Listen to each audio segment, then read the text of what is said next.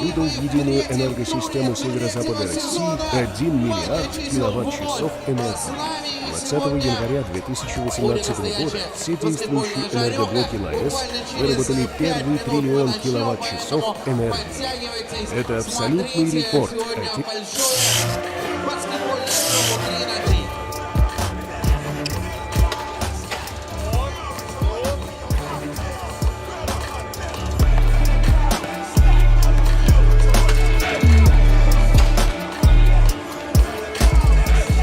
Вначале было слово.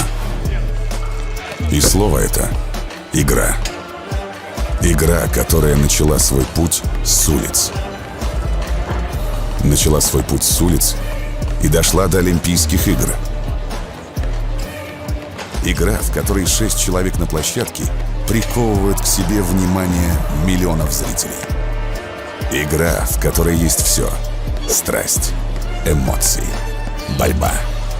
Профессиональный баскетбол 5 на 5 не воспринимает баскетбол 3х3 всерьез. Мы решили это исправить. Так была создана первая профессиональная лига по баскетболу 3х3 в Европе. Лига, которая развивается невероятными темпами. В январе 2019 года мы первые в нашей стране провели турниры по баскетболу 3х3 в торговом центре. Во втором сезоне команд стало больше. Возросла конкуренция, усилилась интрига, появилась своя айдентика. И теперь каждый знает сочетание двух цветов — черного с золотым.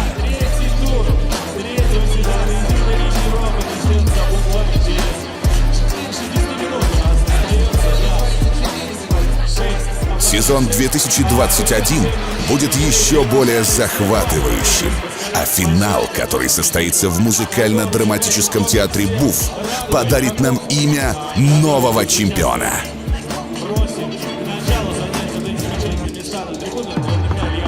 Среди других будь уникальным. Стань первым. Become the first Best United League Europe 3x3. Black Angels, watch. Внизу здесь у нас единая Лига Европы, лучшие российские и европейские команды. Через несколько минут начнут сражение за выход в финал нашего третьего сезона.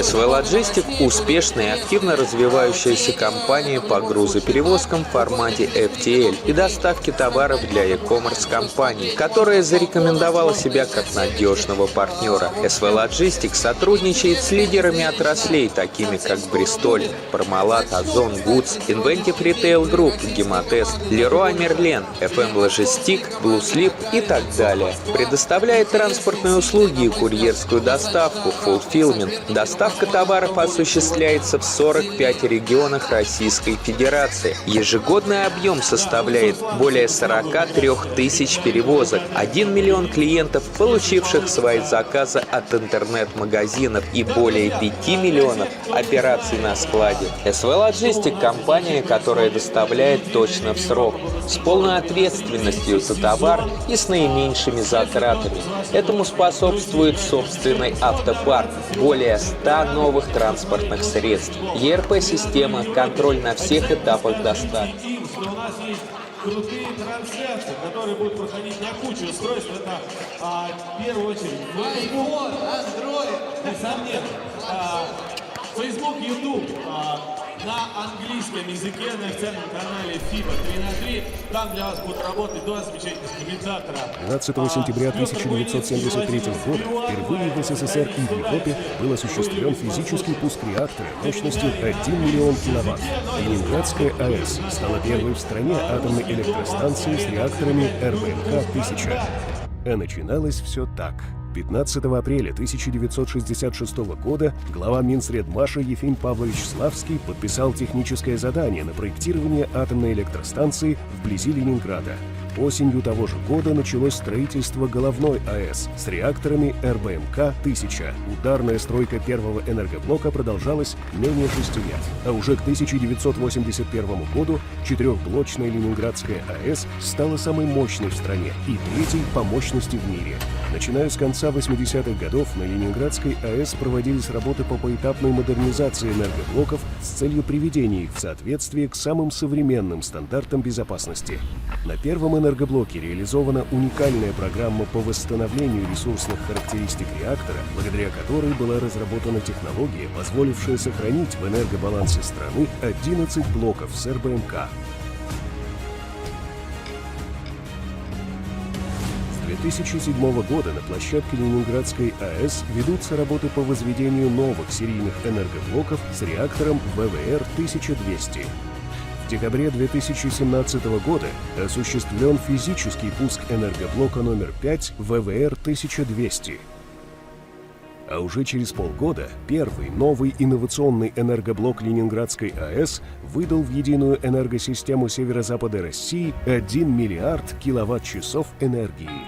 20 января 2018 года все действующие энергоблоки ЛАЭС выработали первый триллион киловатт-часов энергии. Это абсолютный рекорд отечественной атомной энергетики. В июле 2020 года начались пусковые операции на энергоблоке номер 6. Новые энергоблоки ВВР-1200 Ленинградской АЭС заместят выводимые из эксплуатации мощности энергоблоков номер 1 и номер 2 с реактором типа РБМК-1000. Синхронизация процессов вводимых и выводимых блоков – это жизненно важный для северо-западного региона процесс и гарантия энергетической и экономической стабильности.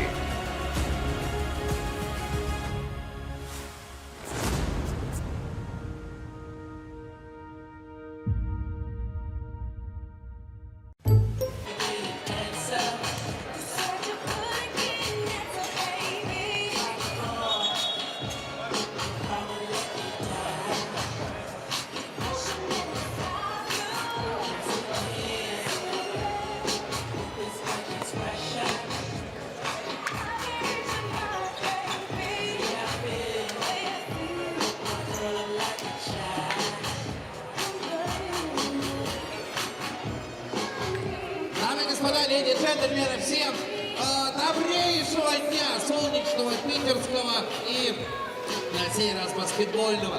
Единая лига Европы по баскетболу 3-на-3. Третий предфинальный тур стартует буквально сейчас. У нас третий сезон, мы начинаем, и у кого есть... Yo, what's up, basketball world? It's your boy POSKS in the building. It's United League Europe 3x3, stage 3, and my homie Vladimir Spivak right here, right now. Hey guys, so this is English broadcast. In case you want to listen to Russian one, go to QUALIFIER PK, ВКонтакте, QUALIFIER, там можно послушать комментарии на русском. Никита Маркунов and Sergey Bondarev, the commentators for you there. We'll go in English in case you don't mind. Okay, guys, it's going to be a great day as usual here in St. Petersburg. It's the third stage of QUALIFIER 3x3, starting with a Russian collision. Gagarin and the Moscow Cops. SOP Moscow. Gagarin's going to play in white, and SOP Moscow is going to play in black. It was the world's Cosmonauts Day on the 12th of April, so I hope Gagarin is willing to fly as high as Yuri did in 1961. COP Moscow, still no connection to Russian police, even though you may think so. They're still pretty independent from the police. They're facing Gagarin, the team which leads rankings in Russia, the most famous team in Russian 3x3, I guess. So, interesting game to start with. It's the final round before the fourth round, but we have some more info to tell you before we start. Yeah, it's the coin toss. Evgeny Ostrovsky and Anna Miroshnichenko, the refs for this matchup. And who's going to start? It looks like the Moscow Cops are going to be first. But before we start, we want to say some words. Okay, everybody's going to stand up right now, and it's a tribute to our one of the most favorite rappers and artists of all time, DMX, more famous like Earl Simmons, died last week, 9th of April. Rest in peace, brother. Несомненно, под музыку Ремикс и его мотивирующие тексты росли многие игроки в баскетболе времен. Ведь он был не просто рэпером. Ремикс всегда оставался единственным в своем роде, грубым, мотивирующим, неспокойным и трогательным человеком с зажигалкой. Единая Лига Европы просит почтить память Эрла Симмонса минутой молчания.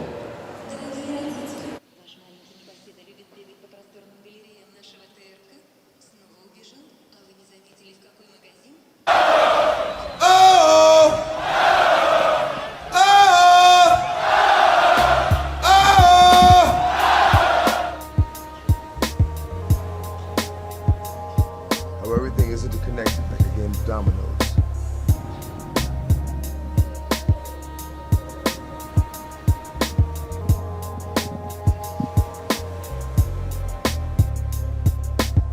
A one man's life can have such a powerful effect, however inadvertent,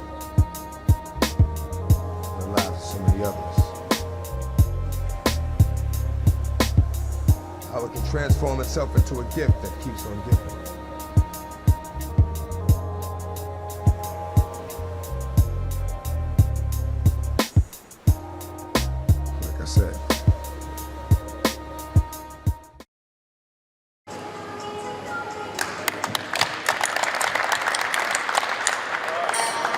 Ну что ж, друзья, Поехали! Я думаю, Эл Симмонса...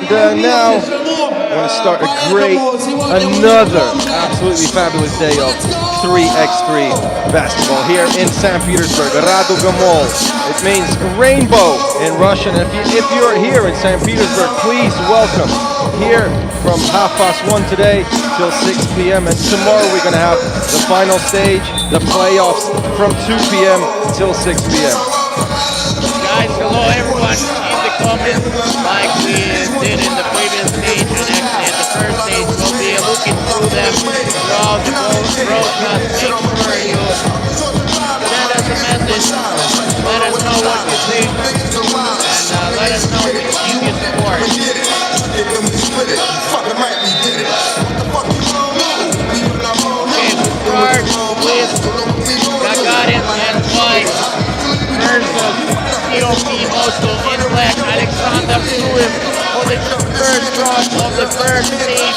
He didn't make it, and here TOP Moscow with the possession. Sinan Debda to Nikita Vavilov, Nikita opened the scoring. Gagarin with a response, but he's involved. No points here in the starting 20 seconds. Let's watch another attack from Gagarin Alex Suev, the top Russian player in FIBA 3x3 rankings in the world right now. Number 46 in the world ranking, first in the national ranking of Russia. And this is actually a turnover from Alex Suev. Great defense from Kuzuk, who first forces that turnover, and he's going to start the fresh 12 for the Cops. Gagarin, they have a newcomer in our league, number 20, Maxim Staroverov. It's actually first game at United League Europe League 3. He's an experienced guy, but somehow he's new to Gagarin. They play a lot of competition, so they need some rotation. Yeah, they had Max Staroverov for a few tournaments inside Russia, but this is the first appearance in ULE 3x3. In the meantime, the Moscow Cops get their first point, and we are watching the attack from Gagarin. It's no good. Great D from Stanislavchik. He's watching for Debda. Now it's Kuzub. And only 3 seconds to shoot from Kuzub. That's good. Kuzub, he makes it 2-0. Actually, my man PO SKS had a close-up battle against Sebastian Kuzub earlier today, and he actually beat him. So I think... Nah, he was flopping. He was flopping. He told me that I'm very tough in the post, but that was a joke. He's tough. He's tough. In this case, he has to see him go to his Instagram to understand how tough he is. It's 2-0. 8:40 to go in this game. It's mostly about defense so far. Nikita Vavilov with a crossover and a drive. Easy one. For two. Yeah, that's the main weapon of Gagarin, Alex Zuev, and his 2-point shots. He already made both distant shots from 4-3 to Gagarin in the starting 1.5 minutes. Staravierov gets the rebound and he saves the possession. Suvorov moving it to Zuev, and it looks like they have pretty enough time to shoot, and it's another distant shot from Zuev. Rebound goes to Gagarin. Gleb Suvorov for two. Gleb Suvorov was so useful for Gagarin at the previous league, and I think he deserves to be here for another stop. And here's Semyon Debda for two. Great attempt from Semyon Debda, step back and 2 points between the eyes of Alex Zuev, and now he counterattacks and gets the contact, but before the act of shooting, so it's not going to be a free throw attempt for one of the top Russian players. It's another foul, and it was an offensive one. So it's foul number 2 for Gagarin. The Cops are going to continue their possession.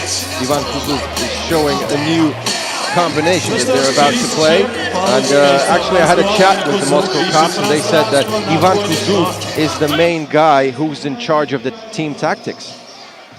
He's like their main co-officer. Yeah, because on the court you cannot have a coach, otherwise you'd get a technical. So Kuzub is the most experienced guy in 5x5 basketball, as well as Gleb Stanislavchik, the big man.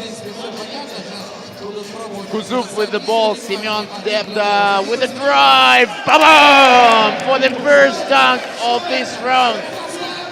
Great slam by Semyon Debda, probably the top dunker in Russian 3x3 basketball. Stanislav Sharov, meanwhile, goes beside him and he forces the contact. Gagarin with a chance to go down by 1. The Cops up by 2, a very important stage for them, because in the overall standings, their position is quite questionable according to going through into the final. They're only number 7 out of 12 teams, so they better go into the playoffs if they want to play in the final stage in Booth Theater. What a sweet turnaround jumper by Ivan Kuzub, and COP up by 2, 7-5.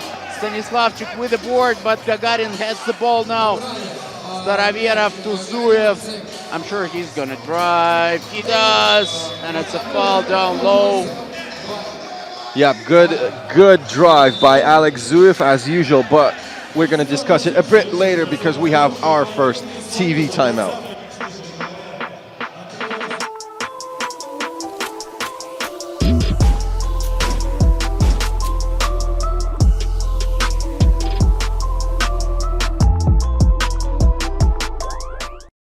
Big shout out for our general partners, Rosenergoatom, Bank Uralsib, Leningrad Nuclear Power Plant, and obviously SV Logistic, FIBA 3x3, and the Russian Basketball Federation for the contribution and development of 3x3 basketball in Russia and Europe.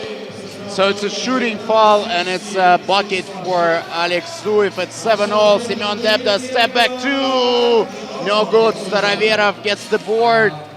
And Gleb Suvorov with another drive. That's another foul. That's foul number 5 on SOP Moscow. Yeah, hard foul, and the Cops are always playing hard defense, especially this stage where they cannot receive extra points from their opponents. Gagarin actually also in a very unstable position. They're only 7 points top over Cops.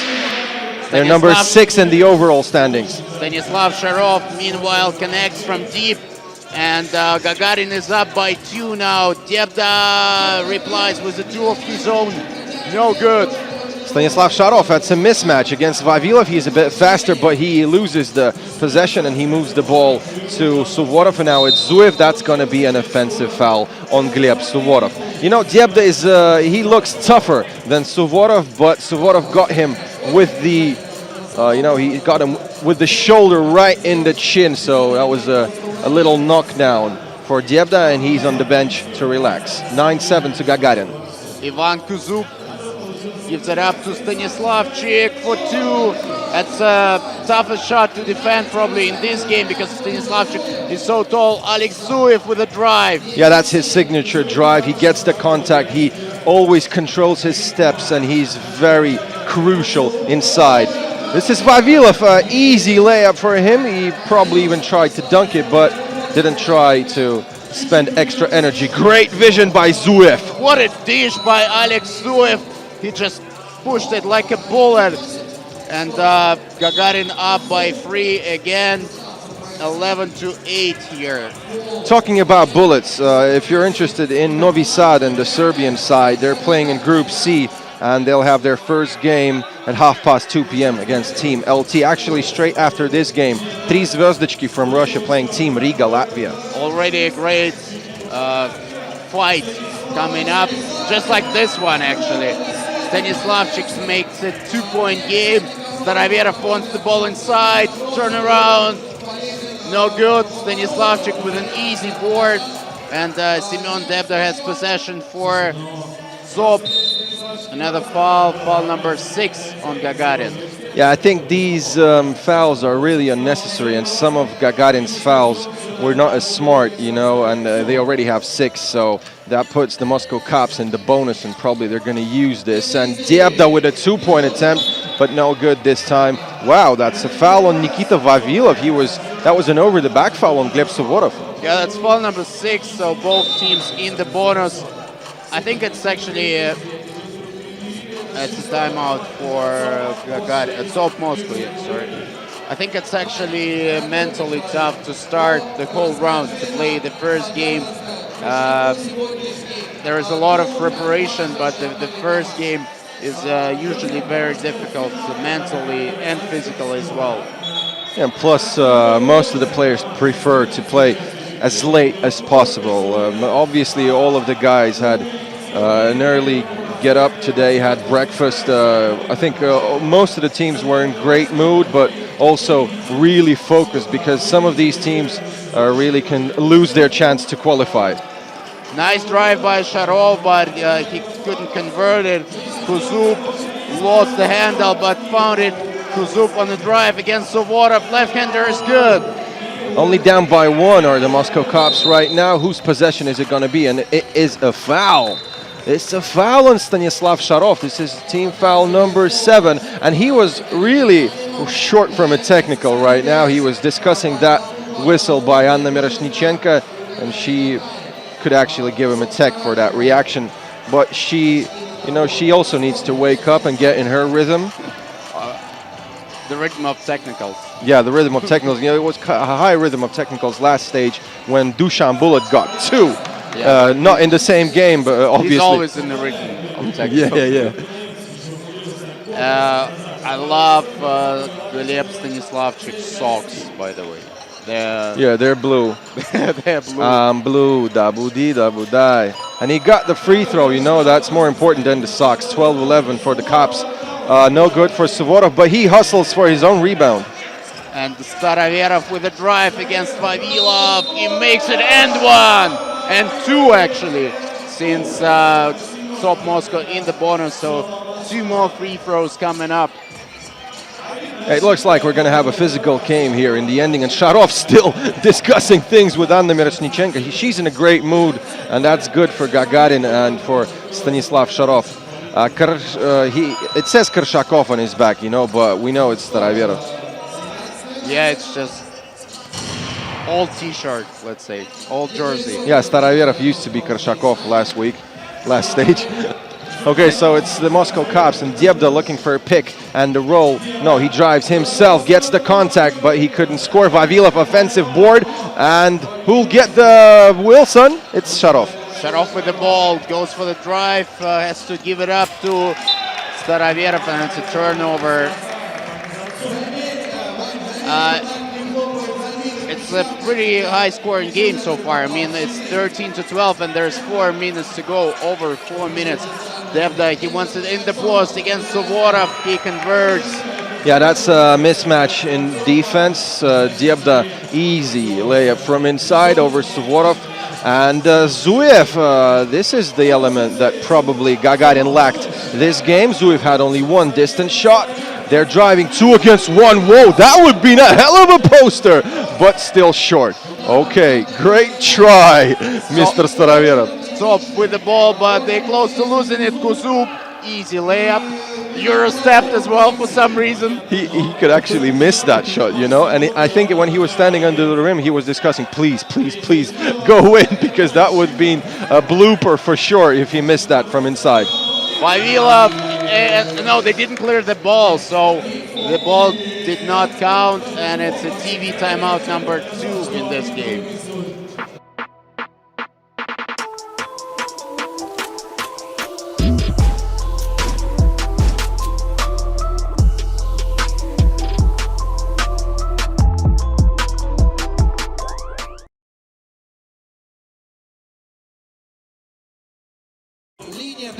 Another shout out for our general partners, Rosnergatom Bank, Uralsib, Leningrad Nuclear Power Plant, FIBA 3x3 and Russian Basketball Federation for the contribution and the development of our favorite sport in Russia and in Europe.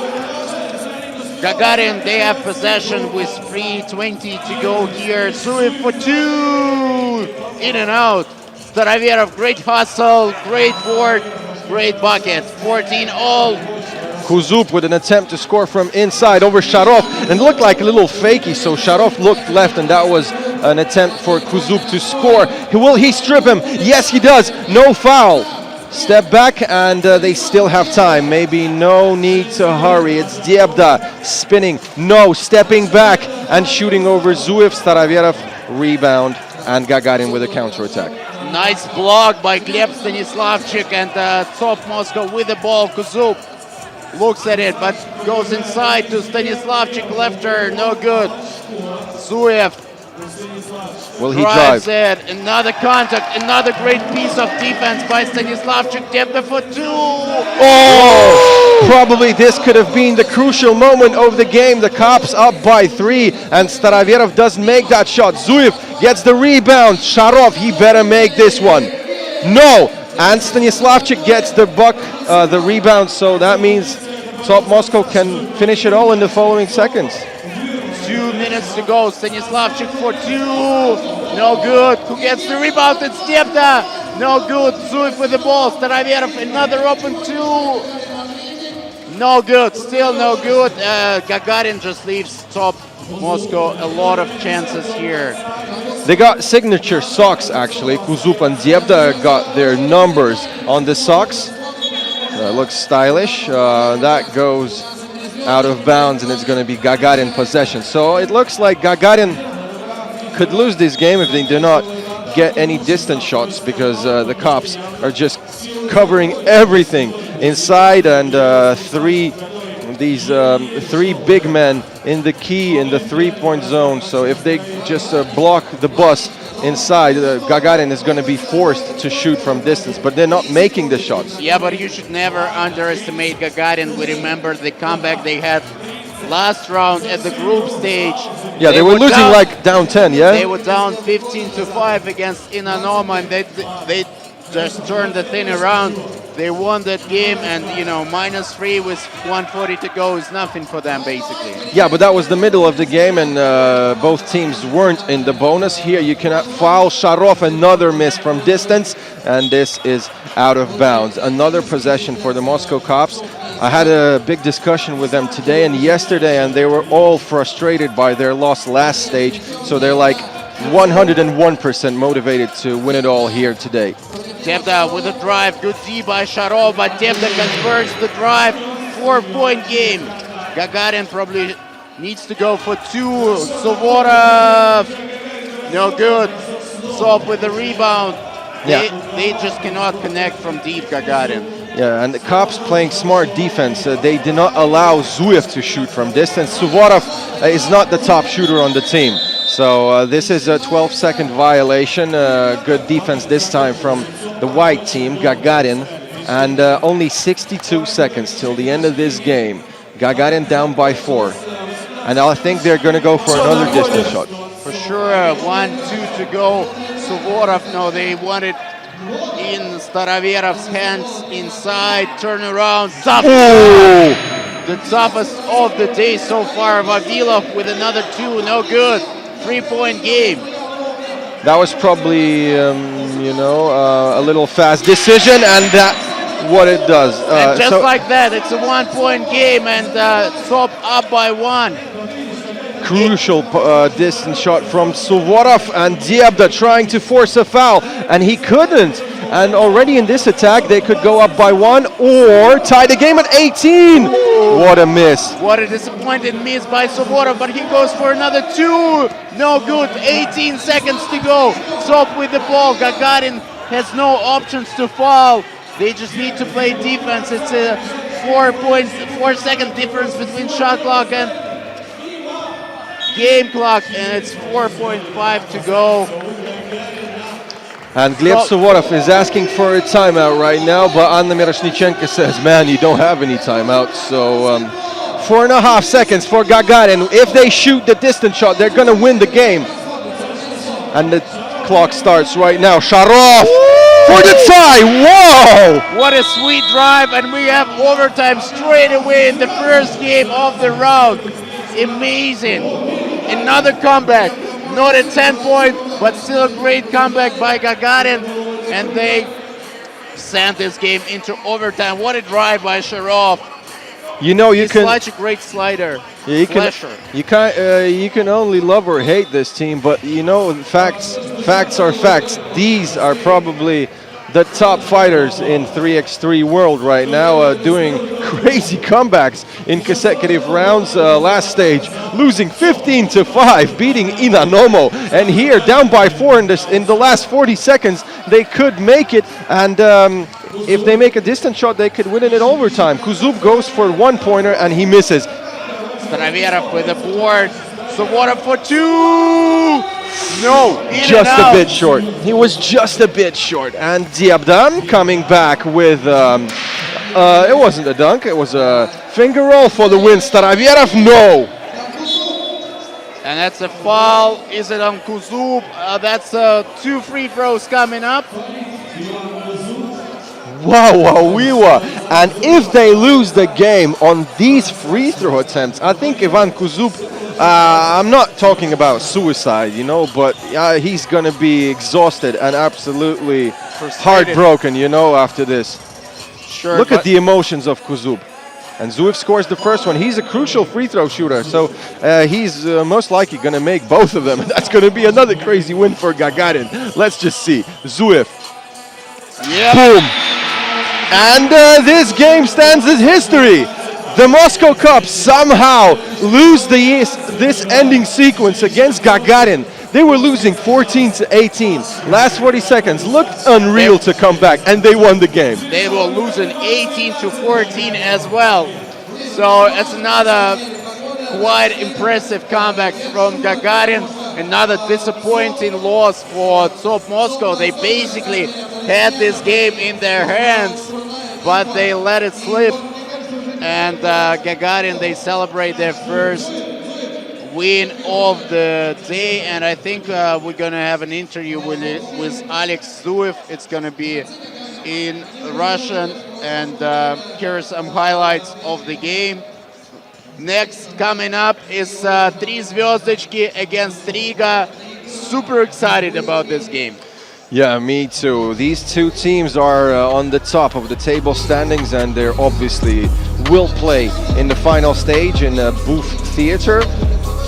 And the Moscow Cops and Gagarin still questionable about this final stage. So we already have Nikita Margunov, the Portland Trailblazer legend, on the sideline with our player from Gagarin, Alex Zuev. So we'll just finish watching these highlights and we're ready to start the interview. He's with Gagarin legend. Wow. Первый матч и сразу овертайм. И снова вспоминаем второй тур, когда вы вытаскивали матчи в концовке. Ну и, соответственно, Александр, комментарий по первому матчу. Много чего не получалось, но мы старались, бились до конца, верили, что победим. И благодаря этому, что вместе, как одна команда, одно целое, победили за счет этого. Поздравляем, конечно, с победой, но все-таки у вас каждый раз меняется состав. Насколько это повлияло на игру сегодня на картину игры. The question is В how принципе, когда the часто меняется rotation in the состав, это squad is очень сильно влияет на игру и на слаженность действий. your Сейчас такой состав, будем биться этим составом. Все здесь достойные игроки, поэтому я думаю, все будет хорошо. performance. And he says что ж, whoever ждем вас plays в for следующем матче. Gagarin is giving his 100%, and for any player that puts up Gagarin jersey, it's an opportunity to shine. Okay, we'll take a little bit of a breather, and then we'll go to Team 3 Звездочки versus Team Riga. That's gonna be a thriller. Guys, I'm so excited about this game. Let us know on YouTube comments if you're gonna watch it and where you're gonna watch it from. I know it's a working day, right? Wednesday. Still, I'm sure you guys find it an opportunity to watch our broadcast somehow, right? Yeah, you better share this broadcast with your friends because it's going to be absolutely fire here in Raduga Mall right now. Tri Zvezdochki, as we call them from the recent times, means 3 stars, and it's not connected to cognac. Okay, so the squad is the usual, and you know that the legendary 4, Batman plus Robin, Krumic and Chavars. It was a funny story yesterday. I was nearly sleeping in my room, and Krumic was just fiercely knocking on my door like for 3 times in a row. And I thought, wow, Edgars Krumic absolutely hammering my door. It should be something really special. And I'm opening the door, and he's like, oh man, I'm so sorry. I thought it was Chavar's room. I was like, no, Edgars, it's such a pleasure. Hello, how you doing? So, Did you guys have tea or? No. Just left? I think he was in a sort of a hurry to discuss the tactics, you know, with his homie Chavars. So Tri Zvezdochki and the squad here. No Nikita Padun, if you already got used to him. One of the top Russian point guards, under 23 years old, one of the candidates to the Russian national team in 3x3 basketball. He's absent, unfortunately, for Tri Zvezdochki, but you know, they got size. They got Pianzin and Kozlov, both of them taller than 2 meters, both of them more than 100 kilos. Both of them have the distance shot, and probably this is going to be very, very tough for Riga to beat Tri Zvezdochki in this one. Yeah, Nikita Padun, he was part of Russia's U-23 team that recently played in Novi Sad, an international tournament featuring 2 Serbian national teams, team from Netherlands, Austria. I'm sure you guys know about it, but he couldn't make it here. Nikita Padun, they have Pavel Alexievich, who didn't play in the second round.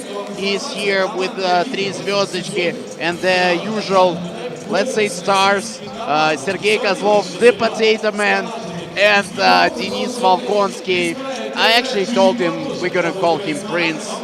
Prince? Knyaz, Prince. Yeah? Knyaz What? Volkonsky. Knyaz Volkonsky. Yeah, that's all about literature. We'll try it out. Prince Volkonsky and the Potato Man, Sergei Kozlov, here, and Riga is here as well. They had a very disappointing loss in the semis to Novi Sad in the second round. They won the first stage here in St. Petersburg, so they're very used to this malls. We haven't mentioned it yet, but we're playing here and tomorrow at Raduga Mall, Rainbow Mall here in St. Petersburg. Guys, if you ever happen to be here today or tomorrow, just make sure you come over to the mall to watch some top-level 3x3 basketball. Or you can watch the cheerleading team. They're called the Needles, and they're gorgeous as usual, doing their job 100%, same as the players. And please welcome Tri Zvezdochki and Riga, Latvia. That's going to be a great game. Riga right now top 1 in the standings, 170 points after 2 stages. Tri Zvezdochki on the 3rd spot. 3 is 3, so they were meant to be 3rd. And Zvezdochki is a place. No, it's not. But okay. What if we call your team 3rd place? Like, there is no chance you'll ever win, right? It's just 3rd place all the time. Yeah, please welcome Nauris Miezis. He turned 30 a few weeks ago. Was a great video when the whole squad was singing happy birthday in Latvian.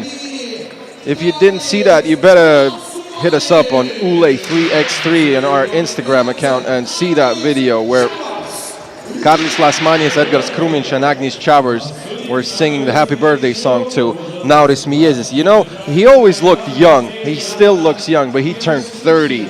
Yeah, he looks 18. I'm not sure if they're gonna sell him cigarettes or alcohol in Russian stores. He doesn't smoke, man.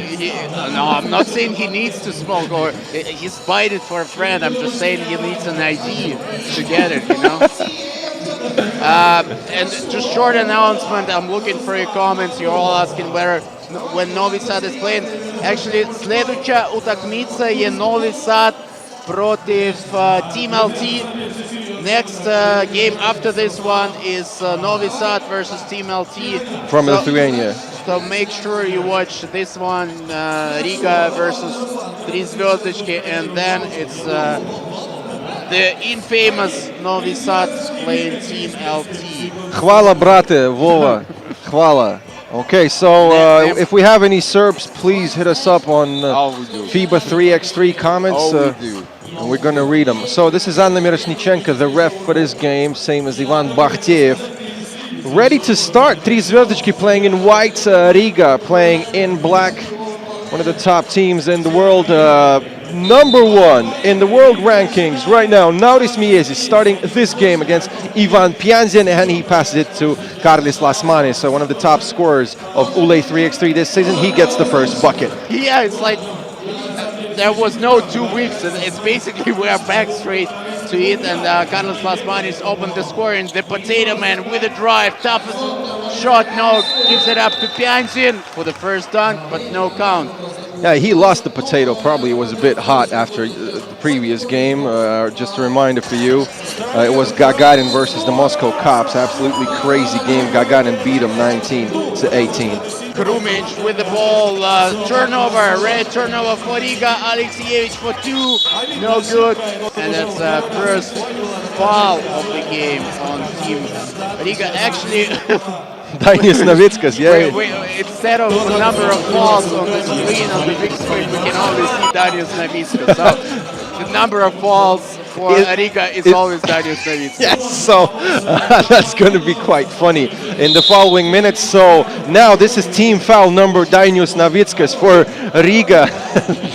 But actually we got the graphics in the business, so it's team foul number 2. Okay, guys. Riga is going to foul a lot, you know, no easy buckets. Latvian philosophy. Every game, every night. Sergei Kozlov, wow. Nauris Miezis is a lot shorter, and he's not even close as tough as Sergei Kozlov, but still fantastic defense from the Latvian, and it's another Riga possession. The Potato Man, he looks determined, and he wants to go for a drive every time he receives the ball. But actually, I talked to the guys from Tri Zvezdički last night, and they said they were exhausted. It's a tough period for any 3x3 team. A lot of traveling. They play local competitions as well. Riga, they had a camp in Spain, so there's a lot of traveling involved. The teams are not at the freshest stage, let's say, of their season. Yeah, you know, professional sport is always loads of traveling, so nothing special. Great signature Riga attack as usual. All of the guys touch the ball, and Chavars scoring the bucket. Prince with a turnover, and Miezis makes it 3-0. Convincing start from Riga in the very beginning. Alexievich draws this foul, and it's another possession for Tri Zvezdički. No points for Tri Zvezdički. Riga up by 3 with 3 team fouls. What are they going to do? You know, they need a distance shot from Volkonski. He's one of the top 2-point shooters here in Ule3x3. He had 10 distance shots in the stage where Tri Zvezdički won it all. So still 90 seconds in the game and no points. What is Riga going to do? Chavars playing inside in the post against Kozlov. It's going to be a tough shot, but that was a turnover because that's a travel. You know, loads of traveling also on the court. Yep, and Tri Zvezdički so far they're just going inside. No 2-point shots so far, and this is how they want to use their size advantage. Volkonsky for 2, no good. That's probably the reason why they're not going for those 2s. Denis Volkonsky, he didn't have a good second round of the United League Europe. He was actually not good at all. Liezes, Lulasmanis, Batman in Robin in the making, and it's 4-0. Kozlov, Lasmanis, he fouls him. Yeah, typical Latvian basketball, loads of passes, loads of scoring, very fast pace, but also loads of fouls. Volkonsky to the potato man, he's inside against Chavars, he's looking for a dish. Instead he goes to Volkonsky, first 2-pointer, first points of the stage for Tri Zvezdichki. Now Miezis against Alexievich, great personal defender, doesn't allow to score between his eyes here. Chavars strips Tri Zvezdichki and loses the ball himself. You know, it looked like a gift for Chavars, and he also, you know, he gifted them back with his turnover. So Tri Zvezdichki in the game, they made that vital shot, the first. The potato man with a mid-range jumper. Yeah, pull up mid-range with the lefty. He's the only left-handed player in Ule 3x3, if I'm not mistaken. I think we have someone... The only lefty who shoots a lot, that's for sure. Yeah, and the most famous left-handed player in Russian 3x3, actually he's not Russian, he's Belarusian, and that's not the same. Okay, it's now Miezis against Pianzin. Whoa! It looked like he didn't even have time to... Off the board, 2-pointer. Pianzin gets the ball inside. I think he's rushing it. He gets the ball inside. He needs to set his feet. Instead, he goes for a quick bucket, but he couldn't make it. Chavars against Benzin, so Ivan playing defense, and another lightning pass. Absolutely striking attack by Kruminch, and Lasmanis scoring from inside. Alexievich, fancy play, and Tri Zvezdichki down by 3. That's a foul. That's 4th foul on Tri Zvezdichki. TV timeout number 1 in this game.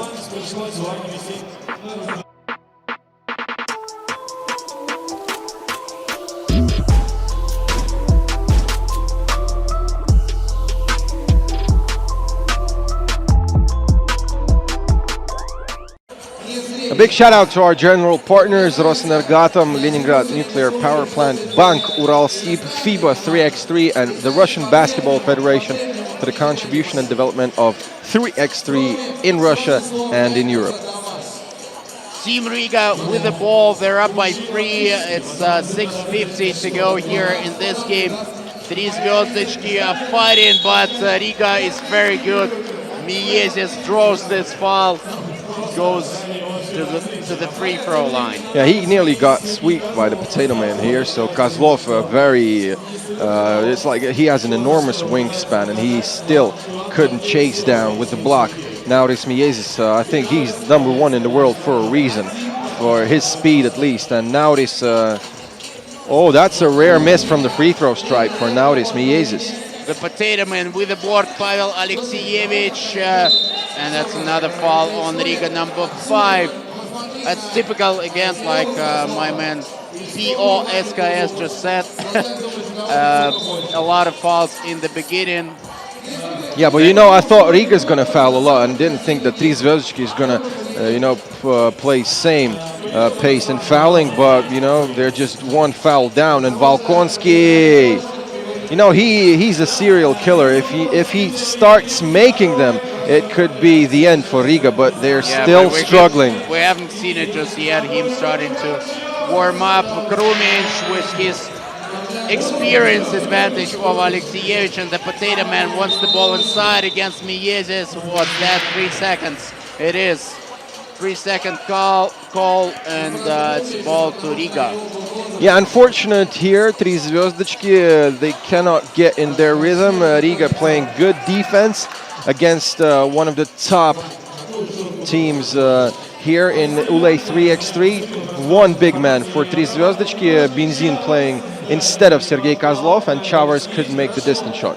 Alexievich, again Piantin. He couldn't get the ball in the beginning, and now it's another turnover for Три Звездочки. Piantin, the tallest guy on the court. They really want to get the ball inside the game, but Riga so experienced in fighting this height disadvantage. Yeah, the difference between these two teams is that the Riga team has absolutely crazy chemistry, and pretty much all of the players know each other for years and years, and basically since they were born. And probably all of them can play point guard. But the problem with Три Звездочки is that they have a lack in this position. Nikita Padun is absent, and these three big men right now on the court probably need to play individual basketball because they cannot move the ball as fast as Riga does it. Ooh, that's another showtime piece by Riga, but the Miezis couldn't score. And look at the guys, the Три Звездочки guys. I think they're exhausted. Look at the potato man. He's catching his breath. Yeah, I had a chat with pretty much every guy in the league, and all of them say when you play against Riga, you know, it's the same as running suicides from one part of the court to another for 10 consecutive minutes. Exactly. Absolutely exhausting. Yeah, I think that's a great way to compare playing against Riga and Pavel Alexievich. Although Три Звездочки are down just by 3, it seems there's much more. Piantin fights for the rebound. Alexievich saved the ball. The potato man for 2, no good. Chavars with the board. Krumic, what he's gonna do? Great defense by Kozlov. He gives the ball to Piantin, and it's Alexievich. Tough moment for Три Звездочки. They need to score here, and Kozlov slams it with a tomahawk. That's foul number 5 on Три Звездочки. Both teams on 5 fouls each.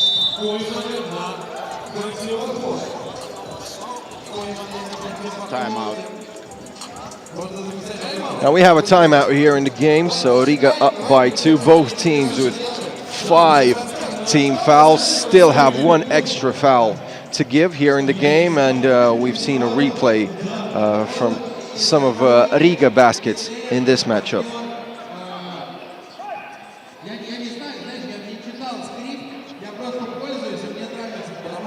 So we have a question here on our YouTube channel. So it's from a Russian guy called Vitaly Kuznetsov. Former Три Звездочки player. Yeah, he used to play for Три Звездочки. He's asking, why are we calling Sergei Kozlov the potato man? I think we need to challenge all of you guys who are watching the broadcast. Please write your comments and probably explain to Vitaly, why are we calling Sergei Kozlov the potato man? Miezis with a steal, and Lasmanis wants the ball inside, just one times it, and Riga up 9-6.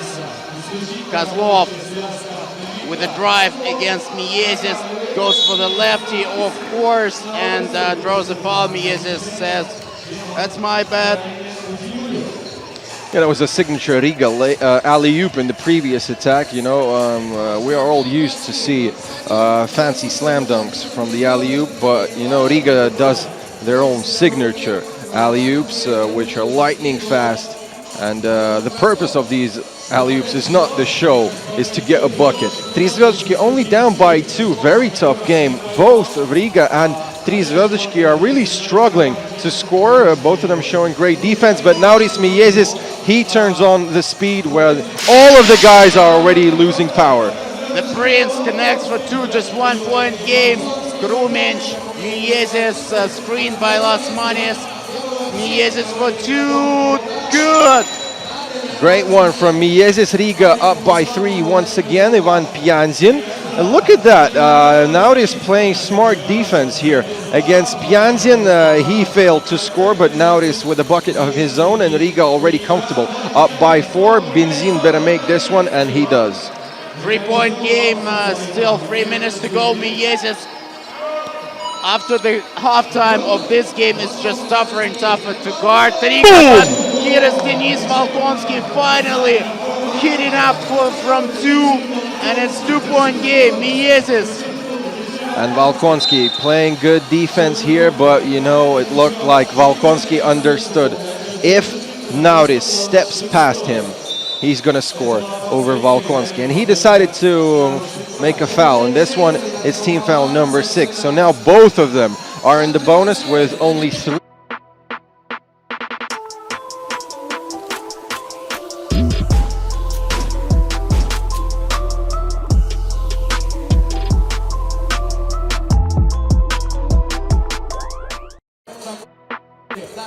Partners Rosenergatam, Leningrad Nuclear Power Plant, Bank Uralsib, FIBA 3x3, SV Logistic, and the Russian Basketball Federation for the contribution and development of 3x3 basketball in Russia and Europe.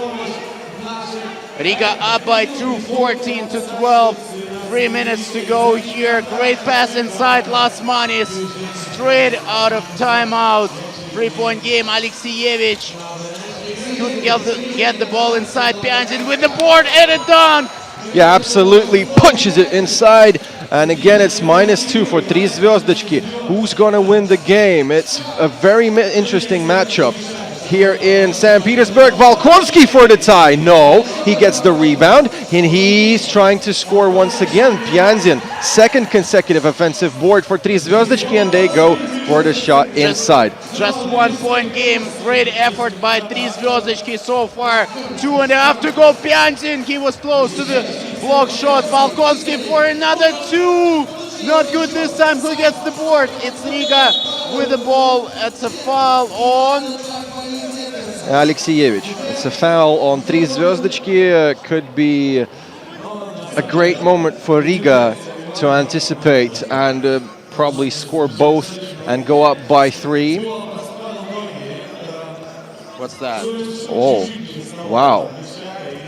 Is that a technical for flopping? I think Ivan Bakhtiev said something about flopping right now.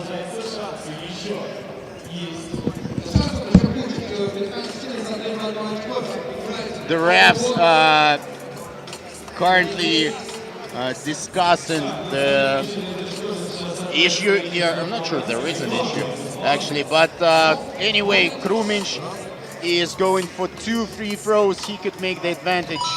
3 points.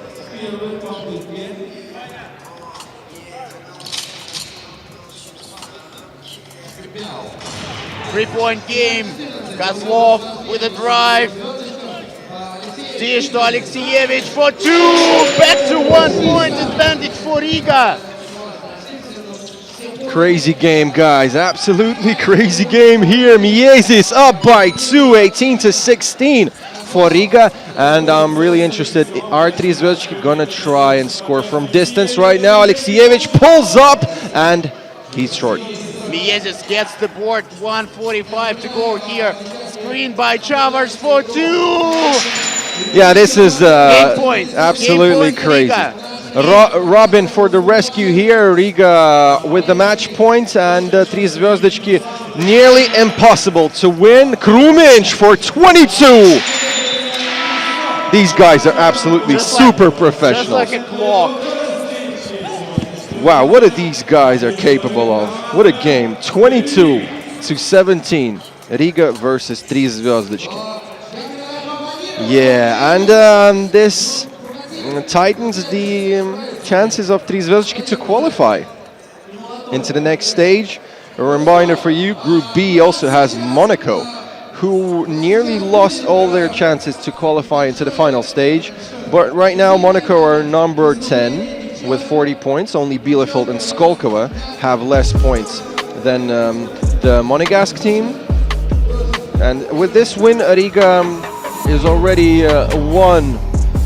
one leg in the playoffs, and Tri Zvezdichki is going to struggle. So probably Monaco versus Tri Zvezdichki is going to be one of the most interesting games here in this stage, but I'm not sure. In the meantime, we're watching the highlights of this game. Riga beating Tri Zvezdichki 22 to 17. Right now, Vladimir Spivak already ready for the interview with the superstar of ULE 3x3 and the World 3x3 basketball, Nauris Miezis, on the sideline.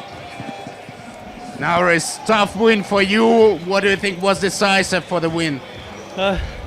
Always in the first game in tournament, it's very hard. It doesn't matter against which team you play. It doesn't matter which league, it's United League or World Tour. Always a tough one. You guys are actually on the crazy schedule. You had this camp in Spain. How do you find energy to play and win? We are professional. It's our job. Okay, thanks, Nowers. Good luck in the next games. Thank you. Professional 3x3 players say professional stuff in the interviews, you know? No time for fun here. With Nauris Miesis, he's focused, and the whole Riga team is focused to win it all. Here, the team standing number 1 in the overall standings after stop 2 with 170 points. Novi Sad, Serbia, and Team LT from Lithuania next in a few moments. And here's actually the schedule. So you can make a screenshot right here or just hit us up on Instagram, Ule3x3. Make sure you subscribe and follow all the 3x3 news of our league.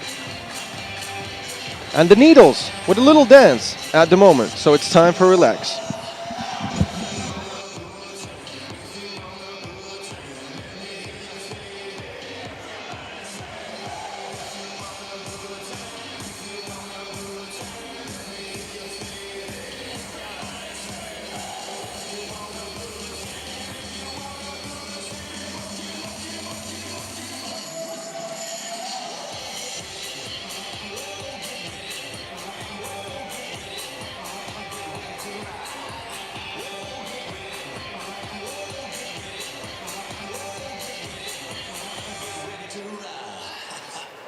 Друзья, группа поддержки Needles, ваши аплодисменты.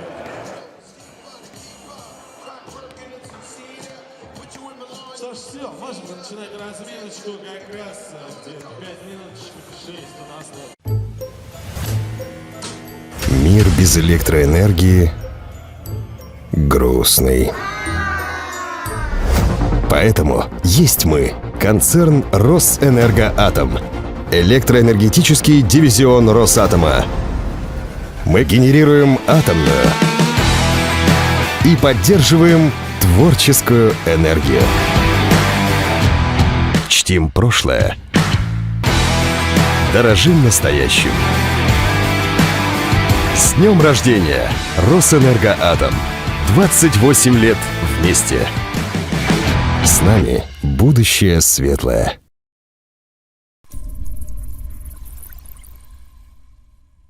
12 сентября 1973 года впервые в СССР и в Европе был осуществлен физический пуск реактора мощностью 1 миллион киловатт. Ленинградская АЭС стала первой в стране атомной электростанцией с реакторами РБМК-1000. А начиналось все так. 15 апреля 1966 года глава Минсредмаша Ефим Павлович Славский подписал техническое задание на проектирование атомной электростанции вблизи Ленинграда. Осенью того же года началось строительство головной АЭС с реакторами РБМК-1000. Ударная стройка первого энергоблока продолжалась менее 6 лет. А уже к 1981 году четырехблочная Ленинградская АЭС стала самой мощной в стране и третьей по мощности в мире. Начиная с конца 80-х годов на Ленинградской АЭС проводились работы по поэтапной модернизации энергоблоков с целью приведения их в соответствие к самым современным стандартам безопасности. На первом энергоблоке реализована уникальная программа по восстановлению ресурсных характеристик реактора, благодаря которой была разработана технология, позволившая сохранить в энергобалансе страны 11 блоков с РБМК. С 2007 года на площадке Ленинградской АЭС ведутся работы по возведению новых серийных энергоблоков с реактором ВВР-1200. В декабре 2017 года осуществлен физический пуск энергоблока номер 5 ВВР-1200.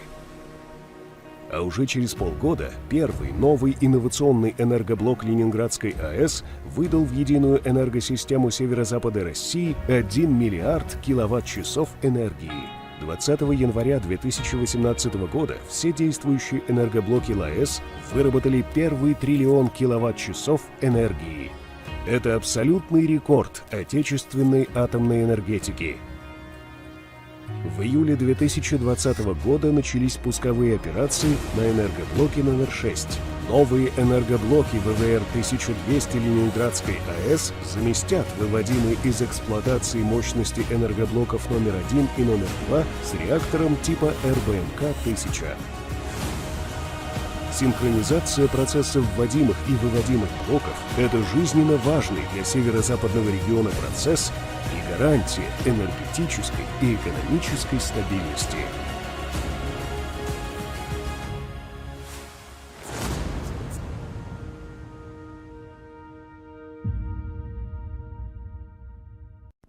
Мы умеем мечтать и притворять мечты в жизнь. Между задуманным и реальным воплощением идеи сложный и непредсказуемый путь. Как первопроходцы, мы вместе идем по нему и открываем тайны непознанного, стремясь освоить невидимую энергию. 1954 год. Запуск первой в мире атомной электростанции мощностью 5 мегаватт в городе Обнинск. 1973 год. Новый шаг по освоению мирного атома. Самый мощный реактор страны заработал на Ленинградской АЭС. Его мощность 1000 мегаватт. 2020 год. Россия является одним из лидеров мировой атомной индустрии. На 11 действующих атомных электростанциях, объединившихся под эгидой госкорпорации «Росатом», ежегодно вырабатывается порядка 19% от всего объема выработки электроэнергии в стране. В 2020 году атомной промышленности России исполняется 75 лет. В эту юбилейную дату в городе Сосновый Бор начались пусковые операции на новейшем энергоблоке номер 6 Ленинградской АЭС с реакторной установкой ВВР-1200. На 20% мощнее своего старшего брата ВВР-1000. Срок службы основного оборудования увеличен в 2 раза. С возможностью работать 18 месяцев без перегрузки топлива. Соответствует самым современным международным требованиям и стандартам в области безопасности. Ленинградская АЭС является крупнейшим энергетическим объектом северо-запада России. Каждая вторая лампочка в Санкт-Петербурге и Ленинградской области работает благодаря атомной энергии.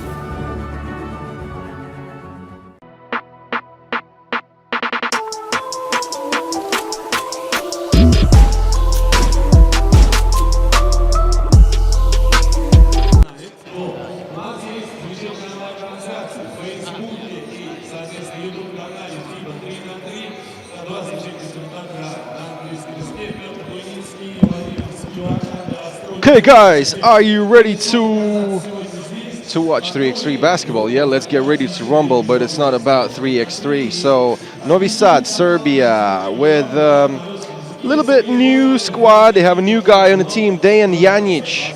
Here, Marko Dugosia, Marko Milakovic, and Dusan Bullet played in the previous stage. Yeah, they made it to the final. Actually, Novi Sad is yet to win a stage here, but they made it to the finals. Last round they lost to Team NL, Team Netherlands, in a crazy fashion. Guys, if you haven't watched that final, rewatch it on YouTube. That was a crazy game.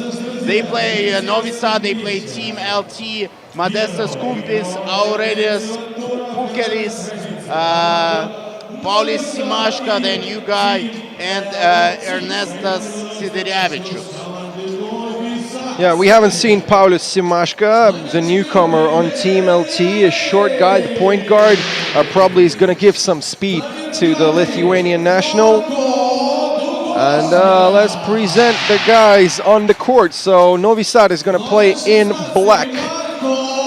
And in white, Team LT from Lithuania. Marko Milakovic, new haircut with the cornrows. Quite like it, actually. You know, I want to do the same. I thought you already had it, though. No, man, I don't. Okay. Only my dreams. Yeah, Marko Milakovic, he actually had his best games for Novi Sad so far. He's a new guy. He's only 25. There is a talk in the 3x3 community that he is a new new big name in Freaks 3 basketball. He probably played his best games for Novi Sad so far at the previous round. He's back at it, and Team LT, Paulius Simashka and Modestas Kumpis, Ernestas Siderevičius. These guys, we saw them, Kumpis and Siderevičius, we saw them at the second round.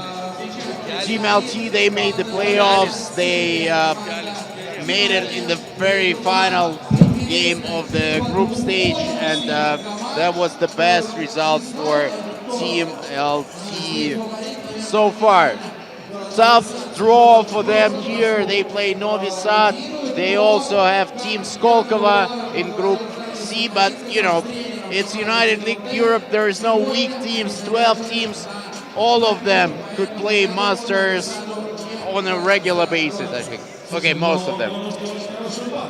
Yeah, Team LT, pretty much new squad. You know, we had Aurelijus Pukelis for the national team of Lithuania last season, also figured here in the first season of United League Europe 3x3, and he was absent in the first two stages, the big man for Team LT, one of the top players in the world, actually number 13 in the world rankings of FIBA 3x3, and three young guys with him on the squad. So it's Paulius Simashka with the Wilson passing it into the corner, and first two-point attempt, no good. That's a kick ball by Novi Sad, and that's going to be ball to Team LT.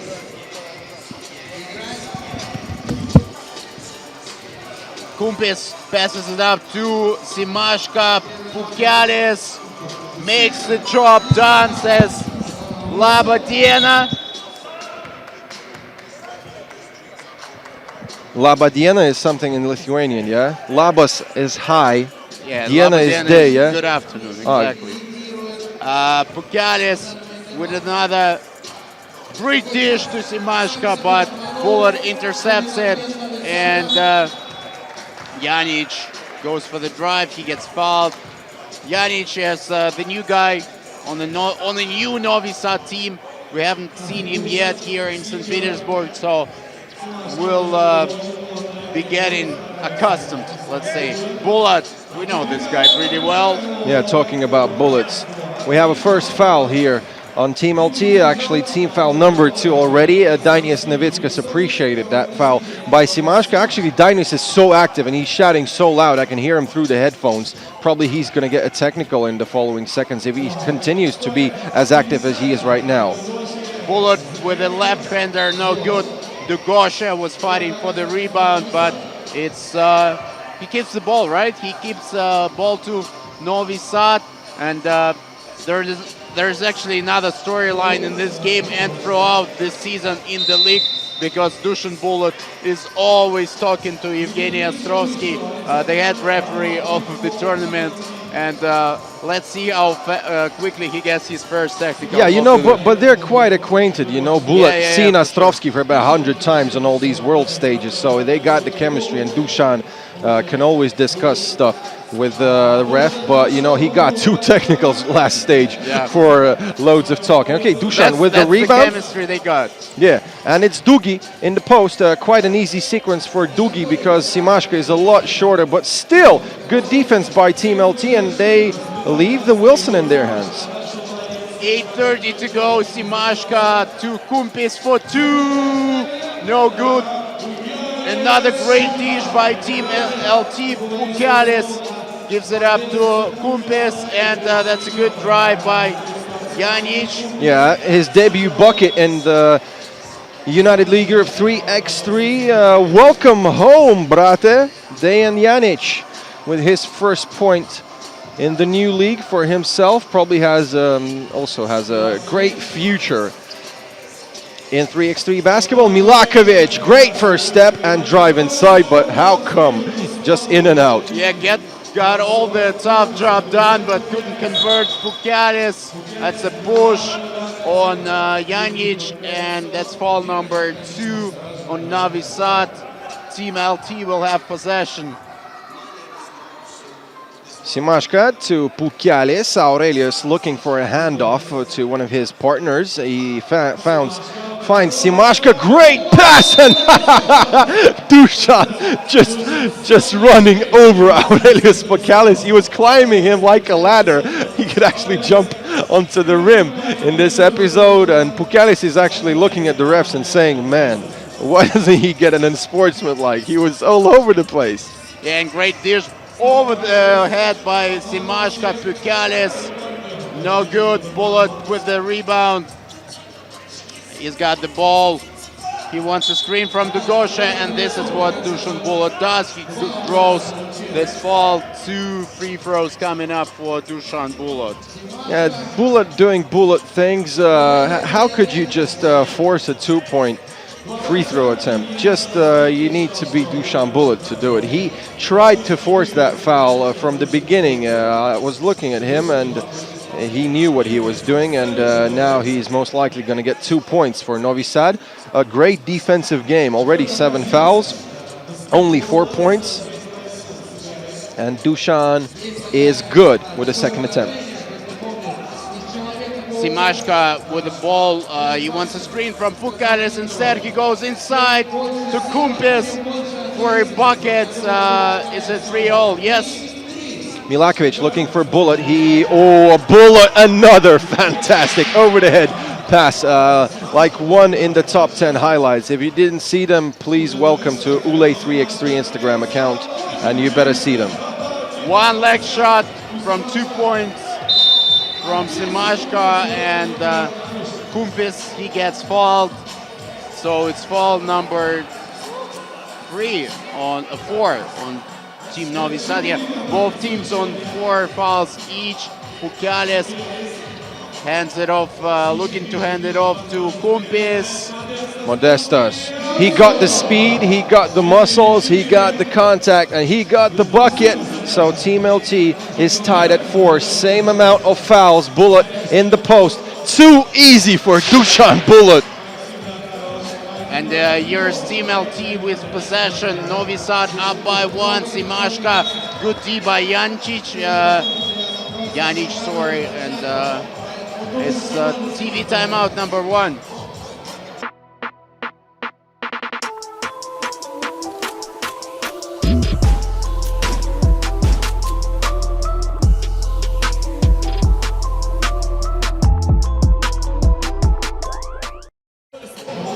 Big shout out to our general partners, Rosenergo Atom, Leningrad Nuclear Power Plant, SV Logistic, Bank, Uralsib, FIBA 3x3, and the Russian Basketball Federation. We want to say thanks for the contribution and development of 3x3 in Russia and Europe. In the meantime, Novi Sad beating Team LT from Lithuania, the national team, 5-4, and LT is in the attack. Sidirevicius couldn't convert his drive, and Janic to Dugosha. Block shot! He's fouled. He fouled first. That would have been block shot of the round so far.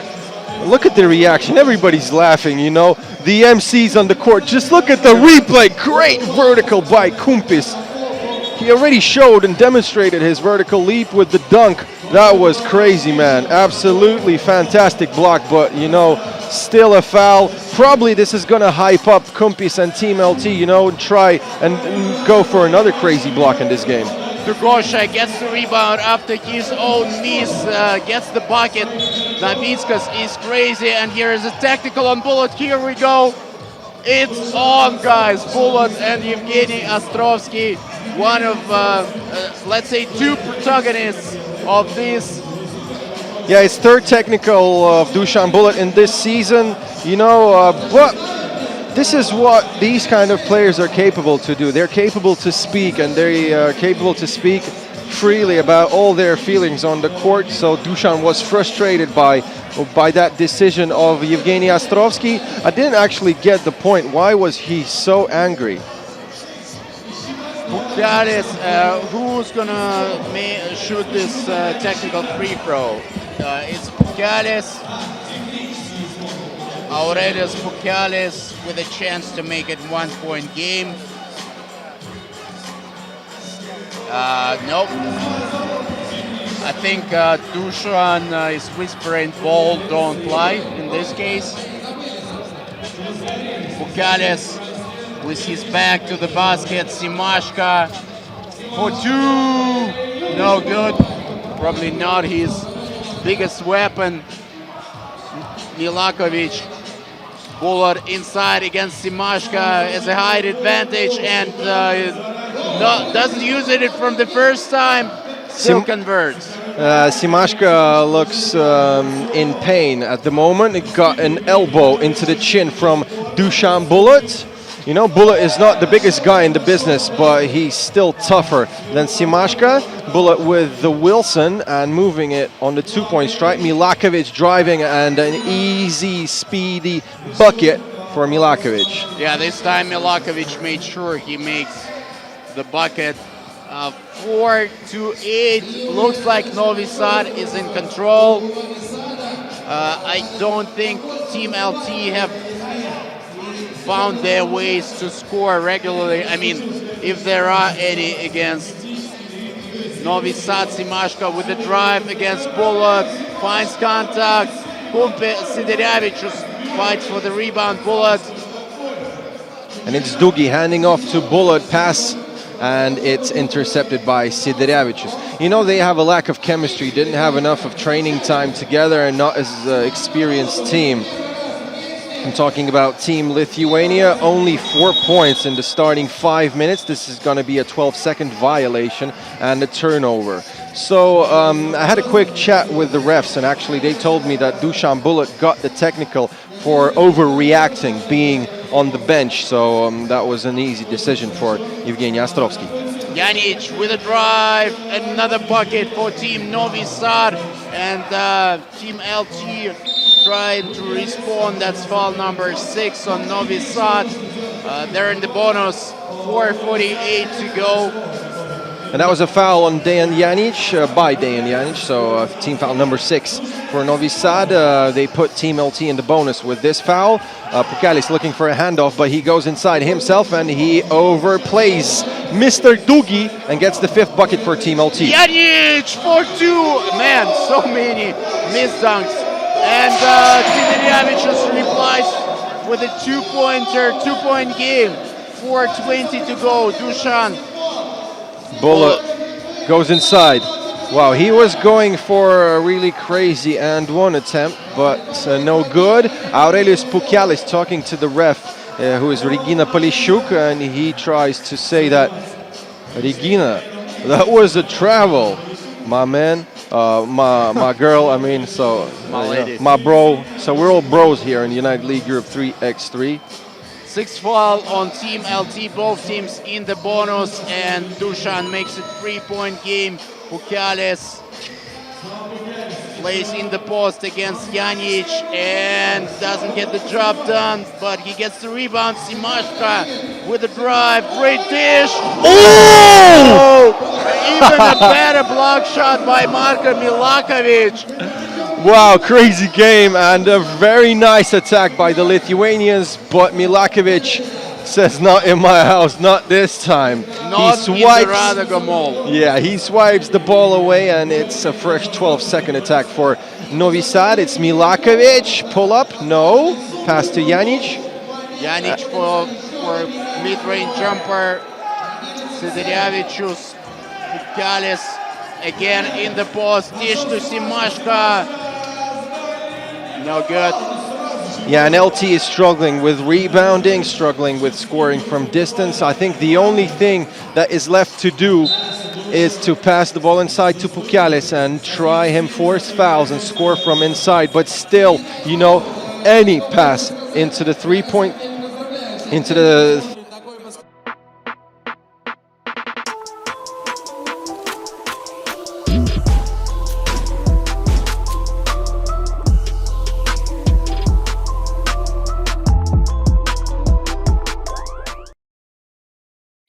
I started talking about Pukalis in the 3-second area, and you know, I think the only option for Team LT to try and win this game in the ending is to try and force the fouls and probably score as much as they can from inside, because Novi Sad is getting hot from outside and they could just kill Team LT with the distance shots. It's Pukelis against Dugi, and probably going to try attack again from the inside. And it's another 3-second violation for the Lithuanian big man. Yeah, so far that's the most reliable option for Team LT. They want Pukelis to get the ball inside, but Novi Sad finds a way to guard it. Bullet screened by Dugi inside, 4 seconds for a shot. Milakovic for 2, no good. And that's a shot clock violation. No! Dugi saved the ball. That could have been one of the highlights of this stage if Dugi made it. I think he had a few points of a second in the end. That's a turnover by Team LT. Dusan Bullet finding Milakovic. Marko to Bullet. And only 3 seconds. Dusan, easy money. 12-7. Team LT tries to respond. They're down by 5. That's a tough way to go for them. Tough mountain to climb. Simashka goes for 2. Desperate shot. No good for Pukelis. Simashka is all alone. No. Still no good. Pukelis fighting like a tiger inside. Another 2-pointer by Simashka. Still no good. Who gets the board? Finally, Novi Sad with the Lopta. And look how great Novi Sad adapted to the Lithuanian game style. They understand that Pukelis is the only stable option scoring from inside. They're not only double teaming him, they're triple teaming this guy, and Simashka is quite unstable from distance. You know, he missed already a few absolutely clean shots from 2-point. Pukelis again struggling. Again, he misses from inside, and he's looking at the ref, and I think he's getting frustrated. He didn't even want to grab that rebound. Bullet for 2, no good. I mean, they still need to fight. There is time left, 1:40. It's a 5-point game, and here's Kumpis showing how you want to do this. I mean, fighting. And it's another timeout, no? Yeah, I think Team LT are asking for a timeout right here and right now, losing the game by 5. Probably one of the worst games for the Lithuanian national team in the history of United League Europe 3x3. Only 8 points in 8 minutes, and that's not what Dainius Nevickas was waiting from his team. Yeah, but they played Novi Sad. I mean, Novi Sad is only getting better and better. The new team, only Bullet left from the old famous squad on this team.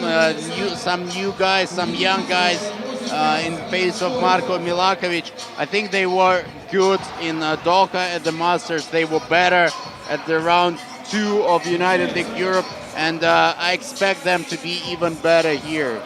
Yeah, they lost only in the final to Team Nederland's last stage, so the Dutch squad became champs of stage number 2, and in the overall standings, the Dutch guys are second right now. And Novi Sad aren't the favorites to win it all, but they're still quite high up. They're number 4 in the overall standings. Another 3-second violation, but this time on Novi Sad. Yeah, it's actually the last round before the final round on 26 in St. Petersburg theater called Book. That's going to be crazy. 8 best teams of the league. Marko Milakovic with a drive. He doesn't dunk it for some reason. Okay, he's saving his energy. 1:18 to go. 5-point game. Do you believe in Team LT? If you do, leave a comment here on our YouTube broadcast and share it with your friends if you like what you see. Still struggling from distance is Paulus Simashka. Great help from Kumpis, who gets the offensive board, and the bucket, Dusan Bullet, probably the easiest bucket in his entire career, and it looks like Novi Sad is going to win this game if Team LT don't surprise us with some distance shots, but they don't. Yeah, it's another dish from Bullet to Milakovic. I think they need those twos, especially from Paulus Simashka in the coming game, in the next game of the group stage, in case they want to proceed to the playoffs. Bullet, 25 seconds to go. Janic, he's blocked by Siderevicius. Shot clock violation, ball Team LT. They're exhausted. Only 23 seconds left here in the game. Team LT with the possession. They're down by 5. They need a 2-pointer desperately right now, but instead of it, they lost the ball. And actually, it's a foul. So it stands as team foul number 7 for Novi Sad. You know, in theory, they have a chance. But we know who are Novi Sad. We know that probably Pukelis could make 2 free throws. But let's wait. If he makes them both and they have a great steal straight away, probably they have a chance. Yeah, Bullet just doesn't let games like this slip. And Pukelis doesn't make the second one. That's going to be your first win of the day for team Novi Sad. Janic, Bullet, 10 seconds to go. Bullet against Pukelis. Not Maxim. No, he didn't have enough time for this dish and the bucket, but it's again Dushan Bullet not making people get away your kids from the screens, because that's some serious stuff. Pukelis, 2-point attempt, no good, and last second bucket by Sidirevic. Team LT lose the game. Novi Sad 16-13. 16-13, and Team Novi Sad secure their first win of the day. They're in Pool C with Team Skolkovo. I think they're the favorites to win this group, obviously. We're going to be able to talk, to get an interview from some of the guys from Novi Sad team. That's Dejan Janic says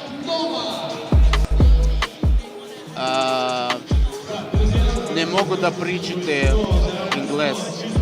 Да.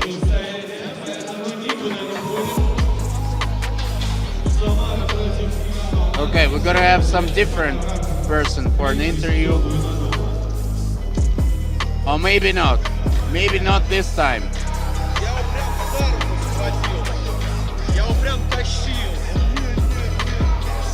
Okay, so the new guy, Dejan Janic, is not giving interviews just yet. He says, I'm a humble guy. I don't want interviews. But maybe someone else. Coming up next, it's BC Samara against Inanoma, very Russian game. Inanoma in black, Team Samara in white. This is coming up in about 5 minutes.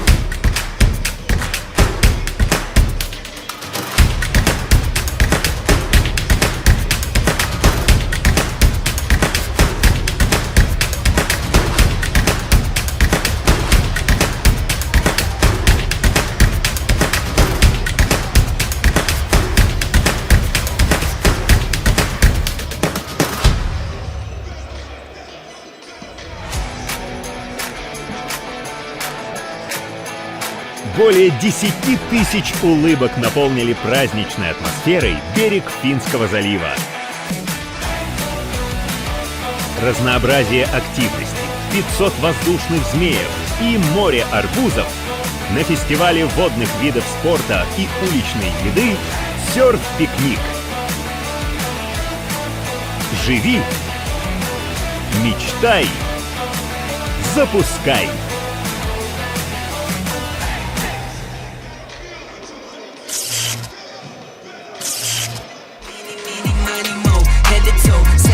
Your own style, that's just slang for you, ain't got it though. Talking like you got it, that's a problem, I might let them know. Squeeze you like I'm Elsa, so my let it go. Eeny, meeny, miny, mo, head to toe. Said you got your own style, that's just slang for you, ain't got it though. Talking like you got it, that's a problem, I might let them know. Squeeze you like I'm Elsa, so my let it go. Eeny, meeny, miny, mo, never know. Talking like Geronimo, get dropped down like some dominoes. Blues and greens and pinks, I got a lot of those. Yeah, you know, talking slime, I can't relate to snakes, I see a lot of foes. Eeny, meeny, miny, mo, head to toe. Said you got your own style, that's just slang for you, ain't got it though. Talking like you got it, that's a problem, I might let them know. Freeze you like I'm Elsa, so my let it go. Eeny, meeny, miny, mo, head to toe. Said you got your own style, that's just slang for you.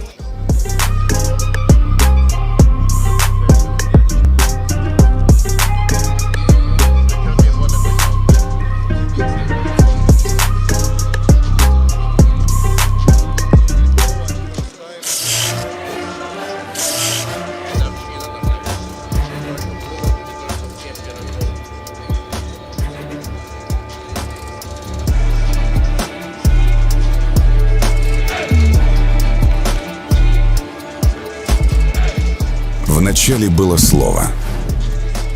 И слово это — игра. Игра, которая начала свой путь с улиц. Начала свой путь с улиц и дошла до Олимпийских игр. Игра, в которой 6 человек на площадке приковывают к себе внимание миллионов зрителей. Игра, в которой есть все: страсть, эмоции, борьба. Профессиональный баскетбол 5 на 5 не воспринимает баскетбол 3х3 всерьез. Мы решили это исправить. Так была создана первая профессиональная лига по баскетболу 3х3 в Европе. Лига, которая развивается невероятными темпами. В январе 2019 года мы первые.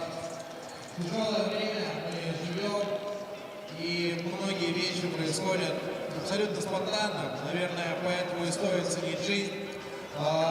Вчера, 13 апреля, на 57-м году жизни, скоропостижно скончался тренер баскетбольного клуба «Самара» Виктор Александрович Кулагин. Вся жизнь Виктора Александровича была связана с баскетболом. С 50-х он выступал за кубышевский строитель чемпионата Советского Союза. В начале 90-х играл под руководством Ивана Едешко на Ближнем Востоке, становился чемпионом Ливана. 2017 года Кулагин работал в структуре БК «Самара» юношеской и молодежной команды. Баскетбольный клуб «Самара», который сейчас выйдет на площадку Единой Лиги Европы 3-3, выражают искренние соболезнования всем родным и близким Виктора Александровича. Помним.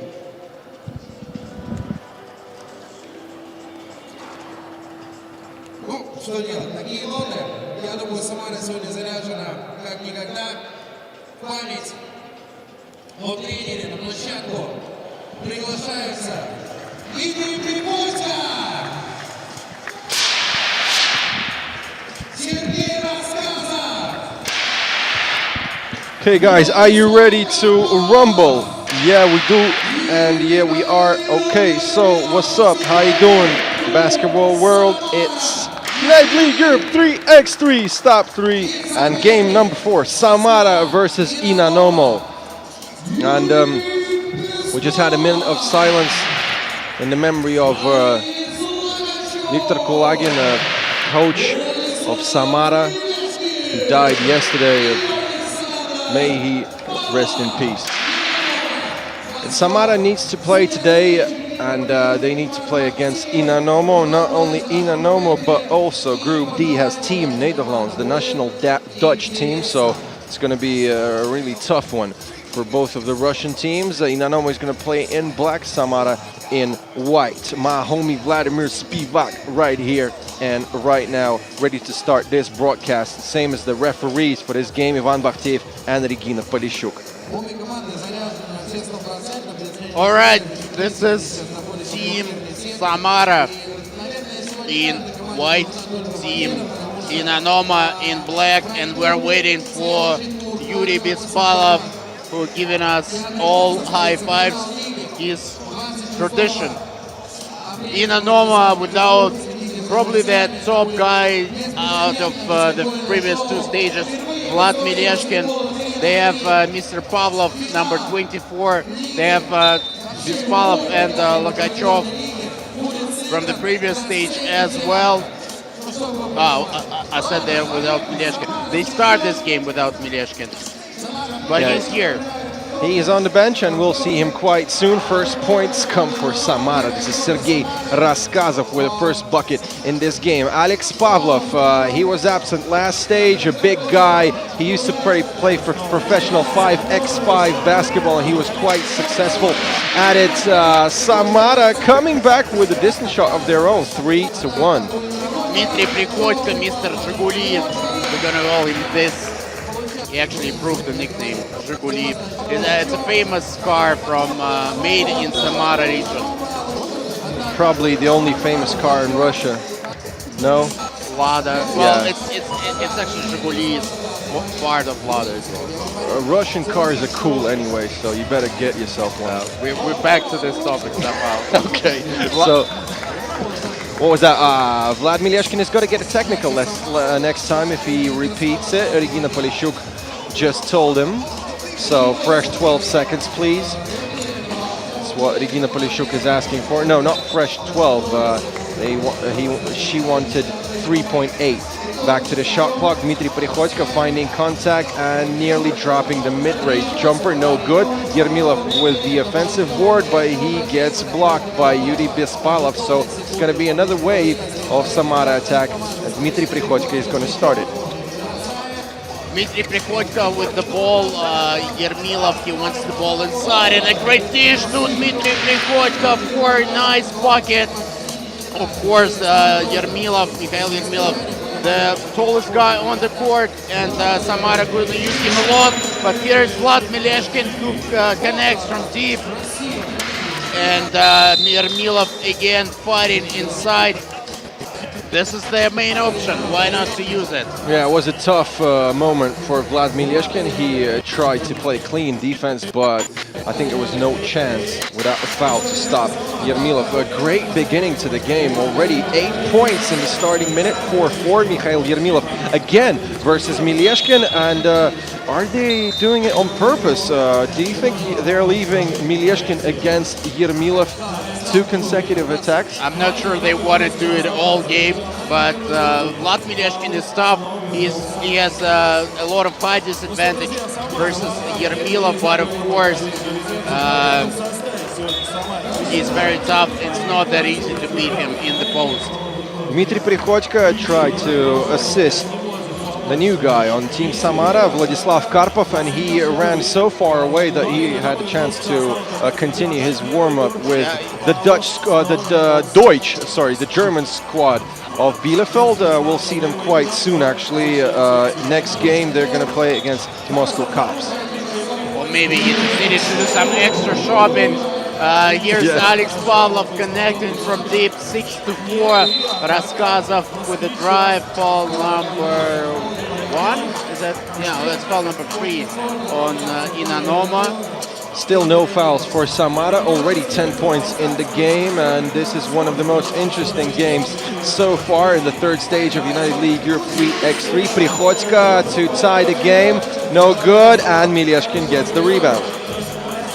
Mileshkin with the board, he has a lot of space against Raskazov from deep, no good, and Bispalov gets blocked to get the rebound. Prikodko, no good.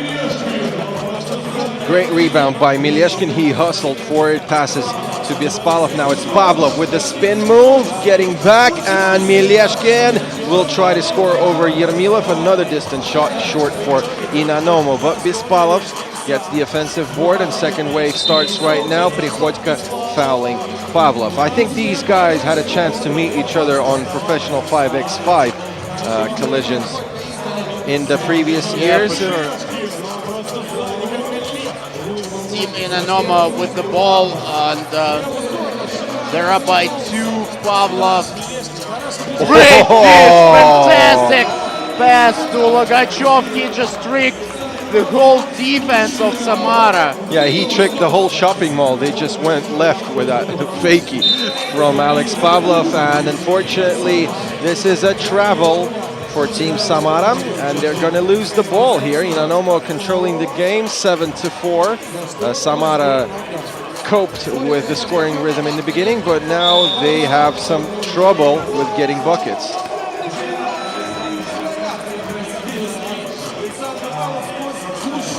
Seven to 4 still here. Logachov is going to start the new attack. And Yermilov checks the ball. Fresh 12 seconds starting right now. Pavlov in the post, passing it to Bespalov. He's a good two-point shooter and no good this time. Touch rebound, and actually that was a block by Yermilov, so new attack for Samara. Yermilov in the post against Logachov, gets the work done.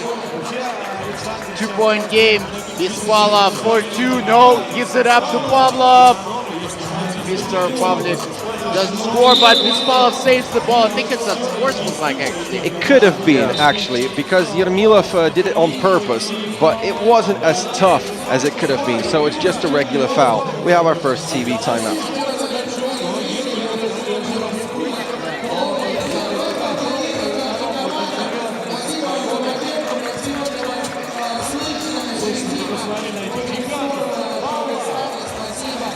Okay, so it's 7-5 in favor of Inanomo, 3 fouls each for the teams. And we had a crazy scoring sequence in the first minute or so, but then both teams started playing even better defense. Now they're getting more fouls. There's going to be a free throw attempt here on Boris Logachov. Yeah, we haven't seen that quick of a game like the final of the previous round. Again, that was the quickest scoring game. I think it was the quickest scoring final in the history of FIBA 3x3 in any big tournament. Yeah, anyway, when you finish a game in 5 minutes, that's cool. So we are 3 minutes into this game. Raskazov discussing something with Regina Polishuk. So funny, they're changing sides and they don't understand the way they should stand, but eventually it ended okay and Logachov got the free throw, so Inanomo up by 3, and that's an offensive foul. That's an offensive foul on Samara. Raskazov saying sorry to Bespalov, probably hit him in the chest or in the chin, but you know, Bespalov is an absolute beast, so he's not afraid of these kind of collisions. Nice dish, another great dish by Inanoma, this time Bespalov to Mileshkin, and all their, you know, practices, working hours just pay off. Prichodka, one leg off balance, two-point game. Pavlov is all alone, gets fouled, goes to the free throw line. That's foul number 6 on Samara, then the bonus. To be honest, probably that was one of the sweetest step backs in the season of Ule 3x3. Prichodka, great sequence. You know, he made his defender go to the left, then to the right. He made a crossover, then the step back, and there was nothing but net from distance. Only down by 2 is Samara. Raskazov making it 9-8. 9-8, just 1-point game. Pavlov looking for another dish, but goes inside lefty. Such a mechanical move for him, and he gets fouled. This time it's foul number 7, isn't it? So, team foul number 6 for Samara. They put Inanomo in the bonus with this collision, so it's going to be 1 free throw attempt for Pavlov, and from now on all the fouls are going to be 2 free throws for Inanomo, so Samara should be careful. Plus they're down by 2. Prichodka for the tie. Wow, what a shooter is Dmitry Prichodka. Zhiguli is on fire today. 10-all. Vlad Mileshkin to Pavlov for another 2. Sweet Touch by Pavlov. Prikhotko, he's on fire. He goes inside. He gets fouled by Dmitry Prikhotko. That's foul number 4 on Inanoma. Dmitry Prikhotko drives it like Zhiguli. Unstoppable. Yeah, call the fire department. We need the firefighters. Zhiguli is on fire. So Prikhotko putting on a real show with these step backs, distance shots. This time he drives, gets the contact, and fouled in the active shooting and one attempt to tie the game at 12. Another great dish by Pavlov. He's there like point forward or something. I think he got like 5 assists here. Another foul by Inanoma, foul number 5. I'm not sure if it was a shooting foul. Yes, it was. Yeah, it was in the active shooting. Raskazov was driving, not Zhiguli, but you know, anyway. He was fighting for his place inside the bucket. Let's use this post to encourage all of you guys to subscribe to United League Europe Instagram. It's QUALIFIER on Instagram. Meanwhile, Bispalov couldn't make this layup. So yeah, plenty of high quality content on Instagram. Make sure you're following the account. Prikhotko and Yermilov playing absolutely crazy passing right here. He was a bit short with the 2-point attempt. Samara actually fouling once again. This is foul number 7 for Samara. Prikhotko having a little chat with Regina Polishuk about that whistle. Anyway, we're going to see Yuri Bispalov on the free throw stripe. He's quite stable in this stuff, so pretty much likely Inanoma could be up by 2 after these 2 free throws. Samara are in a very tough position right now. They need to, you know, win the stage or maybe be at least in the top 4, you know, in the semifinals, and they could probably have their spot in the final, because right now Samara is on the 9th place with 51 points. Bispalov for 2. He couldn't make the free throws, and then he misses it from deep. Bispalov another time with the ball. Mileshkin, quick first step. He's so crafty. He's so crafty. Raskazov. He's trying to put Yermilov in the post, and once again he's playing against Mileshkin. It's an offensive foul. It's foul number 6 on Inanoma. Oh no, that's foul number 8, not a shooting foul, since it was made on offense, and it's on Samara. So now Bispalov trying to pass to Pavlov. He's got only 4 seconds to shoot. He goes between the eyes of his opponent, and no good. Raskazov gets the rebound, obviously looking for Prikhotko, who is on fire in this matchup. Yeah, give it to Zhiguli, and he's going to drive and score. What is he going to do right now with the lefty? No good.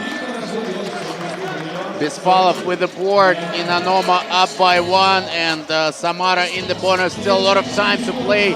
Mileshkin, his trademark drive, no good. He gets fouled. Foul number 9 on Samara. 2 free throws coming up. Next foul by Samara is 2 free throws and possession. I think they've done a great job here in this game. They've coped with scoring rhythm in the beginning. They scored as much as Inanoma did.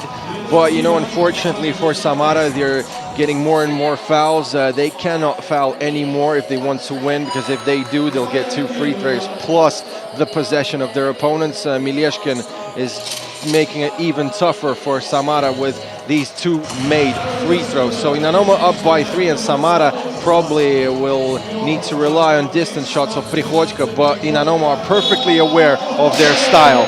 Yermilov. And 1 by Yermilov. Finally, they're making this thing work. The inside game of Mikhail Yermilov. And 1, and a chance to make it 1-point game.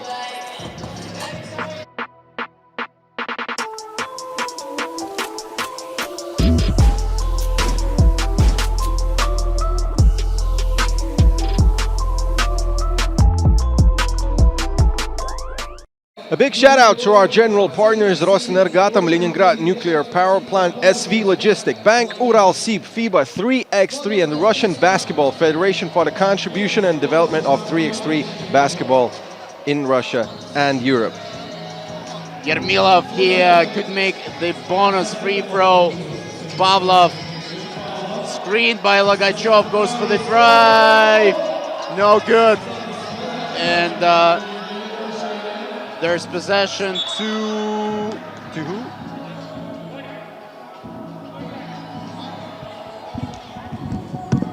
It's possession to Samara, I think, yes. Vladislav Karpov with the ball. Samara down by 2 here. Yermilov to Zhiguli. Zhiguli for 2! Another 2-pointer for Sergei, for Dmitry Prikodko, aka Zhiguli. Bespalov goes for another 2. No good, and it's a tie game, 16-all. 3:22 to go. And Dmitry Prikodko is just saying, let's go, guys, we're in it.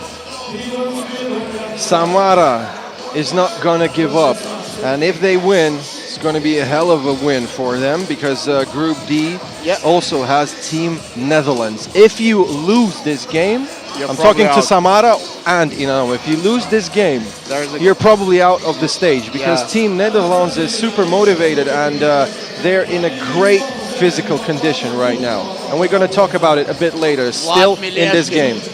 Vlad Mileshkin makes Sergei Raskazov dance, but couldn't make it here. Pavlov, Inanoma up by 1, 17-6.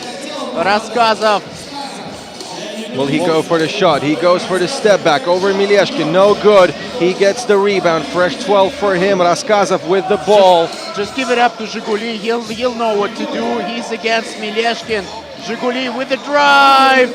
He went for the right hand for some reason. Yeah, I think the left would be more appropriate, but still, we already had this moment, and it's history. Pavlov to Bespalov, and just a bit short. Whoa!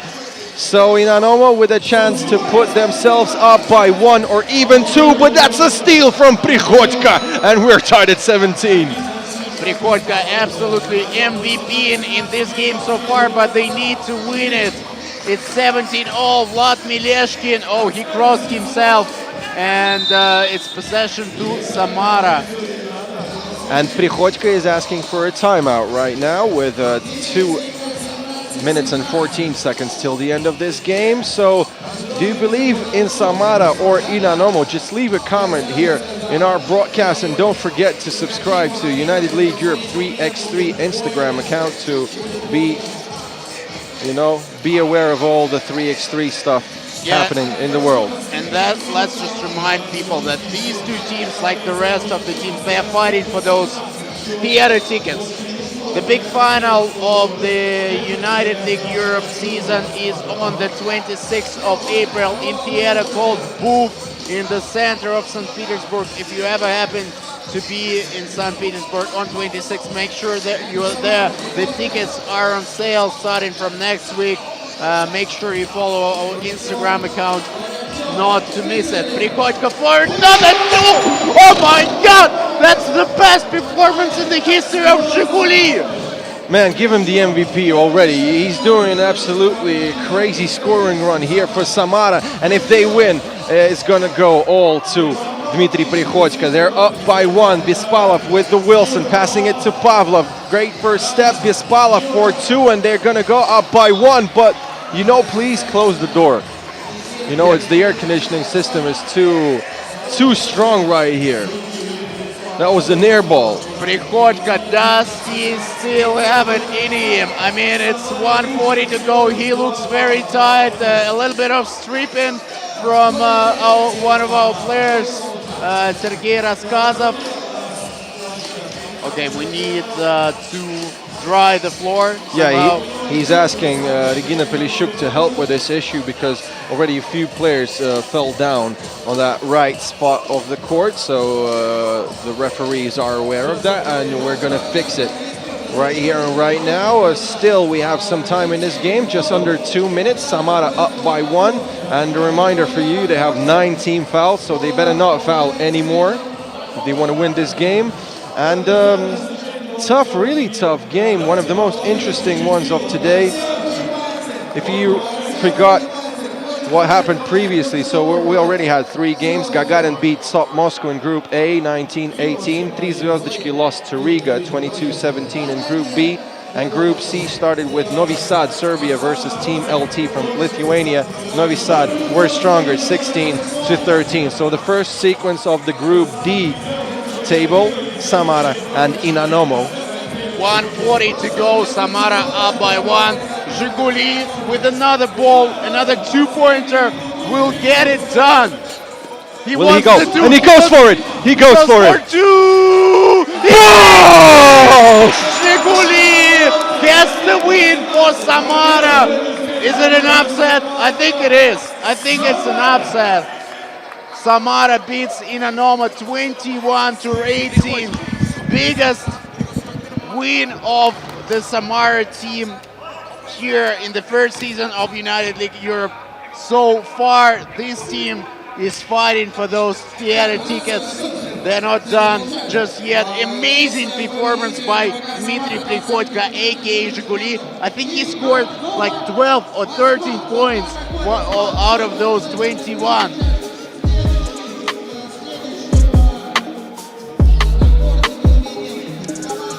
We're gonna have an interview. I think Zhiguli is, he went for a breather.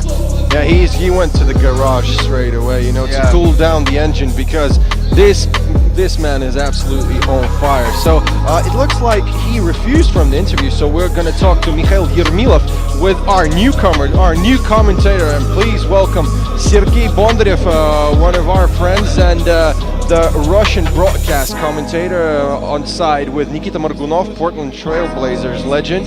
He's here, and we're nearly ready to listen to the interview. But in the meantime, let's just focus on the highlights. Just once again, it was a crazy game, and Samara beat Inanomo 21-18 in the first game of Group D. So they also have the Dutch national squad, Team Netherlands, and it's going to be a hell of a game for Inanomo in the second matchup. That's going to be tough anyway. Yeah, but probably the most interesting group is Group D at the moment. Samara, Inanomo, and Team Netherlands. And at the moment, absolutely marvelous and best performance amongst all the players is by Mr. Zhiguli, Dmitry Prikodko. And we already have an interview. Михаил Ермилов, ВК «Самара», поздравляю с победой. Миш, как настраивались на эту игру, потому что вы находитесь прямо рядышком с командой Инонома по рейтингу. Вы понимали, что кто-то из вас наверняка закончит досрочно регулярку? Да, не выходя в финале. Да, спасибо. Мы понимали это. Мы знаем, the question is whether they knew that they are close to Inanoma in the standings, and Mikhail is saying that this is our chance to make it to the final 8, and we need to win here in the third round and to score as many points as Последняя атака. possible. Рассчитывали на то, что будет дальний бросок? Что Приходько подошел к тебе, сказал перед последним розыгрышем мяча? What was the plan ahead of the final possession? Я в самый And последний момент вышел на площадку. Я немного подустал, но так как мне пауза сыграла на руку, я отдохнул, мне сказал, что мы играем, я вышел. And Mikhail is saying that we played, we really executed the final offense, and even if Prikodko didn't score that one, we would have found a way to win this game. К следующей игре. Okay, great. Thanks for Sergei Bondarev for this interview with Mikhail Yermilov. That was his first interview in his career of United League Europe 3x3. We have a little break right here and right now. Bielefeld and the Moscow Cops next at 3:50 p.m. local time. Don't go away.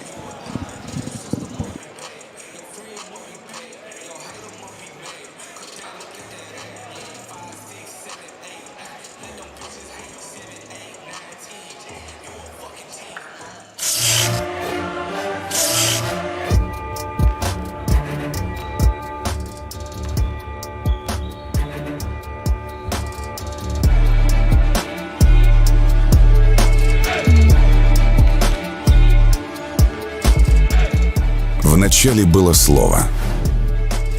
И слово это — игра.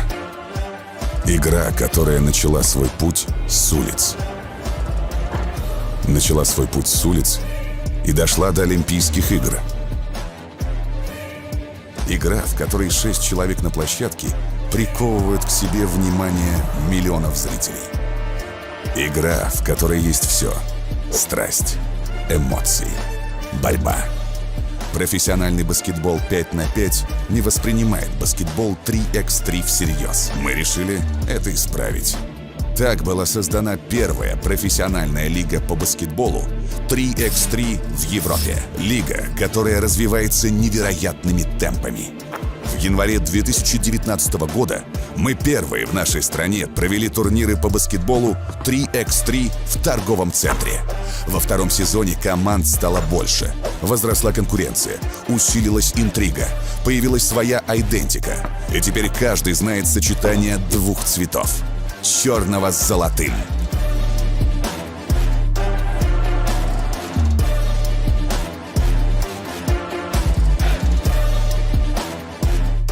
Сезон 2021 будет еще более захватывающим, а финал, который состоится в музыкально-драматическом театре БУФ, подарит нам имя нового чемпиона.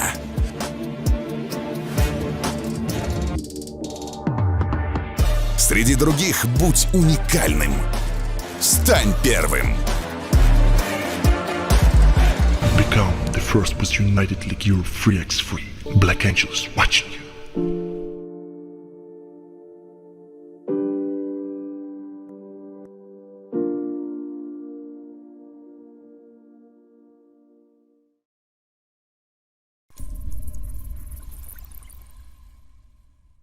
«12 сентября 1973 года впервые в СССР и в Европе был осуществлен физический пуск реактора мощностью 1 миллион киловатт. Ленинградская АЭС стала первой в стране атомной электростанцией с реакторами РБМК-1000. А начиналось все так. 15 апреля 1966 года глава Минсредмаша Ефим Павлович Славский подписал техническое задание на проектирование атомной электростанции вблизи Ленинграда. Осенью того же года началось строительство головной АЭС с реакторами РБМК-1000. Ударная стройка первого энергоблока продолжалась менее 6 лет. А уже к 1981 году четырехблочная Ленинградская АЭС стала самой мощной в стране и третьей по мощности в мире. Начиная с конца 80-х годов на Ленинградской АЭС проводились работы по поэтапной модернизации энергоблоков с целью приведения их в соответствие к самым современным стандартам безопасности. На первом энергоблоке реализована уникальная программа по восстановлению ресурсных характеристик реактора, благодаря которой была разработана технология, позволившая сохранить в энергобалансе страны 11 блоков с РБМК. С 2007 года на площадке Ленинградской АЭС ведутся работы по возведению новых серийных энергоблоков с реактором ВВР-1200. В декабре 2017 года осуществлен физический пуск энергоблока номер 5 ВВР-1200. А уже через полгода первый новый инновационный энергоблок Ленинградской АЭС выдал в единую энергосистему северо-запада России 1 миллиард киловатт-часов энергии. 20 января 2018 года все действующие энергоблоки ЛАЭС выработали первый триллион киловатт-часов энергии. Это абсолютный рекорд отечественной атомной энергетики. В июле 2020 года начались пусковые операции на энергоблоке номер 6. Новые энергоблоки ВВР-1200 Ленинградской АЭС заместят выводимые из эксплуатации мощности энергоблоков номер 1 и номер 2 с реактором типа РБМК-1000. Синхронизация процессов вводимых и выводимых блоков – это жизненно важный для северо-западного региона процесс и гарантия энергетической и экономической стабильности.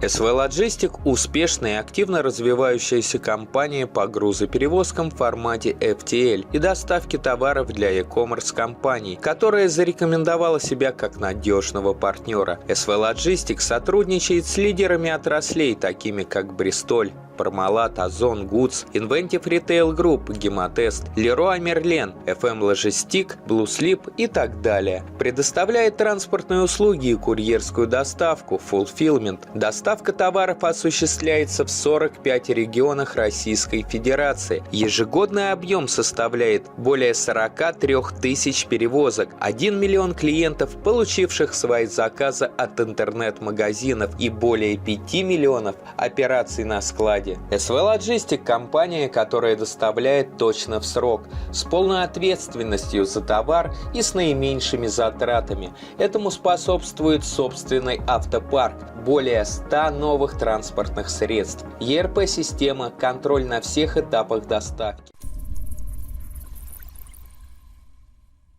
12 сентября 1973 года впервые в СССР и в Европе был осуществлен физический пуск реактора мощностью 1 миллион киловатт. Ленинградская АЭС стала первой в стране атомной электростанцией с реакторами РБМК-1000. А начиналось все так. 15 апреля 1966 года глава Минсредмаша Ефим Павлович Славский подписал техническое задание на проектирование атомной электростанции вблизи Ленинграда. Осенью того же года началось строительство головной АЭС с реакторами РБМК-1000. Ударная стройка первого энергоблока продолжалась менее 6 лет. А уже к 1981 году четырехблочная Ленинградская АЭС стала самой мощной в стране и третьей по мощности в мире. Начиная с конца 80-х годов на Ленинградской АЭС проводились работы по поэтапной модернизации энергоблоков с целью приведения их в соответствие к самым современным стандартам безопасности. На первом энергоблоке реализована уникальная программа по восстановлению ресурсных характеристик реактора, благодаря которой была разработана технология, позволившая сохранить в энергобалансе страны 11 блоков с РБМК.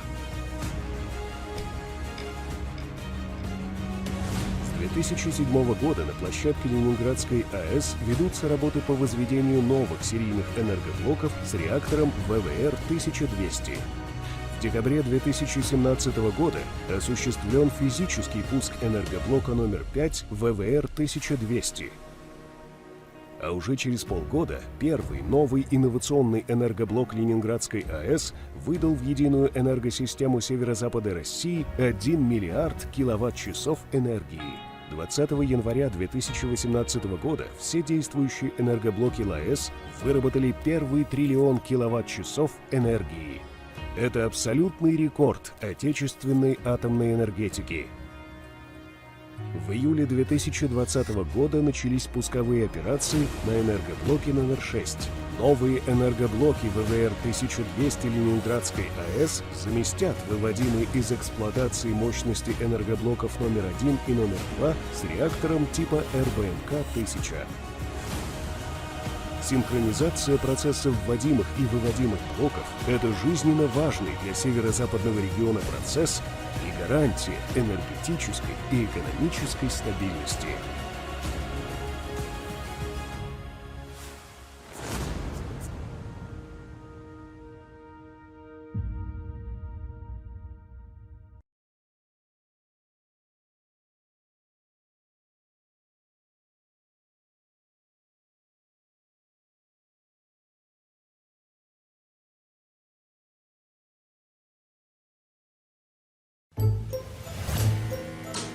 Мир без электроэнергии грустный. Поэтому есть мы, концерн Росэнергоатом, электроэнергетический дивизион Росатома. Мы генерируем атомную и поддерживаем творческую энергию. Чтим прошлое, дорожим настоящим. С днем рождения, Росэнергоатом! 28 лет вместе. С нами будущее светлое. Мы умеем мечтать и притворять мечты в жизнь. Между задуманным и реальным воплощением идеи Сложный и непредсказуемый путь. Как первопроходцы, мы вместе идем по нему и открываем тайны непознанного, стремясь освоить невидимую энергию. 1954 год. Запуск первой в мире атомной электростанции мощностью 5 мегаватт в городе Обнинск. 1973 год. Новый шаг по освоению мирного атома. Самый мощный реактор страны заработал на Ленинградской АЭС. Его мощность 1000 мегаватт. 2020 год. Россия является одним из лидеров мировой атомной индустрии. На 11 действующих атомных электростанциях, объединившихся под эгидой госкорпорации «Росатом», ежегодно вырабатывается порядка 19% от всего объема выработки электроэнергии в стране. В 2020 году атомной промышленности России исполняется 75 лет.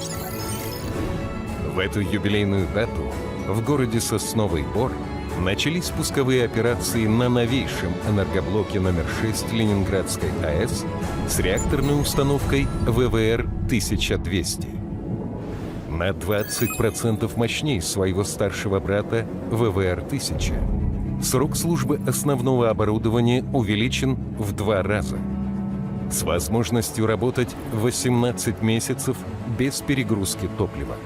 Соответствует самым современным международным требованиям и стандартам в области безопасности.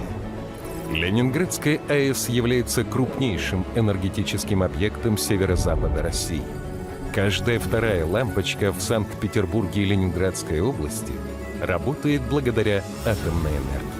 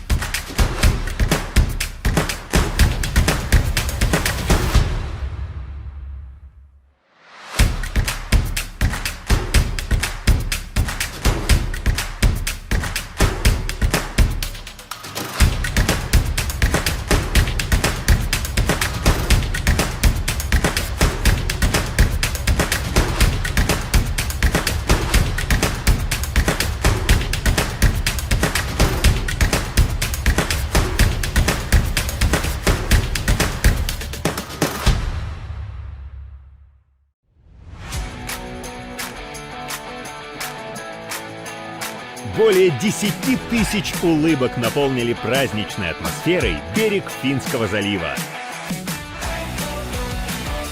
Разнообразие активностей, 500 воздушных змеев и море арбузов на фестивале водных видов спорта и уличной еды «Серф-пикник». Живи, мечтай, запускай!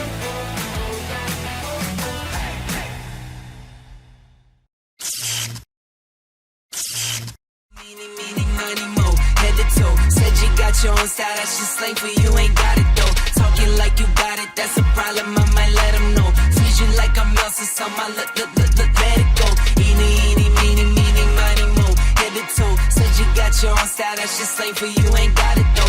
Talking like you got it, that's a problem, I might let them know. Freeze you like I'm Elsa, so my let it go. Eeny, meeny, miny, 90 more. Never know. Talking like Geronimo, get dropped down like some dominoes. Blues and greens and pinks, I got a lot of those. Yeah, you know. Talking slime, I can't relate to snakes, I see a lot of foes. Eeny, meeny, miny, mo. Head to toe. Said you got your own style, that's just slang for you, ain't got it though. Talking like you got it, that's a problem, I might let them know. Freeze you like I'm Elsa, so I let it go. Eeny, meeny, miny, mo. Head to toe. Said you got your own style, that's just slang for you.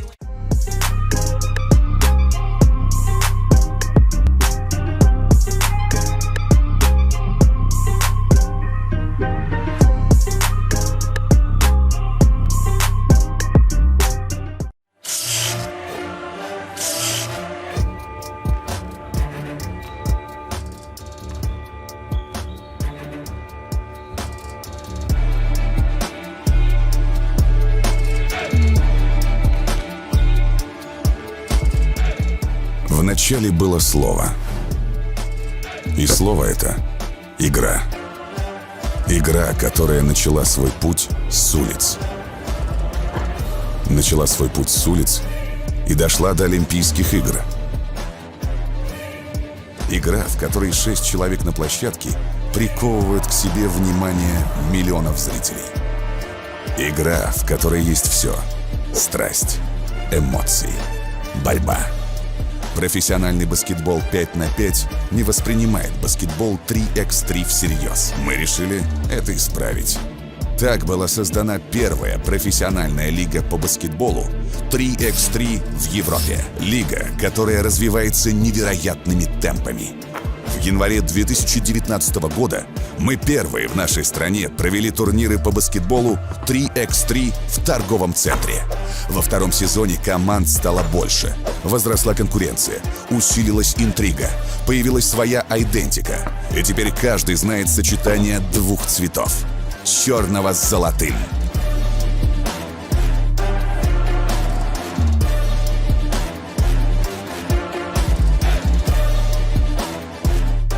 Сезон 2021 будет еще более захватывающим, а финал, который состоится в музыкально-драматическом театре БУФ, подарит нам имя нового чемпиона.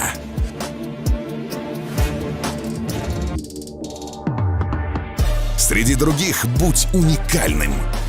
Стань первым. Become the first West United League Europe 3x3.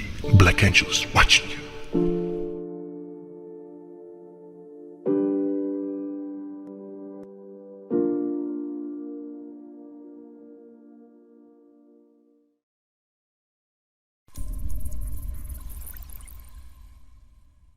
«12 сентября 1973 года впервые в СССР и в Европе был осуществлен физический пуск реактора мощностью 1 миллион киловатт. Ленинградская АЭС стала первой в стране атомной электростанцией с реакторами РБМК-1000. А начиналось все так. 15 апреля 1966 года глава Минсредмаша Ефим Павлович Славский подписал техническое задание на проектирование атомной электростанции вблизи Ленинграда. Осенью того же года началось строительство головной АЭС с реакторами РБМК-1000. Ударная стройка первого энергоблока продолжалась менее 6 лет. А уже к 1981 году четырехблочная Ленинградская АЭС стала самой мощной в стране и третьей по мощности в мире. Начиная с конца 80-х годов на Ленинградской АЭС проводились работы по поэтапной модернизации энергоблоков с целью приведения их в соответствие к самым современным стандартам безопасности.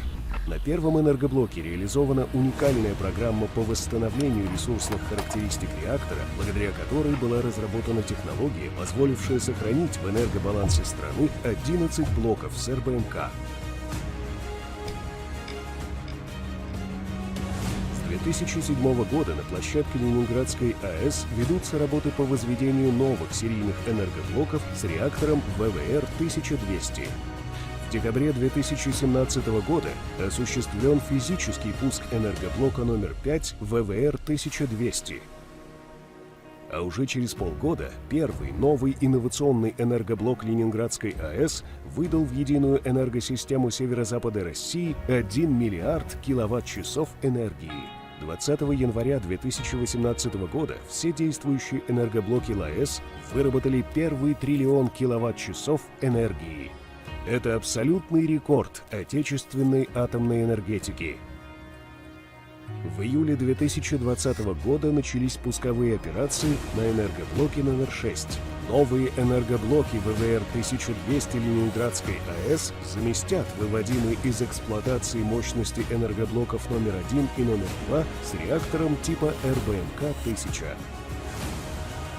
Синхронизация процессов вводимых и выводимых блоков – это жизненно важный для северо-западного региона процесс и гарантия энергетической и экономической стабильности.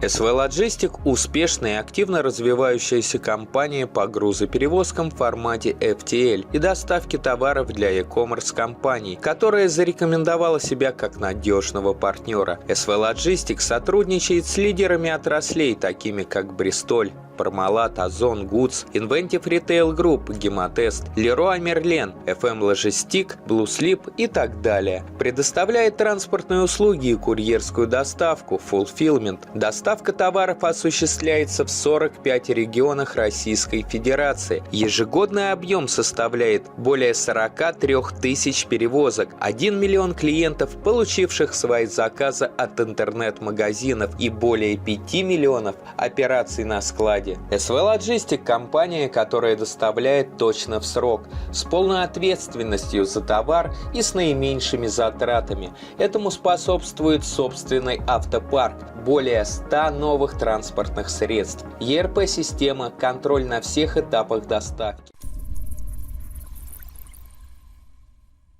12 сентября 1973 года впервые в СССР и в Европе был осуществлен физический пуск реактора мощностью 1 миллион киловатт. Ленинградская АЭС стала первой в стране атомной электростанцией с реакторами РБМК-1000. А начиналось все так. 15 апреля 1966 года глава Минсредмаша Ефим Павлович Славский подписал техническое задание на проектирование атомной электростанции вблизи Ленинграда. Осенью того же года началось строительство головной АЭС с реакторами РБМК-1000. Ударная стройка первого энергоблока продолжалась менее 6 лет. А уже к 1981 году четырехблочная Ленинградская АЭС стала самой мощной в стране и третьей по мощности в мире. Начиная с конца 80-х годов на Ленинградской АЭС проводились работы по поэтапной модернизации энергоблоков с целью приведения их в соответствие к самым современным стандартам безопасности. На первом энергоблоке реализована уникальная программа по восстановлению ресурсных характеристик реактора, благодаря которой была разработана технология, позволившая сохранить в энергобалансе страны 11 блоков с РБМК. С 2007 года на площадке Ленинградской АЭС ведутся работы по возведению новых серийных энергоблоков с реактором ВВР-1200. В декабре 2017 года осуществлен физический пуск энергоблока номер 5 ВВР-1200. А уже через полгода первый новый инновационный энергоблок Ленинградской АЭС выдал в единую энергосистему северо-запада России 1 миллиард киловатт-часов энергии. 20 января 2018 года все действующие энергоблоки ЛАЭС выработали первый триллион киловатт-часов энергии. Это абсолютный рекорд отечественной атомной энергетики. В июле 2020 года начались пусковые операции на энергоблоке номер 6. Новые энергоблоки ВВР-1200 Ленинградской АЭС заместят выводимые из эксплуатации мощности энергоблоков номер 1 и номер 2 с реактором типа РБМК-1000. Синхронизация процессов вводимых и выводимых блоков – это жизненно важный для северо-западного региона процесс и гарантия энергетической и экономической стабильности.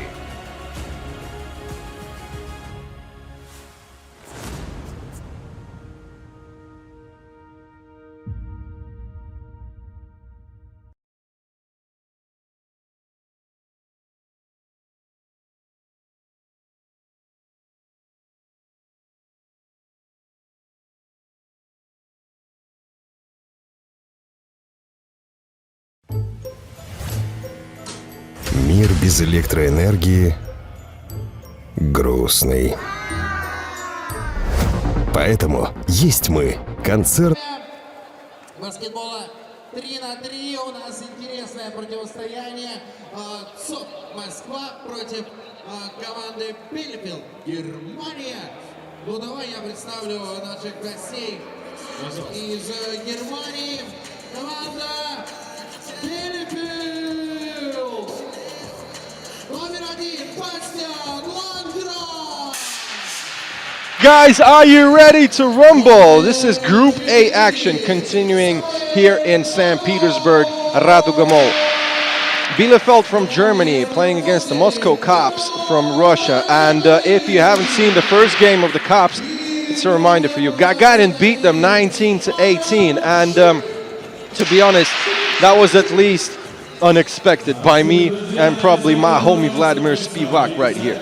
Yeah, Bielefeld is the team who in the low point of the standings, and top Moscow,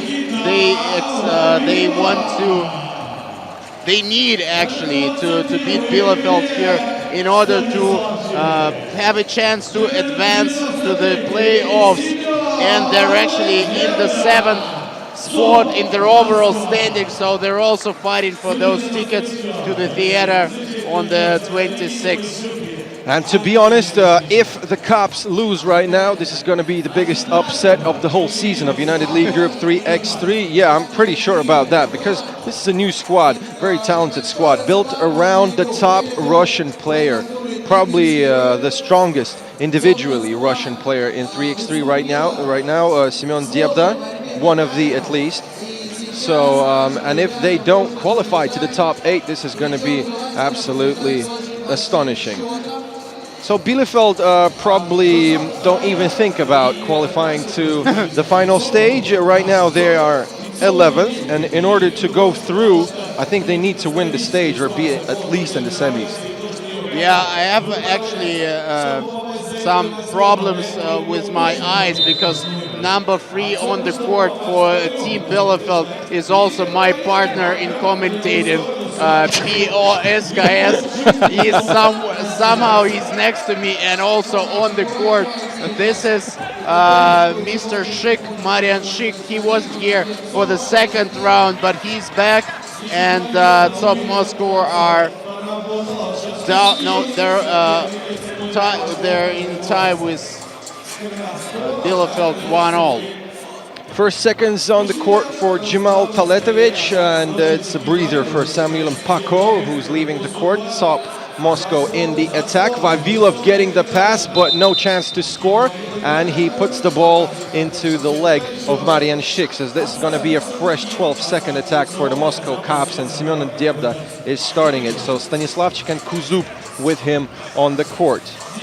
Guys, if we have any fans of Bielefeld, let us know in the comments for broadcast. Debda, meanwhile, for 2, he makes it. 3-1 for the Moscow Cops. They're up by 2. Mpako with a 2-pointer of his own, and we're tied at 3. Ivan Kuzup, great drive by him, and it's quite a high-scoring game in the first minute, so it's 4-3. Moscow Cops up by 1, and it's a foul. Before the active shooting, we'll see a new attack for Bielefeld from Germany. Paco, Landgraf, and Taletovic.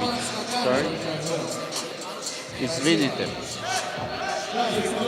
Jamal Taletovic, he's from Bosnia originally. He's from small town next to Tuzla, and he plays in the 2nd division in German 5x5 league. He is here with Bielefeld for the 2nd time this season. Gleb Stanislavchik to Semyon Debda. All the guys on the court from Moscow Cops also had some experience in 5x5 basketball. Actually, Gleb Stanislavchik, whom you see right now in the frame, number 25 or 21 for Moscow Cops, is one of the legends of the Students Association of Students Basketball in Russia, and he's a multiple champion of Russia among students. One of the tallest guys in Ule 3x3, actually 207. That's about 6'9" in feet. Paco driving and scoring to tie at 4. Top Moscow with the drive. Debda wants the ball. Landgraf understands that Debda wants the ball and intercepts this pass. Still 6 seconds on the shot clock. Debda with a drive. Tough shot. Mr. Schick, Mr. Posh gets the rebound. Taletovic. Good D by Tsov. Landgraf crosses over and passes it to Taletovic. He made it on time, but he didn't get the bucket. Debda passing it to Vavilov, and distance shot attempt from him, no good. Landgraf is first on the rebound, and the ball falls out of bounds. This is going to be a turnover for Team Bielefeld, but Landgraf thought that it could be a foul, and he looked at Anna Miroshnichenko, one of the referees of this game, but she did not whistle. Blow the whistle. Regina Polishuk is actually the second referee for this game. Debda, he's looking for one of his partners, teammates. This is Gleb Stanislavchuk against Mr. Schick. No good. And it's a great D by Marian Schick. I don't think you can actually play him in the post. He is so tough. And he also does two things at one time, commenting the broadcast and played in the post against Stanislavchuk. I mean, guys, he's a twin brother of my man Piotr Boynitsky here. Yeah, really, he does look like me just a bit. We need to have a one-on-one versus Marian Schick, but I know who's going to win. Yeah, I'm at one versus one in eating food, obviously, and I'm going to win. Kuzup with the ball, he goes for 2. He doesn't make it. Vavilov fighting for the rebound. Paco, the quickest guy on the court. Taletovic for 2. He could have actually made a pass to Marian Schick. He was all alone under the rim, but Taletovic was pretty sure that he's going to make the distance shot, but he didn't. We have another foul, and it's on the Moscow Cops, team foul number 2. Not too many fouls in the beginning of this game, only 2 from the Cops, no from Bielefeld, and we have been in the game already for 3 minutes. It's Paco, it's a mismatch, easy for Stanislavchuk to defend. Whoa, what a strip by Simeon Debda, and a lightning strike pass to Stanislavchuk inside. The Cops up by 1. Paco screened by his teammate, still Paco with the ball. And Landgraf goes inside, couldn't make it. Kuzup all alone. Still no good. I think he hesitates too much. He needs to take the ball and just shoot it, man. Just needs to take it and shoot it.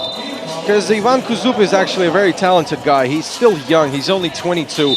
All the future of 3x3 basketball is ahead of him. He's still an active 5x5 player in the Association of Students Basketball. He has been the MVP of the month. He does like 20 points plus 10 rebounds every game. And here in 3x3, he struggles, really struggles with the distance shot. I've been discussing that issue with him, and he says, I don't know why, man.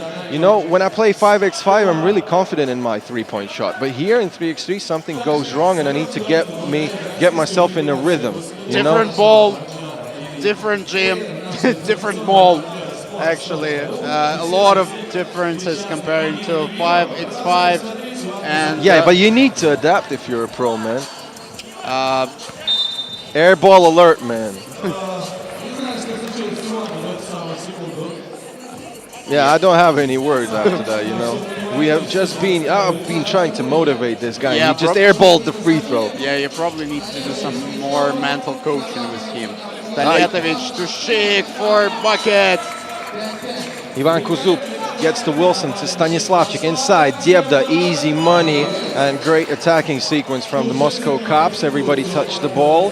Taletovic with a chance to come back with 1, and it's a foul before the active shooting on the Moscow Cops. Team foul number 3. Once Schick gets the ball inside, it's impossible to guard him. So you need to wear him down on defense, or you need not to let him inside. Paco inside over Vavilov, and that's a clean defensive play by Nikita Vavilov. Great effort, but still the ball is going to be with the German squad. They have 3.5 seconds to execute. Will they do it? Let's check. Mpako. Screen by Schick. Back to Schick for the shot. Nope. And Landgraf gets the board. That was an unfriendly bounce for Schick, but Landgraf made the effort to fight for the offensive board, and he got the second chance point. Another foul right here and right now. And this is team foul number 2 for Bielefeld. Stop Moscow with the ball. It's a foul on... That's third foul on Bielefeld, right? Yeah, Top Moscow with the ball. Debda screened by Vavilov for inside. But no, still no. Vavilov gets the rebound after his own miss and gets the job done. Yeah, he was on the baseline struggling to score, but he eventually did it. Mpako, a very smart play right here because the defender was already blocking him. Still no good, and Vavilov, something weird is happening right now. 3 consecutive misses just from point-blank range. And we have another foul, so it's getting even tougher. Team foul number 4 for the Cops. Yeah, it's 5:23 to go in this game. Next one coming up is Monaco against Team Riga. Another interesting game of the day. I mean, there's no boring or any other than different games. Kuzup drives inside, gets the contact, and no foul here. Landgraf playing clean defense, winning the rebound. And this time Kuzup, yeah, everybody is against Kuzup here. He lost the rebound, lost the possession, and lost the collision inside. And he's leaving the floor to Nikita Vavilov. Taletovic actually adjusting to this 3x3 game. He was, let's say, below average in the second round. He's doing much better. And here Stanislavchik thinking about scoring before he actually had the ball, and he loses it. I think, he maybe overthought the moment, and he was thinking, oh, I'm going to slam this one. But, man, he just lost the ball, and it's a present for Bielefeld. For in attack right now, Taletovic, tough defense from Vavilov, and also even tougher collision here between Debda and Landgraf. Landgraf getting angry about it. Anna Miroshnichenko said, next time I'm going to watch the moment once again, probably give you an unsportsmanlike. Okay, team foul number 5 on the Cops. It's Landgraf, and they want Schick inside with the ball, but Stanislavchik plays good D. The ball remains with the German side, but they only have 7 seconds for the shot. 4:43 here to go. Very low scoring affair, and that's another warning for the Cops. Yeah, another warning. This time against Semyon Debda. And the Miroshnichenko said, you need to check the ball, man. You need to check the ball properly, otherwise you're going to get a tech. 6 seconds for Mpako. He gets the Wilson, waiting for a pick. No roll, floater, no good. Rebound goes to the Cops. Top rebound for Stanislavchik, and then he wants the ball inside. He's fouled by Mpako. It's only foul number 4. It's a very good foul actually for Mpako because he had that mismatch. And yeah, pretty much likely he would have lost it if Stanislavchik got the ball in his hands. Kuzup, 2 versus 2. Yeah, smart play by Kuzup. He wanted to make the pass, but eventually thought that a finger roll is a better option. Mpako, screened by Schick, gets the ball inside. Finally, they managed to get the ball to Marian Schick inside. Stanislavchik, great dish, Vavilov. Okay, he didn't flush it still. Does it count? It does not count. It's not gonna count. It's Wow. not gonna count. So he dunked it, and the ball didn't flush inside. And he's not gonna get this basket because of hanging on the rim. Imagine if the score was 19-19. There was like 10 seconds till the end. Fair call to me. I mean, he could have just laid it up, you know. Mpako for 2. No good. Landgraf with the rebound. Good D by Vavilov. Schick. 6 seconds on the shot clock. Schick crossing over Stanislavchik. But Stanislavchik says not in Rado the Mall. Not in this rainbow mall. Yeah, Gleb Stanislavchik, one of the fanciest blocks of the stage so far, actually got hit with the elbow in the nose, and we have a timeout.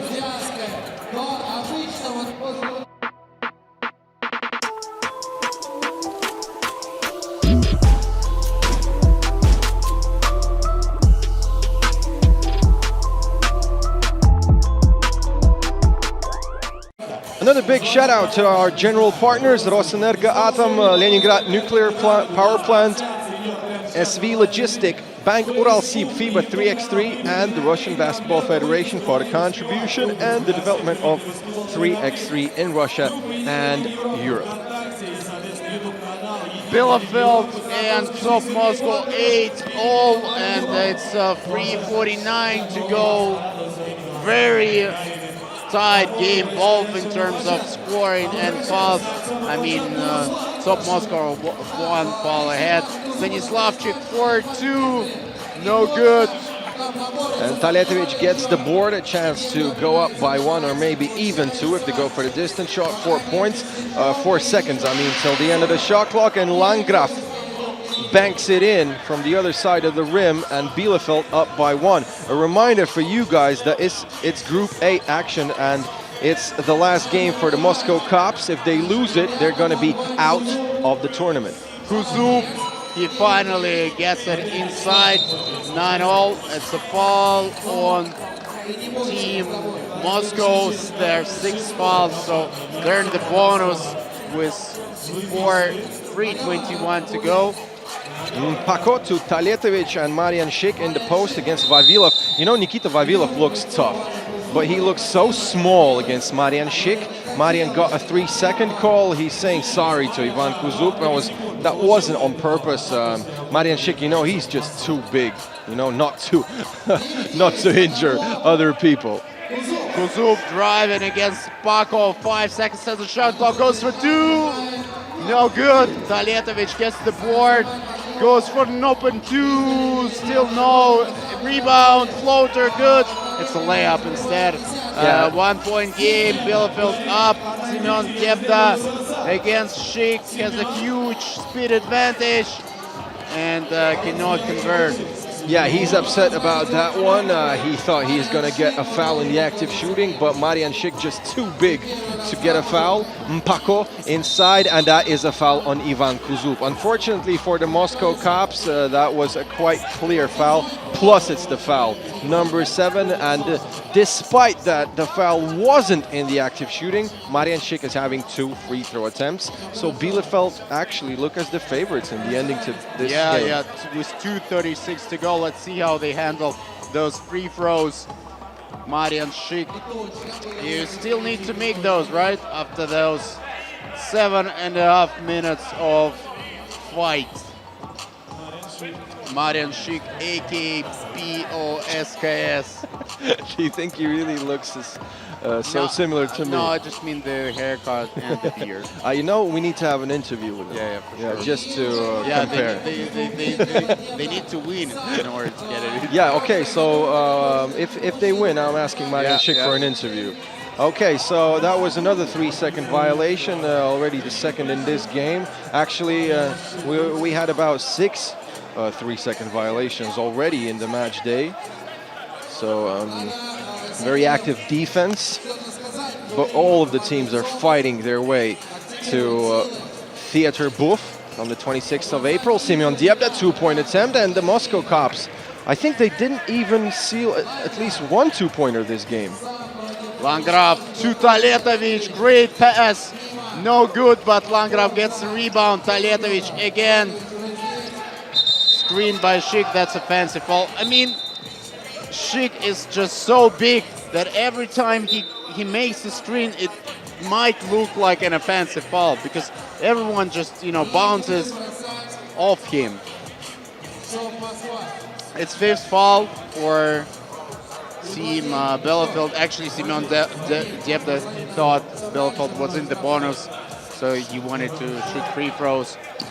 Stanislavchik inside, good pass. Yeah, Simeon Debda had the vision. He understood that Stanislavchik has lots of space. Oh, Marian Schick with a little bit of push.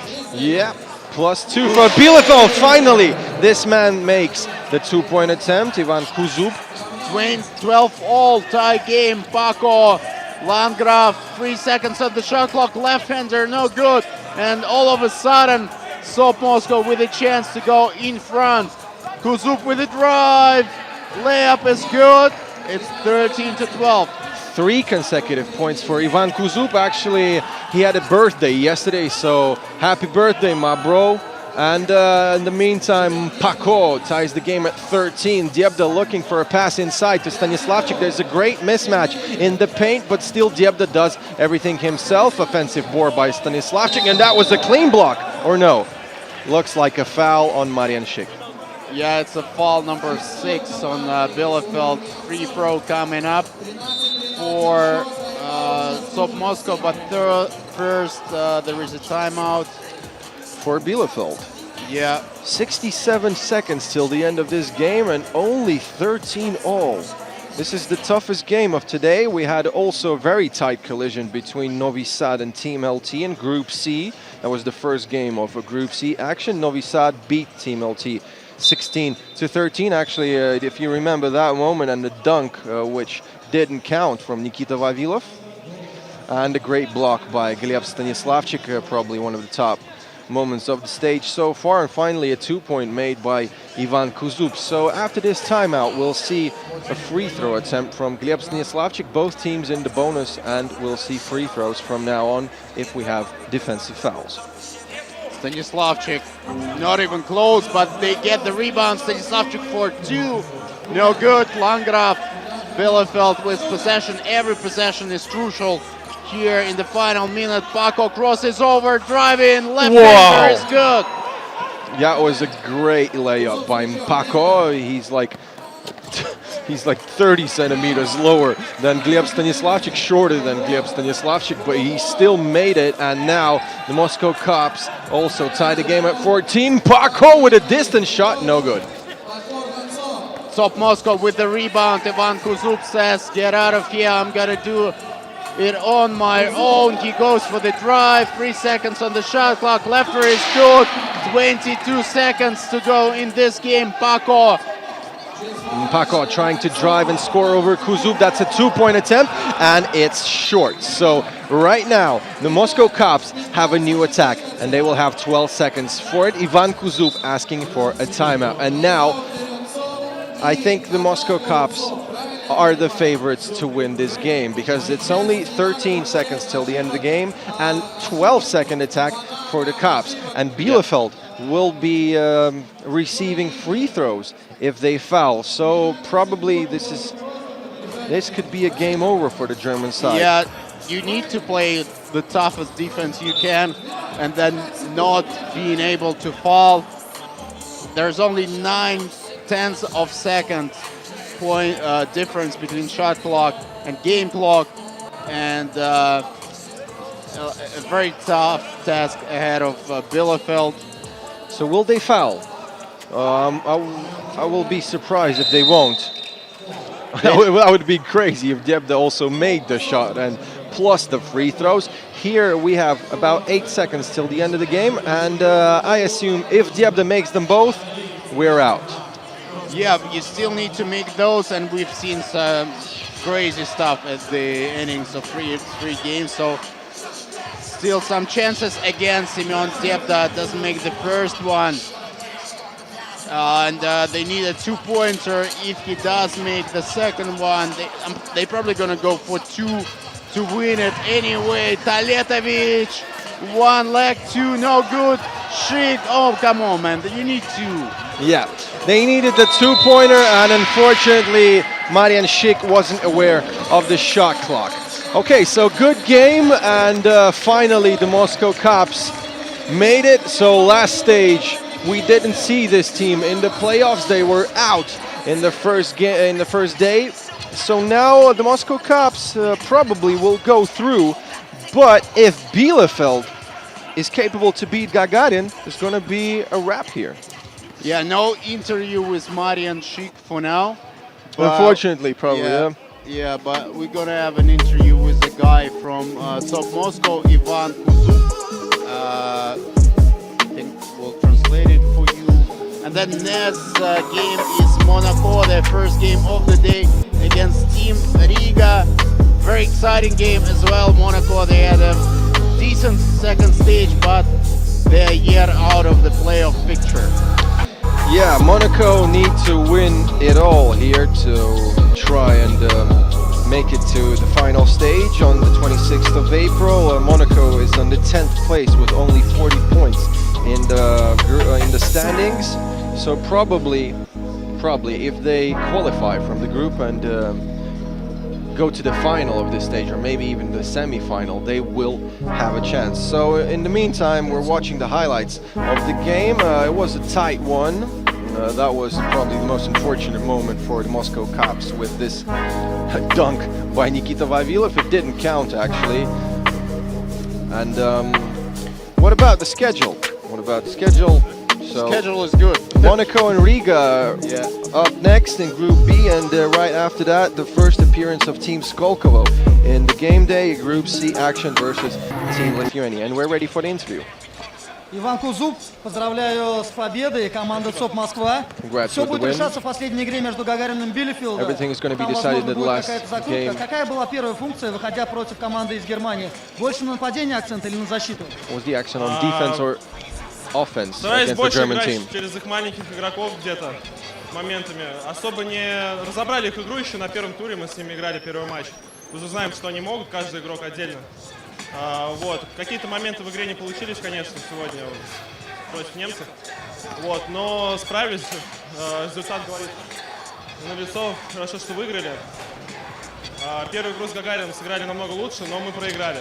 Поэтому я рад, что мы выиграли сегодня. Ждем третий матч группы, в котором будет все решаться. Надеюсь, то, что ребята Гагарин выиграют спокойно. Потому что пусть лучше Даст вам путевку дальше в плей-офф. Да, пусть лучше две русские команды выходят. И, Ваня, второй вопрос. Было пару моментов, когда ты оставался один на дуге, но не бросал. И здесь какая-то бешеная дальняя залетает через руки Mpako. Чем руководствуешься, когда бросаешь? Чем сложнее, тем лучше? Ну да, лучше не думать, да, когда бросаешь. Такие моменты залетают частенько, да. Но я рад, что я попал в бросок. Вот. Главное, что мы выиграли. Спасибо ребятам. Вот. Где-то по физухе мы провалились, конечно, в второй игре. Сейчас будем восстанавливаться, все. Готовиться к завтрашнему дню, надеюсь. Раз выиграли, сделали все правильно. Да, окей. Поздравляю еще раз. Давайте болейте теперь за Гагарина. Big thanks to Sergei Bondarev for that interview and Ivan Kuzub. So we decided to translate these interviews.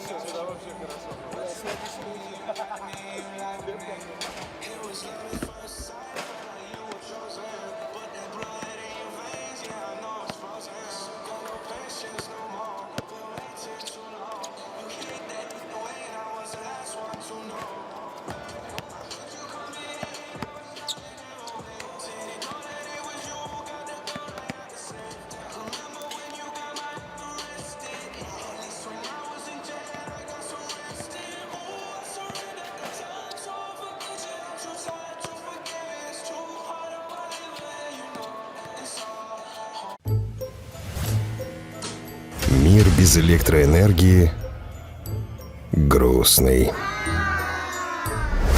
Поэтому есть мы, концерн Росэнергоатом, электроэнергетический дивизион Росатома. Мы генерируем атомную и поддерживаем творческую энергию. Чтим прошлое, дорожим настоящим. С днем рождения, Росэнергоатом! 28 лет вместе. С нами будущее светлое. Мы умеем мечтать и притворять мечты в жизнь. Между задуманным и реальным воплощением идеи сложный и непредсказуемый путь. Как первопроходцы, мы вместе идем по нему и открываем тайны непознанного, стремясь освоить невидимую энергию. 1954 год. Запуск первой в мире атомной электростанции мощностью 5 мегаватт в городе Обнинск. 1973 год. Новый шаг по освоению мирного атома. Самый мощный реактор страны заработал на Ленинградской АЭС. Его мощность 1000 мегаватт.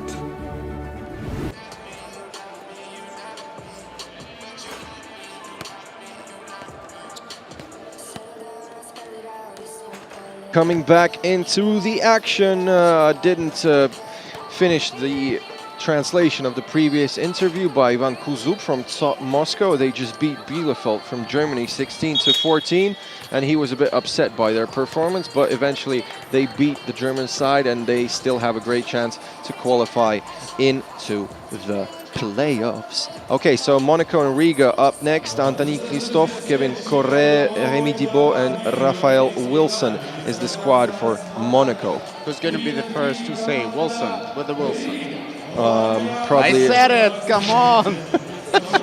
Okay, you were first. Congratulations. They're playing Riga. Riga already with a win here in the second game of the day. They beat 3 Zvezdochki. I think that was the game of the day so far. Riga won it 22-17.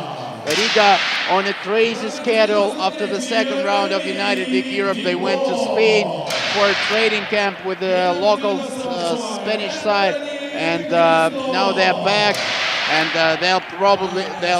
they'll be back here for the 26th of April, the final, the big final of the season in theater called Booth. Make sure you at least watch it. If you're in St. Petersburg, you can come over. The tickets are on sale starting from next week. All the info in social media accounts of United League Europe 3x3. Just make sure to follow Uli 3x3.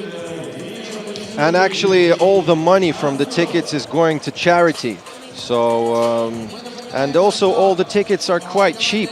They're from 300 to 500 rubles in euro. That's about from 4 euro to 7 euro, yeah? Something like that. From 4 euro to eternity. From 4 to 7 euro. I think all of you have about 5.50 or 6 euro in your pocket to go and watch the final. Sounds like a fun way to spend your day off, for example. I mean, you watch top European 3x3 basketball, you help some charity cause, and you're actually having a lot of fun. I mean, perfect combo. Okay, so Team Riga, Latvia, is playing in black. Their opponents in white. Team Monaco, led by Kevin Correa, the top French player in the world FIBA 3x3 rankings. So Rémi Thibault and Raphael Wilson with the Wilson, and Monaco start this game with their attack. Monaco in white, and Rémi Thibault, he wants the ball on the two-point line. No, he gets it inside. He gets Lasmanis beating the Batman. Lasmanis against Rémi Thibault, faster, but Rémi playing great defense, touching the ball. So the Latvians will have the second wave of their attack. And actually the ball goes over to Monaco, so last touched by Lasmanis. Rémi Thibault inside to Correa. Again, Monaco has a height advantage, but it doesn't concern Riga. I'm sure they've seen it a few times, their opponents having a height advantage. Wilson for two, no good. Correa losing the rebound to Krumic, goes for two now. Chavars. You know, a team that won the World Tour obviously is not afraid of the height difference. So this bucket is not gonna count. This is a team foul on Riga. Edgar Krumic, very smart fouling from the Latvians. You know, they will always foul you before the active shooting. Anthony to Thibault, and it's a foul number 2 on Riga. Yeah, no easy buckets as usual. Can we hear some French commentating from you, Peter? On peut de français? Oui, on peut. Raphaël Wilson avec de Wilson de Corée et passe en fois et en point. Okay, so I'm not very good in French, so anyway. Très bien. Okay, Anthony with a drive. What a spin move! No good. Okay, maybe some Latvian commentating here. Not from me for sure. Paldies. Paldies. Paldies. I don't know anything else. Yeah. I forgot how to salute with happy birthday. We did it last stage. That was a Nauris long line. Miezis. That was a long line. Okay, Nauris Miezis with Wilson. And he's waiting for Karlis Lasmanis to open up, pull up from distance. Boom! 2 points from Riga. They're up by 1, 3-2. Anthony with another drive gets guarded. Gets guarded by Lasmanis, and Wilson misses the layup. Miezes against Christoph. Chavars drives against Correa and gets the tough shot in. 4-2 advantage Christoph. Was that a foul on Chavars? Was it a shooting foul? Yes, it was. 2 free Yeah, it throws. was a foul in the active shooting. No other option in that moment. Chavars quite surprised by that decision from Yevgeny Ostrovsky. Team foul number 3 for Riga. And Christoph with the first free throw. It's good. They're having 2 free throw attempts because the foul was in the active shooting from distance. Christoph made them both. Krumic to Miezes. Krumic, great cut, but better defense from Correa. It's a foul on Monaco. That's their second foul. And Riga still with the ball. They yet to find the rhythm. I think in the first game they found the rhythm right before the end. Lasmanis missing a layup, the rarest miss you can see from Team Riga. Yeah, it looked really impossible to miss that shot from point-blank range, just inside the bucket. Missing that was Karlis Lasmanis, 4-4. And Monaco are doing a great job here. They're trying to put Riga off their game rhythm, and they're doing it really well. Now they're up by 1. What a vision from Rémi Dibon, and that was a great assist to Anthony. That was for Raphael Wilson. Yeah, Monaco, they have great advantage in terms of freshness. They are much fresher. They only play United League Europe 3x3 so far. There's not that many competitions. Riga, they were in the training camp, and Monaco, it's actually their first tournament ever. I mean, the first season in United League Europe is their first major competition. They just appeared on the radar. Yeah, and also, if you didn't know, Vin Diesel, he's French, and he plays for Monaco 3x3. And he wears number 98, so he's no longer an actor. Now he's a professional 3x3 player. You know Vin Diesel, do you? No, I don't. No? Me neither. I know Anthony Christophe, my man, my mec. Okay, so it's Kevin Correa. What an attempt by Wilson. I knew it wouldn't go in. Krumic, lightning strike. Best shooter in the world, man, like Nauris Miezis said last stage. Correa, he wants the ball inside. He is against Krumic. It may seem like a decent test, but it's really difficult to play Edgars Krumic in the post. He is so tough. Another foul right here, right now, and we are ready to move to a TV timeout. Finally.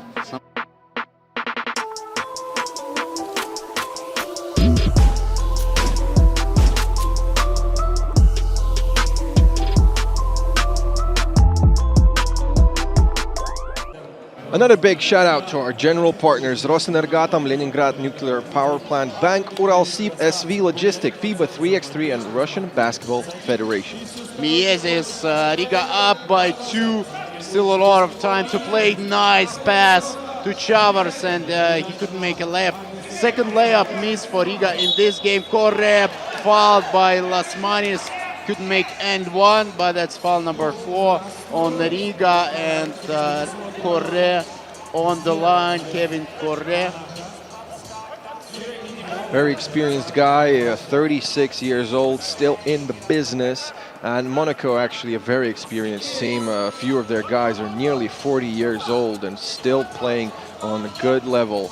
still struggling in the standings of United League Europe 3x3, but still have a chance to beat Riga. But Karlis Lasmanis said, "No, I think we're gonna win it." 8-6 after his drive. Karlis Lasmanis just like a spark. Chavars to Lasmanis for 2. Misses, but Chavars and Kore, they get foul each, I think. Yeah, both of them fouled. So it's a simultaneous foul for both of the teams. And Monaco, unfortunately for them, this is going to be team foul number 6. They put Riga in the bonus with this one. Riga still has 1 extra foul to give.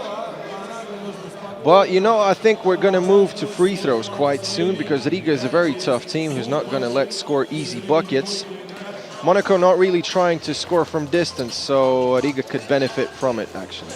Thibaut step back 2. No, he gives it up to Correa. Nice.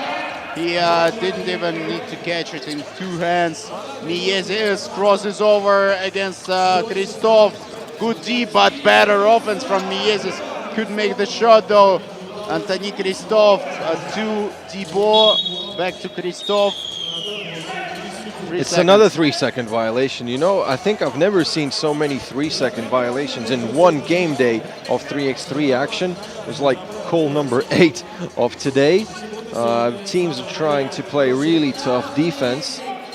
8-7, Miezis trying to make him dance, but what a pass to Agnes Chavars. Riga up by 2. Wilson for 2. He brings the Wilson home. Miezes with the drive, step back 2, tough shot, doesn't make it. Thibaut gets the rebound.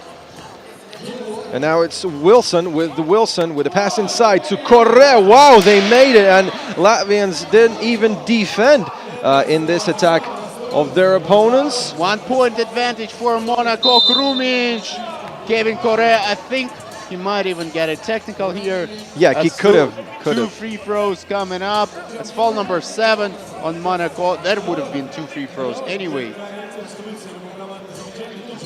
Yeah, getting emotional here, the French team.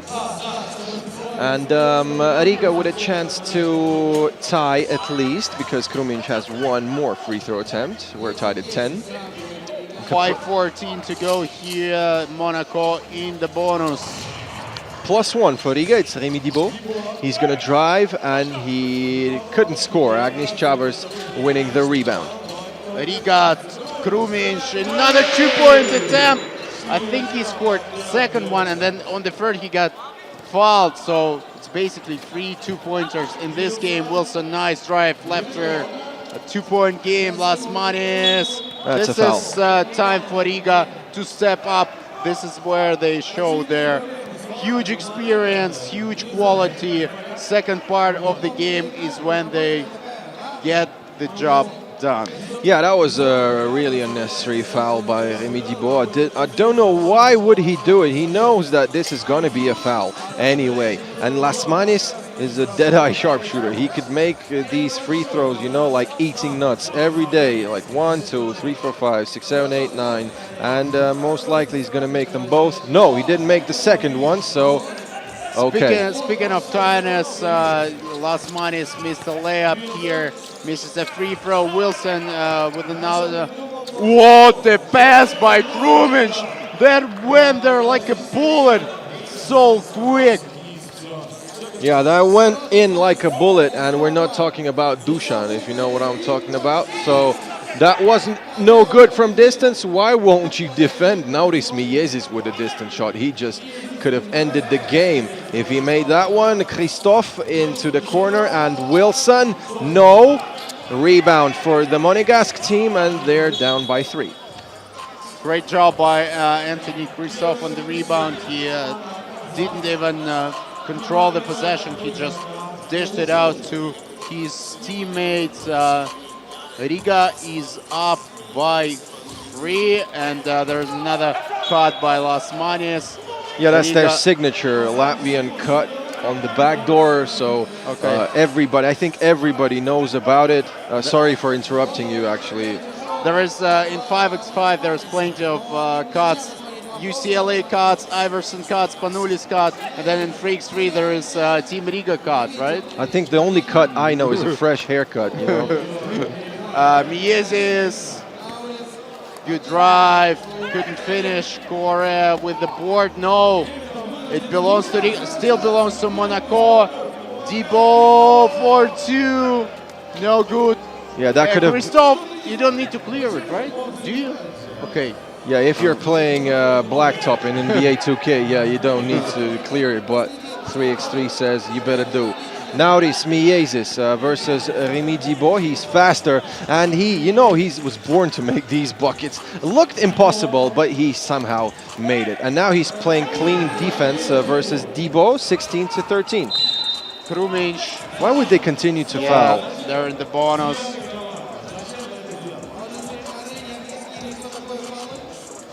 Ninth foul for Team Monaco. Every next foul is 2 shots and possession for Riga. Meanwhile, it's a TV timeout, right?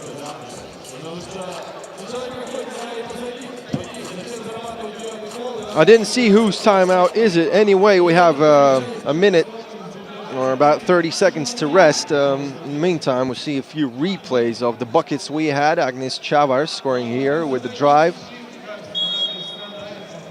And also Raphael Wilson with the 2-pointer. Quite crucial one because Monaco was 4 or 5 points down in the last minutes. Now things are very difficult for the Monegasque team. They have 9 fouls already, so I don't think they would like to foul anymore. Plus they're down by 3. Plus Krumic is making his first free throw attempt, and it's good. Krumic makes it 4-point game. If he makes next one, it's a 5-point game. It would be extremely difficult for Monaco to catch Riga yet again. I think they'll keep fighting. Wilson to Correa. Christoph, no chance for a 2-point shot. What a spin move! What a make by Anthony Christoph, aka Win Diesel. Not Vin, but Win, you know? Yeah, so. Win Diesel, that's what I said. Win Diesel. Win Diesel. That's a nice nickname, actually. You know? Win plus Diesel. Diesel is less expensive. You know, it's cheaper than gasoline and gas in Russia. Yeah. With the Riga cut and Riga score 19-15. Correa. Such an unfortunate moment for Wilson. You know, his right foot just slipped a centimeter out of bounds. Krumic, any 2-pointer would finish it for Riga and Monaco as well. Miezis, I think Riga wants to get 22 here. No last manis. Yep, the game in the bag. 21-15. Monaco loses their first game of the day. Riga gets their second win of the day. They're through to the playoffs tomorrow in style. They're very happy about the win, of course, and we'll be able to talk to Karlis Lasmanis, the Batman.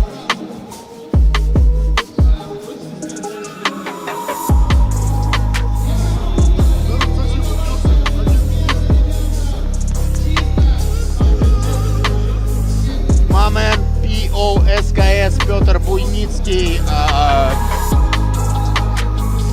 standing next to Karlis Lasmanis. A little bit of highlights here. Actually, Riga seemed in control throughout the game.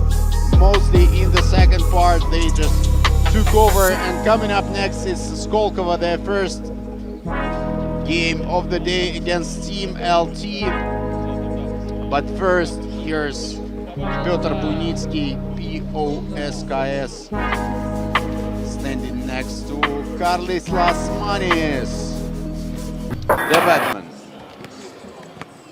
Oh, we can work. Sorry, I didn't notice. So we got Karlis Lasmanis here. Riga are in the playoffs. Karlis is drinking water. Is it tasty, man? After the games, water is always tasty. But yeah. Did you like the game? What can you say about Monaco? I think they were quite close to battle till the end. Okay, yeah, they were quite close, and they play physical game. also they made some couple shots, what we didn't expect, and but we're still not in the best shape because after all these flights and all these driving here 9 hours, like it was kind of tough, and I hope tomorrow we will feel way better, and let's see what's gonna happen tomorrow, because today was like group games, and I think we played good. We won the both games, but still we can play better. So we're gonna be ready for the next games. Still have to play some games tomorrow. What do you expect of tomorrow? What do you wait? Because right now you're in the first place in the standings, and I hope you want to win it all here. Yeah. Of course. We are going for every win, and that means like we have to be ready for everything. I don't even know who we play against tomorrow, but nobody knows yet. Yeah, nobody knows yet. But like we're gonna watch some film and about the opponent team, who we will get tomorrow, and we'll see. And just a small tradition as usual. A few words in Latvian for your audience. Paldies.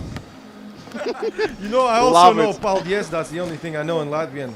Karlis, respect. Ciao, man. One more. Ciao, bambino. Karlis Lasmanis, Riga, Latvia. Let's get it popping.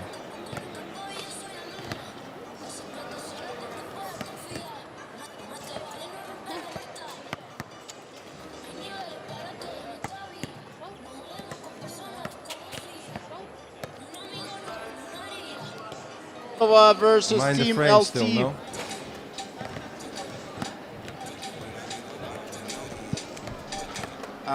We're gonna take a very short break, and then we'll be back in it.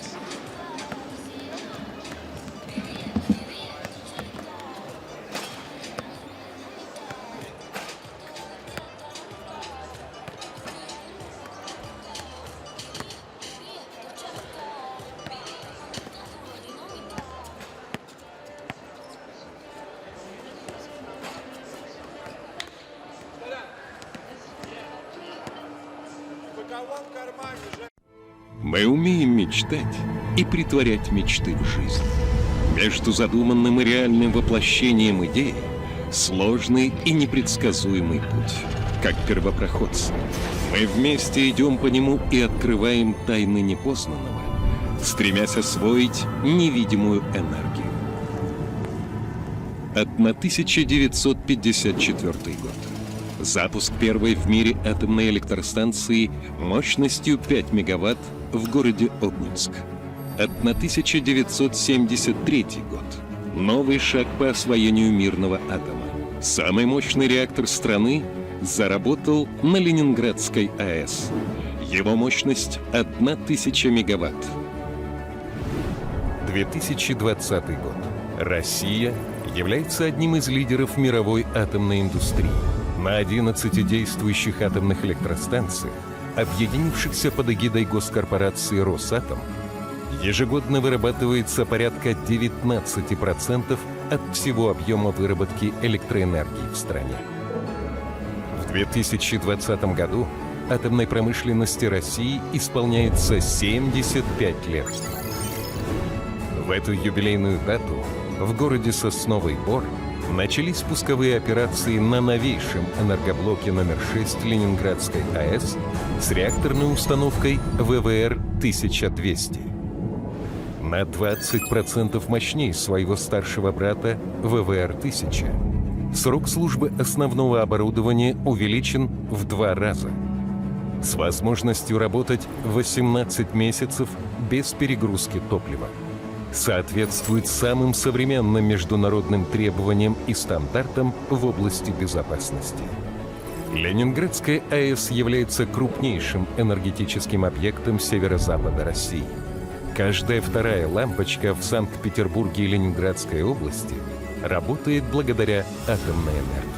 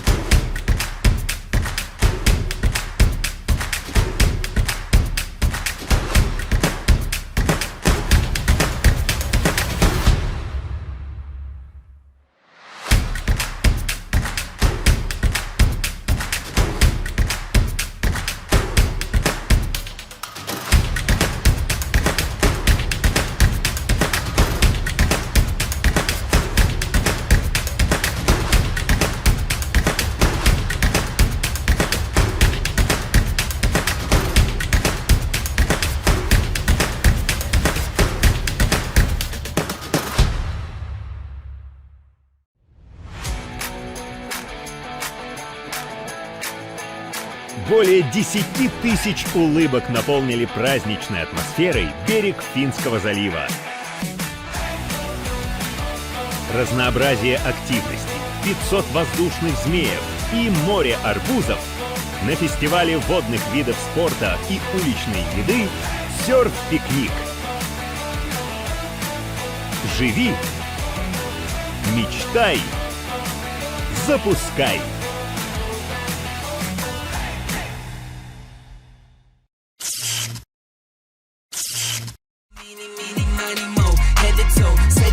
Your own style, that's just slang for you, ain't got it though. Talking like you got it, that's a problem, I might let them know. Freeze you like I'm Elsa, so my let it go. Eeny, meeny, miny, mo. Head to toe, said you got your own style, that's just slang for you, ain't got it though. Talking like you got it, that's a problem, I might let them know. Freeze you like I'm Elsa, so my let it go. Eeny, meeny, miny, mo. Never know. Talking like Geronimo, get dropped down like some dominoes. Blues and greens and pinks, I got a lot of those. Yeah, you know, talking slime, I can't relate to snakes, I see a lot of foes. Eeny, meeny, miny, mo. Head to toe, said you got your own style, that's just slang for you, ain't got it though. Talking like you got it, that's a problem, I might let them know. Freeze you like I'm Elsa, so my let it go. Eeny, meeny, miny, mo. Head to toe, said you got your own style, that's just slang for you.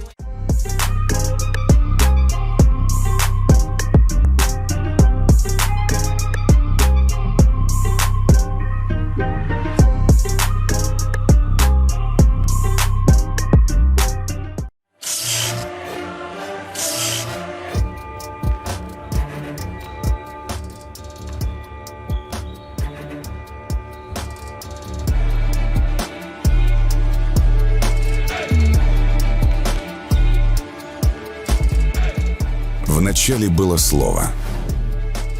И слово это — игра. Игра, которая начала свой путь с улиц. Начала свой путь с улиц и дошла до Олимпийских игр. Игра, в которой 6 человек на площадке приковывают к себе внимание миллионов зрителей. Игра, в которой есть все: страсть, эмоции, борьба. Профессиональный баскетбол 5 на 5 не воспринимает баскетбол 3х3 всерьез. Мы решили это исправить. Так была создана первая профессиональная лига по баскетболу 3х3 в Европе. Лига, которая развивается невероятными темпами. В январе 2019 года мы первые в нашей стране провели турниры по баскетболу 3х3 в торговом центре. Во втором сезоне команд стало больше. Возросла конкуренция, усилилась интрига, появилась своя айдентика. И теперь каждый знает сочетание двух цветов — черного с золотым.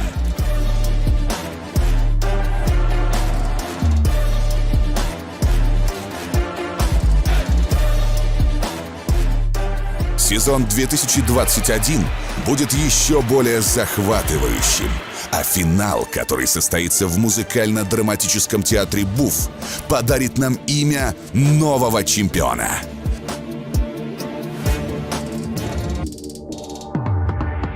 Среди других будь уникальным. Стань первым. Become the first most United League Europe 3x3. Black Angels watching you.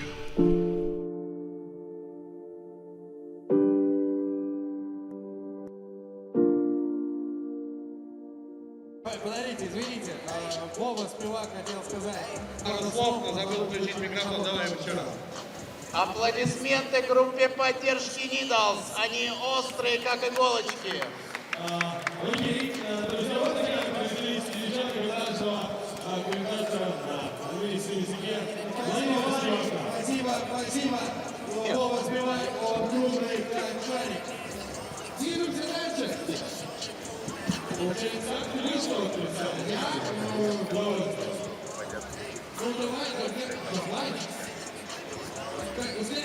Все, поехали, друзья. Команда Сколково против ЧИК. Как просто представляю команду Сколково. Начнем. Важно для Сколково человека. All right, guys, we're back in it. It's a Group C game between Skolkovo and Team LT. First game of the day for Skolkovo. Second game of the day for Team LT. LT, they lost to Novi Sad 16-13, and here's their opponent, Team Skolkovo in black. And Team LT going on the court, Paulius Simashka, Modestas Kumpis, Aurelius Pukelis, and Ernestas Sederevicius. Not a very good game. They had already Novi Sad beat them 16-13, and it's the first appearance of Team Skolkovo. I suppose that Skolkovo aren't even thinking about playing in the final stage in Theater Booth, 26th of April. And this time the squad is probably a bit weaker than in the previous stages. For this game, they have Mairbek Hristikoyev, number 48 of Skolkovo. He has number 46 on his t-shirt, but number 48 on his shorts. So let's call him number 46. This guy is actually the sponsor and the manager of the team, so he's not a professional baller. The starting coin toss between Denis Bergman and Paulius Simashka is, I think that it's won by the Lithuanians, so they chose the ball and they're going to have the first possession of this game. Yeah, let's see if Skolkovo can at least give it a fight against Team LT. They have 3.5 professional bowlers, let's say. At least there is a sub. It's better to play with a sub than without anyone. He can give a breather to any other three guys. And Team LT, they actually had a decent game against Novi Sad. They lost it, but it would have been difficult to expect them to beat Novi Sad. But they had some decent moments. Again, they need Paulius Simashka to score those 2-pointers. Aurelius Pukelis gets the rebound, and we have the first point. So this game goes from the big man of the Lithuanians. Ball last touched by Denis Bergman, and we'll have another possession for Team LT. Modestas Kumpis starting it all. He had a great block shot, which eventually became a foul. In the active shooting in the previous game they had versus Novi Sad, I'm pretty sure that would have been the best block of the game, of the game day. Here's the best block so far of this game. Pukelis for 2, no good, man. They need to score those 2s. Sederevicius still no good, and Pukelis finally gets on the board, and Leo Lagutin to Shtaryov. Shtaryov wants to get it back to Bergman, and Kumpis with the board. He got the rebound. Now he looks for a pass.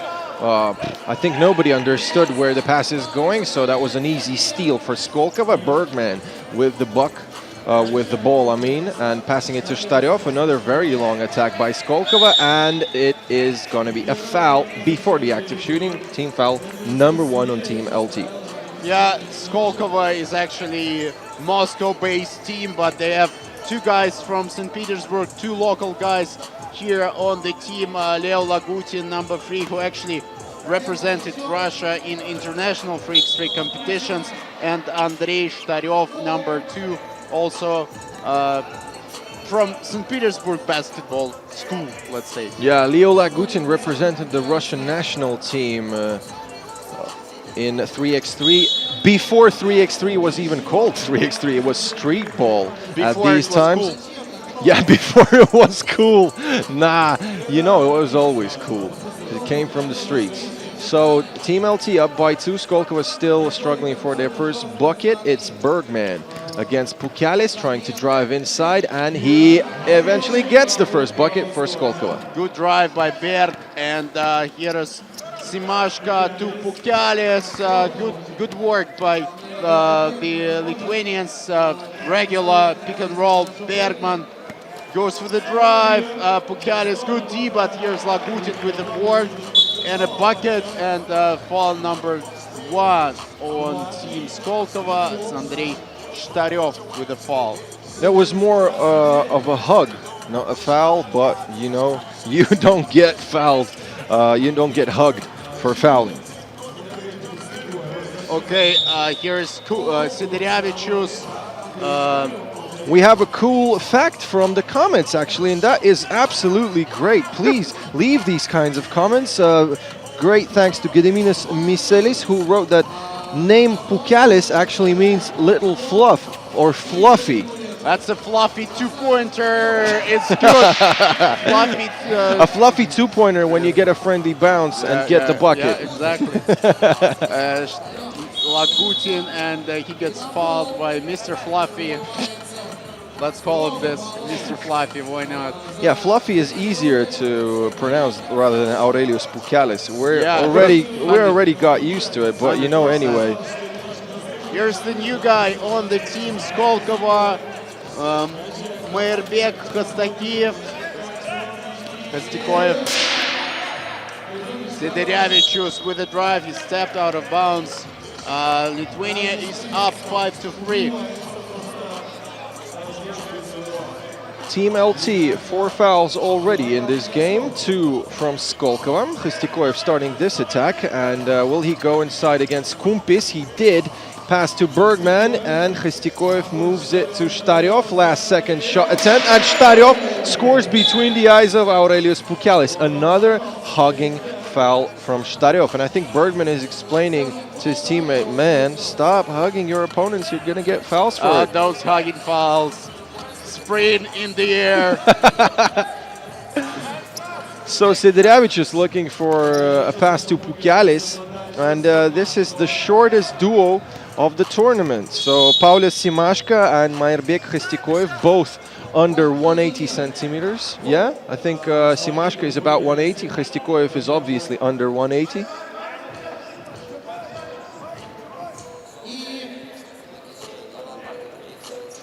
Have a few subs here. Leo Lagutin in the game, playing against Kumpis. Siderevicius, 10 more seconds here. Whoa. Mr. Big Fluffy went for a two-pointer. Look at, I'm sorry guys, you cannot watch Danius Navickas, the Lithuanian coach. He's just a piece of art. His reaction to every possession is absolutely amazing. Lagutin scores it over Kumpis, Mr. Fluffy, Kumpis, Mr. Fluffy in the post against Lagutin. Great footwork, great footwork. Fluffy footwork, you meant. So that was a great basket by Pukelis, doing stuff inside the bucket. Shtaryov with a drive, and Skolkova actually up by 1. So for those who think Skolkova are the heavy outsiders, look, they're beating Team LT at the moment. Pukelis, I think he scored about 6 out of the 7 points of Team LT. You know, his height disadvantage, I mean the height advantage of Pukelis does the job for Team Lithuania. Yeah, that's another good offense for them, but he couldn't convert. 7 all game. Shtaryov screened by Lagutin, goes up against Pukelis. Bergman, left-hander is no good. Pukelis, that's foul on Skolkova, foul number 5. And that was another hug from Andrei Shtaryov. You know, 5 out of 5 fouls from Skolkova, we have seen 3 hugging fouls from Shtaryov. Do you always count people's hugs? Yeah, you know, he's just, he says, welcome to St. Petersburg, man, let me hug you. Mr. Fluffy, You're so fluffy. Yeah, you're so fluffy, let me hug you, man. Yeah, but he gets fouls for it. So if Mr. Shtaryov continues to hug people, probably Team LT is going to win on free throws. So probably this game is the most... How can you call a game when you know what's going to happen? Predictable? Yeah, that's the right word. Yeah, I think that's the most predictable game of the day. Because I thought that Team LT could have beaten Novi Sad if they started playing on Pukelis inside a bit earlier, but they started doing it in the last few minutes, so eventually they lost -3. Also, and here they always pass the ball inside to Pukelis. Yeah, but Novi Sad made them pass it to Simashka, and the guy just couldn't buy a bucket from the deep, and that was it, basically. That was the whole strategy, the whole tactics. That's foul number 6 on Skolkova, and they're in the bonus with 6:13 to go, and it's 1 shot coming up for Pukelis. Okay, a fluffy free throw attempt right here and right now. We got one of them. Skolkova 6 fouls, so they put Team LT in the bonus, and Pukialis put his team up by 1. Bergman with the cut pass inside, and Stadiov buys the bucket from inside to make it 8-all. Pukialis with the drive against Bergman. Good D by Berg. And Lagutin, together with Bergman, actually regained the possession for Skolkova. Stadiov against Simashka. Simashka, great steal, great pass inside. Pukialis with a layup. Team LT up by 1. Foul on Team Lithuania. And it's their foul number 5, right? Yeah, team foul number 5 on Team LT. And Evgeny Ostrovsky says, give him a fresh 12-second attack right here and right now. So Khistikoyev trying to go inside and couldn't do it. Bergman with a pass after the cut, and a little bit of misunderstanding here. Ball to Team LT. Simashka, and he's just showing to Pukialis, go inside, man. I'll get you the ball there. This is what happens. Great pass actually by Pukialis, and Kumpis finishes it off. 10-8, Andrei Stadiov with the ball. Pukialis, great reading of the game. He strips Stadiov. Give and go? Yes, give and go. And now he's going to play in the post. 6 more seconds against Bergman. Pukialis, good. And that's going to be 2 free throws, because Skolkova has just had team foul number 7. Mr. Fluffy on the line. I think he had 8 or 7 points out of the 10 Team LT scored.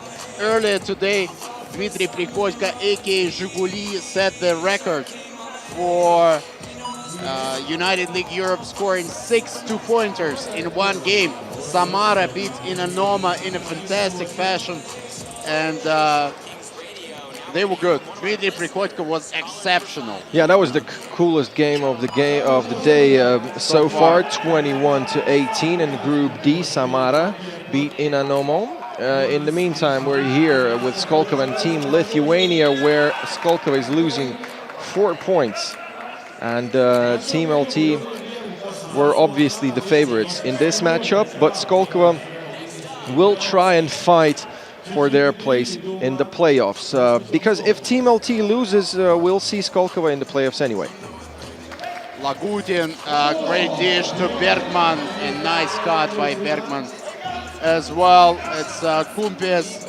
Sideriavicius won the ball inside. Bergman wants Kumpis to shoot. He says thank you very much, but doesn't make it. Bergman with the drive. That's foul number 6 on Team LT. And Modestas Kumpis was watching Ivan Bakhtiev, one of the referees of this game, and saying, no, man, there was no foul. But that was team foul number 6 for the Lithuanians. Another turnover by Skolkova. Not a very high-scoring game. Not too much class in this matchup. The next game of the day, actually, by the way, is probably the one everyone has circled in their schedule for the day. Inanoma versus Team NL, the winners of the second round. Probably the hardest game of the group stage today. You shouldn't miss it, guys. Just make sure you're there to watch it. Yeah, it's a great group. Group D, Samara, Team NL. Pukialis with another bucket. 4-point game. Bergman, he's up against Simashka, and that's foul number 7 on Team LT. And just like that, this could be a 2-point game. Both teams in the bonus. 4:19 to go. Plenty of time to play. Yeah, and I think we're going to fall down to free throws in the ending of this game. Both teams getting a bit tired, and both in the bonus. So Stadiov is a good free throw shooter, and he is most likely going to make them both. 13-10 after this first made free throw by the local St. Petersburg player. Very experienced, born in '92. had loads of minutes in the students basketball and amateur leagues all around Russia.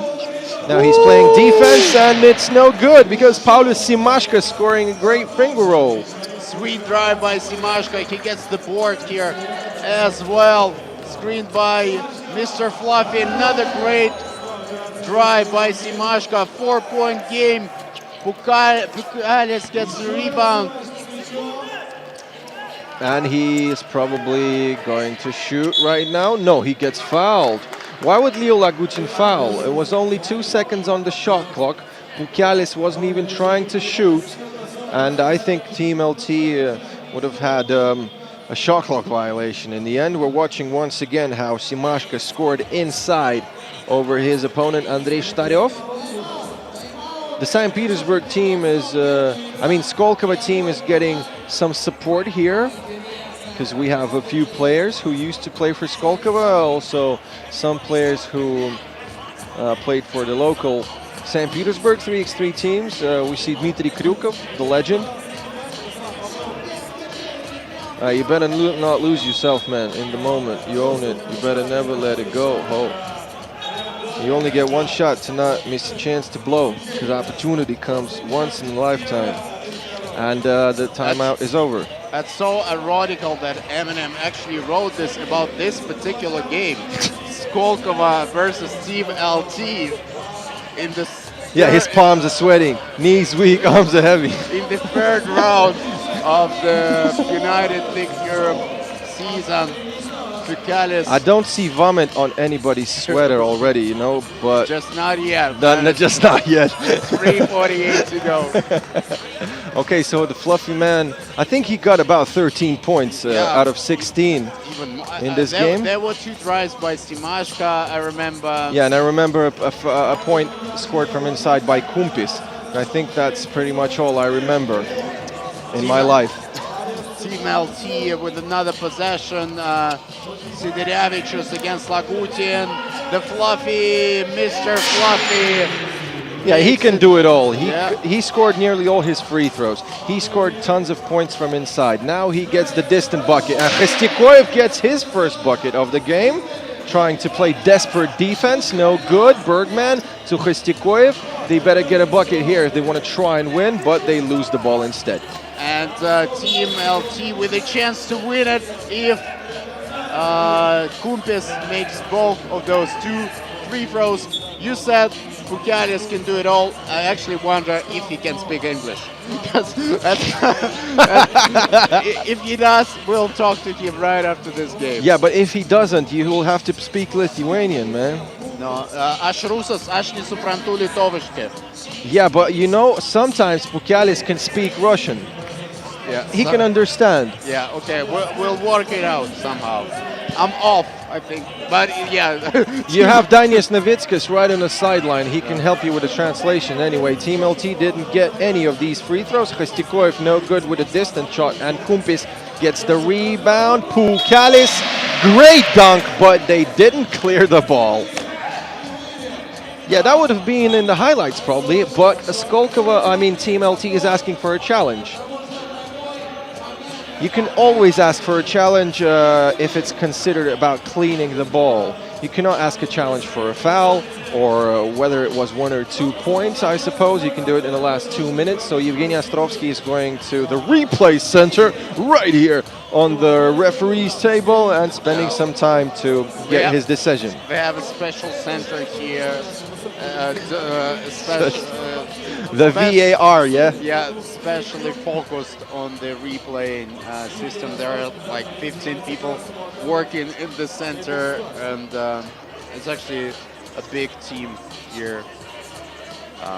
Yeah, our announcers are always in a good mood. Yeah, because they eat a lot, you know. They had a belly competition right now. I think Ivan Chunayev won it, yeah?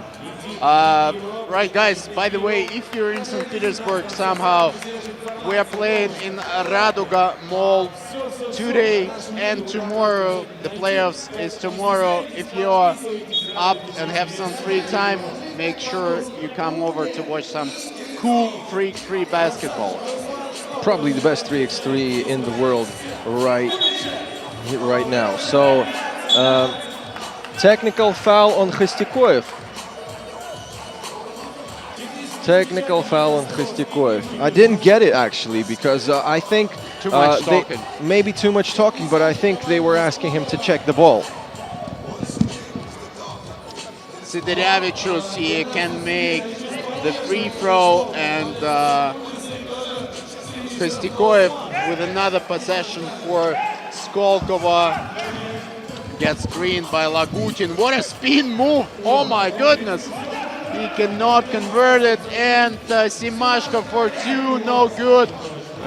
Team LT just struggling to finish it off. Simashka.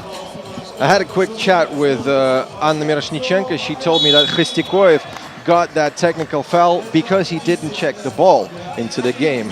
So that was, I think, I didn't see these kinds of technicals for a long time, maybe never actually. So team foul number 11, that means 2 free throws plus the possession for Team LT, and even if Modestas Kumpis doesn't make them both, they still have the possession. It's a match point right now. Everything is in the hands of number 5 or Team LT, Modestas Kumpis, and that's all. That's it, 21-12. Congratulations to Team Lithuania beating Skolkova in their Group C action. That means Team LT will probably go to the playoffs, but we still have one game in Group C, Novi Sad versus Skolkova, where Skolkova is going to be the heavy outsiders. And in the meantime, let's take a look at the highlights of this game. It was quite tight in the beginning, and Team LT couldn't do anything except scoring inside by Aurelius Pukelis.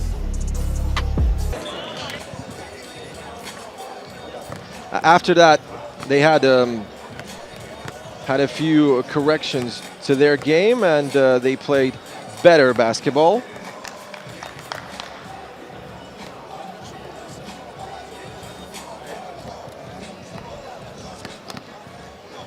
So we're ready for the interview. Vladimir Spivak and Modestas Kumpis. Modestas Kumpis standing next to me. Modestas, what was the key to win this one? I think the key was the focus and using our strengths against their weakness. So we were super focused after last game because we did a couple of mistakes in the last game and we lost by 3 points. So we want to be like super focused and go hard as we can to force us to the next round. You guys are getting better and better with each round of United League Europe. How far do you want to go in this tournament, in this round maybe? As far as we can, of course. We came here all the time, play hard, and try to win all the games. It doesn't matter what the time left, what was the score. So always we Lithuanians play till the end. You want to say anything to your fans in Lietuviškai? I want to say hi to my wife and to my son Joel. Labas Monika, labas Joeli, linkėjimai, myliu, pasilgau ir Lietuvos fanai, ačiū už palaikymą. Ačiū, man. Thanks. Ačiū, man. Ačiū. Okay, thanks for that interview from Vladimir Spivak and Modestas Kumpis. 21-12, that was the game. Lithuanian national team beating Skolkova, and probably Skolkova will not make it to the playoffs. They never made it in the season. Probably the tendency is going to keep. So, Inanomo and Team Netherlands, the Dutch national team, is up next. So the schedule is right here and right now. Inanomo versus Team NL, then Bielefeld versus Gagarin, 3 Zvezdički Monaco, Novi Sad Skolkova, and BC Samara versus Team Netherlands is going to be the last game of today. Little break, man, and we'll be back.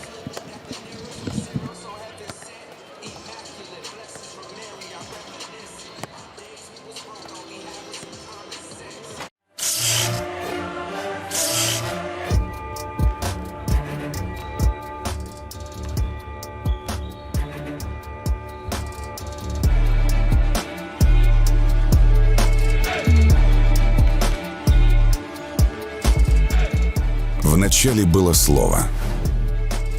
И слово это — игра. Игра, которая начала свой путь с улиц. Начала свой путь с улиц и дошла до Олимпийских игр. Игра, в которой 6 человек на площадке приковывают к себе внимание миллионов зрителей. Игра, в которой есть все: страсть, эмоции, борьба. Профессиональный баскетбол 5 на 5 не воспринимает баскетбол 3x3 всерьез. Мы решили это исправить. Так была создана первая профессиональная лига по баскетболу 3x3 в Европе. Лига, которая развивается невероятными темпами. В январе 2019 года мы первые в нашей стране провели турниры по баскетболу 3x3 в торговом центре. Во втором сезоне команд стало больше. Возросла конкуренция, усилилась интрига, появилась своя айдентика. И теперь каждый знает сочетание двух цветов — черного с золотым.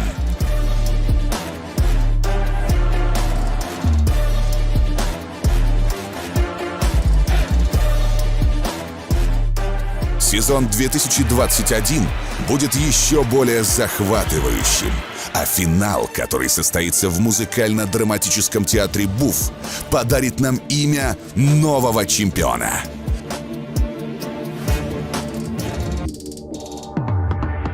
Среди других будь уникальным. Стань первым. Become the first Post United League Europe 3x3. Black Angels watching you.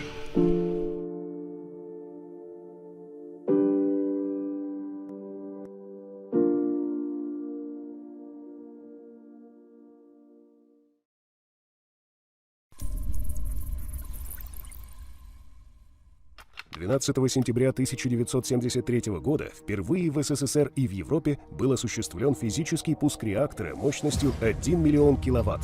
Ленинградская АЭС стала первой в стране атомной электростанцией с реакторами РБМК-1000. А начиналось все так. 15 апреля 1966 года глава Минсредмаша Ефим Павлович Славский подписал техническое задание на проектирование атомной электростанции вблизи Ленинграда. Осенью того же года началось строительство головной АЭС с реакторами РБМК-1000. Ударная стройка первого энергоблока продолжалась менее 6 лет. А уже к 1981 году четырехблочная Ленинградская АЭС стала самой мощной в стране и третьей по мощности в мире. Начиная с конца 80-х годов на Ленинградской АЭС проводились работы по поэтапной модернизации энергоблоков с целью приведения их в соответствие к самым современным стандартам безопасности. На первом энергоблоке реализована уникальная программа по восстановлению ресурсных характеристик реактора, благодаря которой была разработана технология, позволившая сохранить в энергобалансе страны 11 блоков с РБМК. С 2007 года на площадке Ленинградской АЭС ведутся работы по возведению новых серийных энергоблоков с реактором ВВР-1200. В декабре 2017 года осуществлен физический пуск энергоблока номер 5 ВВР-1200. А уже через полгода первый новый инновационный энергоблок Ленинградской АЭС выдал в единую энергосистему северо-запада России 1 миллиард киловатт-часов энергии. 20 января 2018 года все действующие энергоблоки ЛАЭС выработали первый триллион киловатт-часов энергии. Это абсолютный рекорд отечественной атомной энергетики.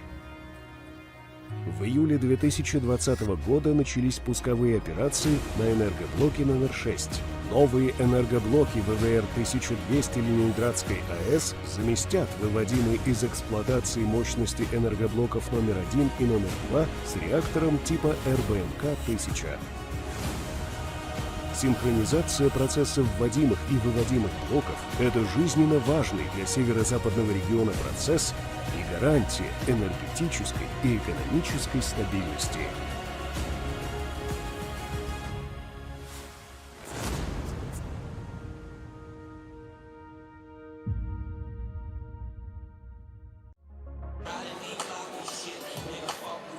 Прекрасно. Следующая игра первого дня третьего тура единой лиги Европы по баскетболу. Представившая команда. Одну из них вы уже видели сегодня. Вторая сегодня. Knives and forks. Hi, folks. Knives and forks. Bad one. Okay, sorry. It still works. We our thing is not quality but quantity of goals. You know, this is our thing. Yeah. All right, here's Team NL for the first time today. The winners of the second round, the winners of Doha Masters. The team is in crazy form, and they're up against second Russian team in the FIBA Freaks 3 rankings. Team Inanoma. Inanoma, again, they need to win it badly to proceed to the playoffs here, to actually stay alive in the hands of the theater tickets. I didn't get it. You said the team is in great form? Okay. Please bring my partner back. Someone stole his mind. Yeah. Someone stole regular Piotr Bunitsky. Okay, so Jesse Forn in crazy physical form, if you're talking about that, and the MVP of the last stage of United League Europe 3x3. They conquered the second stage. They became first. Jesse Forn was the top scorer. Jesse Forn was absolutely ferocious from deep. He was just crazy, and he got 5 distance shots in the final game. So this stage, you know, I was going to the WC, to the Wasserkloset, as the Deutsch people say, so the toilet. Okay, I was walking over there and I met Julian Yaring. Whilst I was walking there, I said, Julian, how are you gonna play today? You have only small guys. He said, what are you talking about? All the guys are big. So it's all about mentality, man. Maybe average height, but big heart. High fives to Yuri Bispalov. Man, I want Inanoma to go through because I love to give high fives, and Yuri Bispalov is my man for this. I thought it would be as easy as I want Inanoma to go through because they're Russian. Okay, so, but it's not like that. Okay, Inanoma in white, they... Wow, Yura! Here's What's the power up? of high five. Here's the power of high five. OG Kovacevic with a great dish to Julian Garing. Gets on the board. Bispalov, he's focused. Yeah, he scores inside. All 3 points in these 30 seconds come from Yuri Bispalov. Team NL down by 2. Actually, yesterday I figured out that Yuri Bispalov started playing basketball when he was 16. So if you're 15 right now and you're saying, "Whoa, man, I think it's too late to start playing basketball." No, it's not. Pavlov to Mileshkin. He's against last round MVP JC Ford. Guys, again, if you haven't seen his performance in the final game of the second round, make sure you rewatch it. Yeah, make sure, because it's only 4 or 5 minutes of time. It's totally worth it. That's definitely worth it. Mileshkin to Pavlov. Mileshkin makes the cut. 2-pointer is good. It's Nice 5-1. Great start by Inanoma. And Pavlov playing tough defense on Slachter. Actually, people should stay some distance away from Slachter after what he did to Lasmanis in the previous round. Yeah, man, you know, that ankle breaker made us go to the House of Highlights. So that was our record in views. House of Highlights has 22 million followers, and they just posted the video where Slachter drops Karlis Lasmanis. And the funniest thing about it was that Karlis Lasmanis wrote a comment, "Finally, I'm famous." Slachter for 2. That's a great start for Inanoma. They're already up 7-1 with only 80 seconds into this game.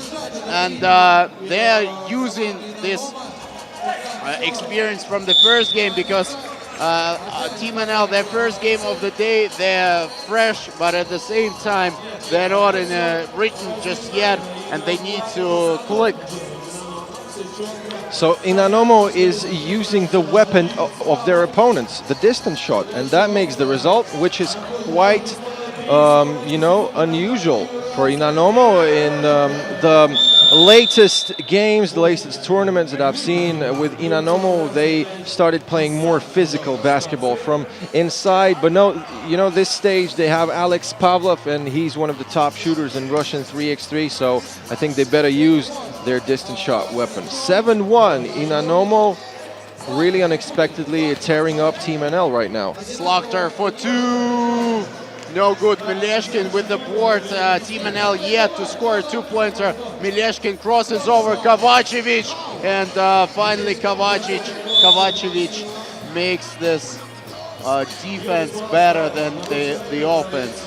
I think Kovacevic looks better than last stage. He had a great time here, there in Serbia, back home with the national team. He had a tournament, but he told me today during breakfast that he is actually really tired.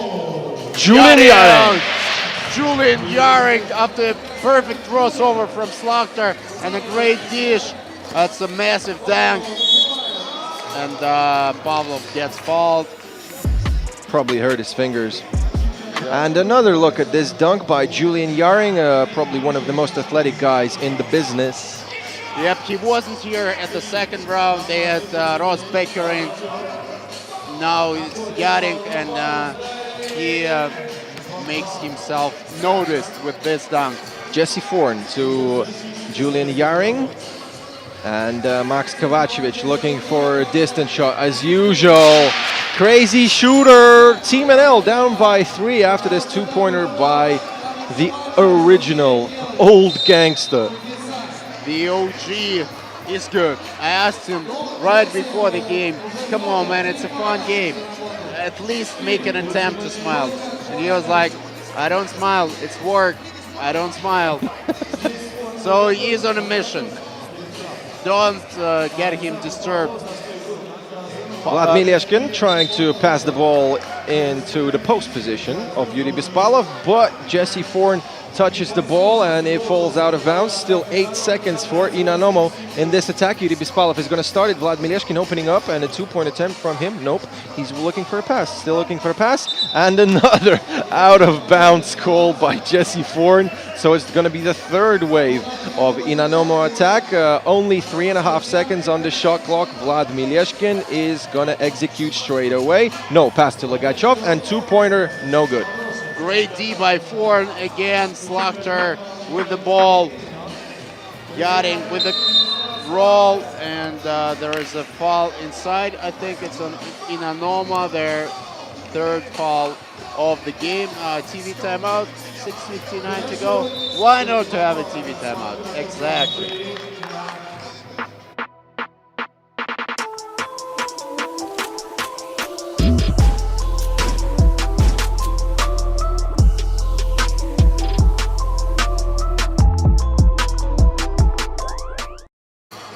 Big shout out to our partners, Rosenergo Atom, Leningrad Nuclear Power Plant, Bank Uralsib, SV Logistic, FIBA 3x3, and the Russian Basketball Federation for the contribution and development of 3x3 basketball on the territory of the Russian Federation and in the whole of Europe. Arvin Slaughter to JC Forn. He's against Bispalov. Crosses over. And a great D by Inanomo. Bispalov with the drive. No shot just yet. Back to Bispalov for two.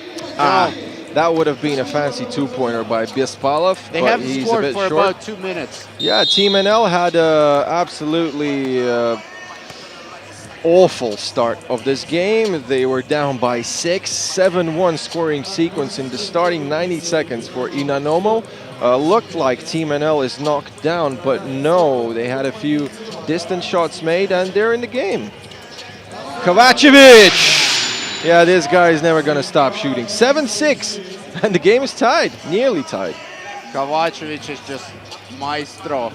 Bispalov for another two. This time is good.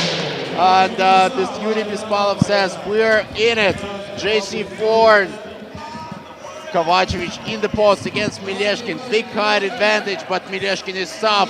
He could not convert Max Kovacevic. Mileshkin to Pavlov. There's a foul. It's a foul on Bispalov and Kovacevic as well. So this is going to be team foul number 5 for Inanomo and team foul number 5 for Team NL. Were they equal in fouls? That's the main question. Looks like they were. So Inanomo up by 3 and Lagachev looking for Mileshkin. Another strip from Jesse Forn. Actually, it's not the easiest task to do to strip Vlad Mileshkin off the ball. Great sequence by Jesse Forn. He got an interception. He passed it out to Julian Yaring, and there's a foul on Team NL. That's foul number 6 on them. 5:40 to go. Do or die game for Inanoma. They need to get a win here. Yeah, because they lost the game to BC Samara in Group D action, 21-18. And if they lose, they're out. Bispalov looking for a 2-pointer once again. Good high arcing shot, but no good. Yaring with the rebound. And Max Kovacevic starts the attack for Team NL, but Bispalov fouls straight away. 6 foul on Inanoma, both teams on 6 foul. They're not only fighting for survival in this round, they're fighting for survival overall, because if they don't win here, they have no chance to make the playoffs, and they're probably out of the 4th round. Jesse Forn, still no juice from him, but the rebound for Yaring, and that's a foul. That's 2 free throws coming up. Team NL with a chance to tie the game at 9. Yeah, Jesse Forn's magic doesn't work on this stage. Probably lost all his bullets last stage, but you know, he'll find them. I'd love to believe that he still has that 2-point shot. You know, he was absolutely crazy on the second stage. When the ball came to Forn, you knew that it's going to be a good 2-point attempt. Not this time. Team NL 9-9 after the free throws from Julian Yaring. Both teams in the bonus. Mileshkin with the Wilson step back and 2-pointer, no good. Forn is just so athletic, and it's the possession of Team NL. Yaring. Forn again, still no good. You have to find a basket here. JC Forn, and he fouls. Bispalov, 2 free throws coming up. Yeah, and the team manager, Brian, he was quite disappointed by that foul. A really unnecessary contact from Jesse Forn, plus Inanomo's in the bonus, so Bispalov is going to have 2 free throw attempts, and he's quite stable from the free throw stripe. First shot good. Actually, if you did know, Yuri Bispalov has a twin brother. And also, just listen, he has 13 siblings. 13, so 14 children in the family. That's why he loves those high fives. You need to keep the family's chemistry, you know, high-fiving. Slaughter with a layup. I think it was Yuri Bispalov's twin who played at the second round, because he wasn't that good. He's much better this round, actually, Yuri Bispalov. Okay, so we didn't notice it anyway. And Inanomo in the attack. Alex Pavlov looking for Mileshkin. Vlad, 1 second to shoot. He beats the buzzer, but couldn't beat the bucket. What an offensive board. Mileshkin just flied over the whole Raduga Mall to get this rebound. Oh my goodness, I want to see a replay. Can we have a rebound in the highlights? Yeah, that's a good call. I think he could have jumped over anybody when he was trying to do that rebound. Absolutely crazy jump by Vlad Mileshkin, but I'm not really surprised, you know. He was a participant of multiple dunk contests when he played in the Association of Students Basketball. Pavlov for 2. There is a foul off the ball. It's on Team NL again. It's foul number 8. That's another pair of free throws coming up. There's Boris Lagachev on the line. Yeah, Lagachev, I'm really impressed by his growth in 3x3. He used to be a big fat center in 5x5 basketball, but when things started to change and he moved to 3x3, he slimmed I think he lost about 15 kilos, and he gained a really stable 2-point shot. So Boris Logachov and his transformation, probably one of the best in Russian 3x3. Finally, he makes it. Jesse Forn, and the first 2-point shot of this game for one of the top shooters in the business. Jesse Forn connects. Here's Pavlov, great footwork, but no good. Pavlov with a dance. He kept the balance. Jesse Forn with a drive, stopped by Pavlov. Good D by Alex Pavlov. And Bispalov, here's another fall on Jesse Forn, number 9 for Team NL. One more, there's going to be 2 free throws and possession for Inanoma. But here's Alexander Pavlov with a chance to make it 4-point game. But first there's a TV timeout.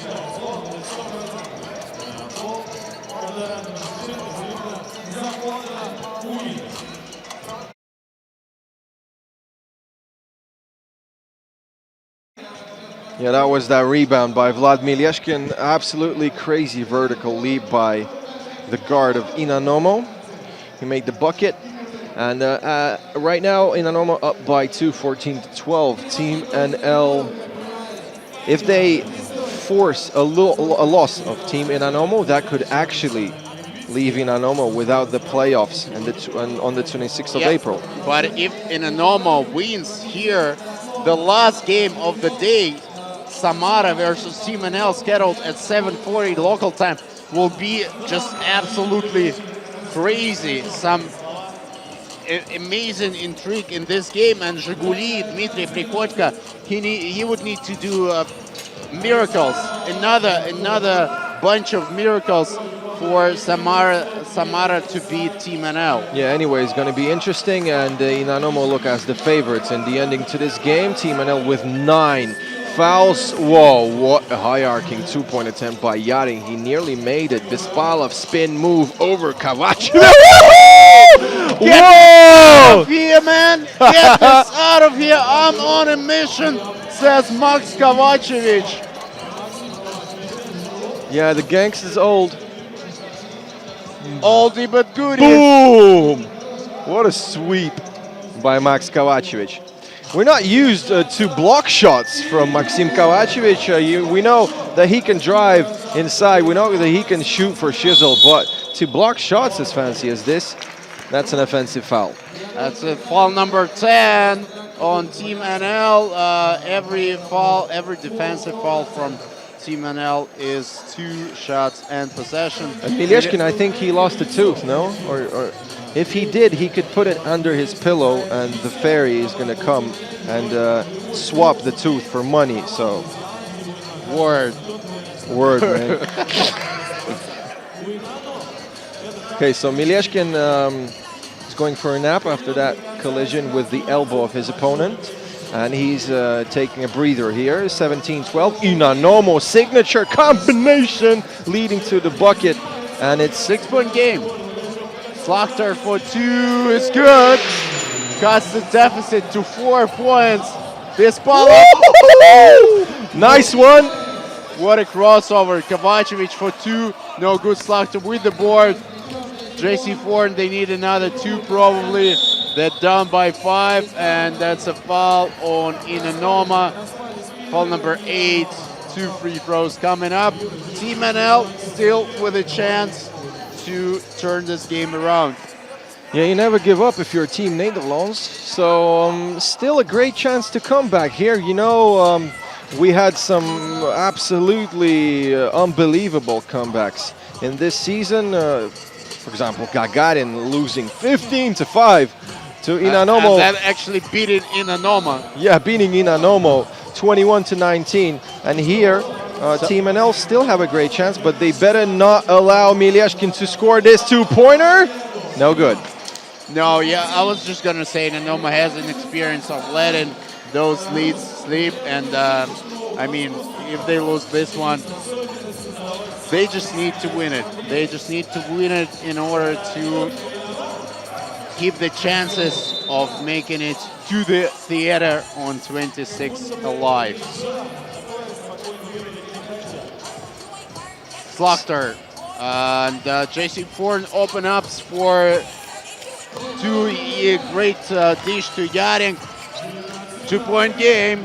19-17. Yaring strips Bespalov, and this is going to be a possession for Team Netherlands. Yuri Bespalov arguing with Anna Miroshnichenko, one of the referees of this game.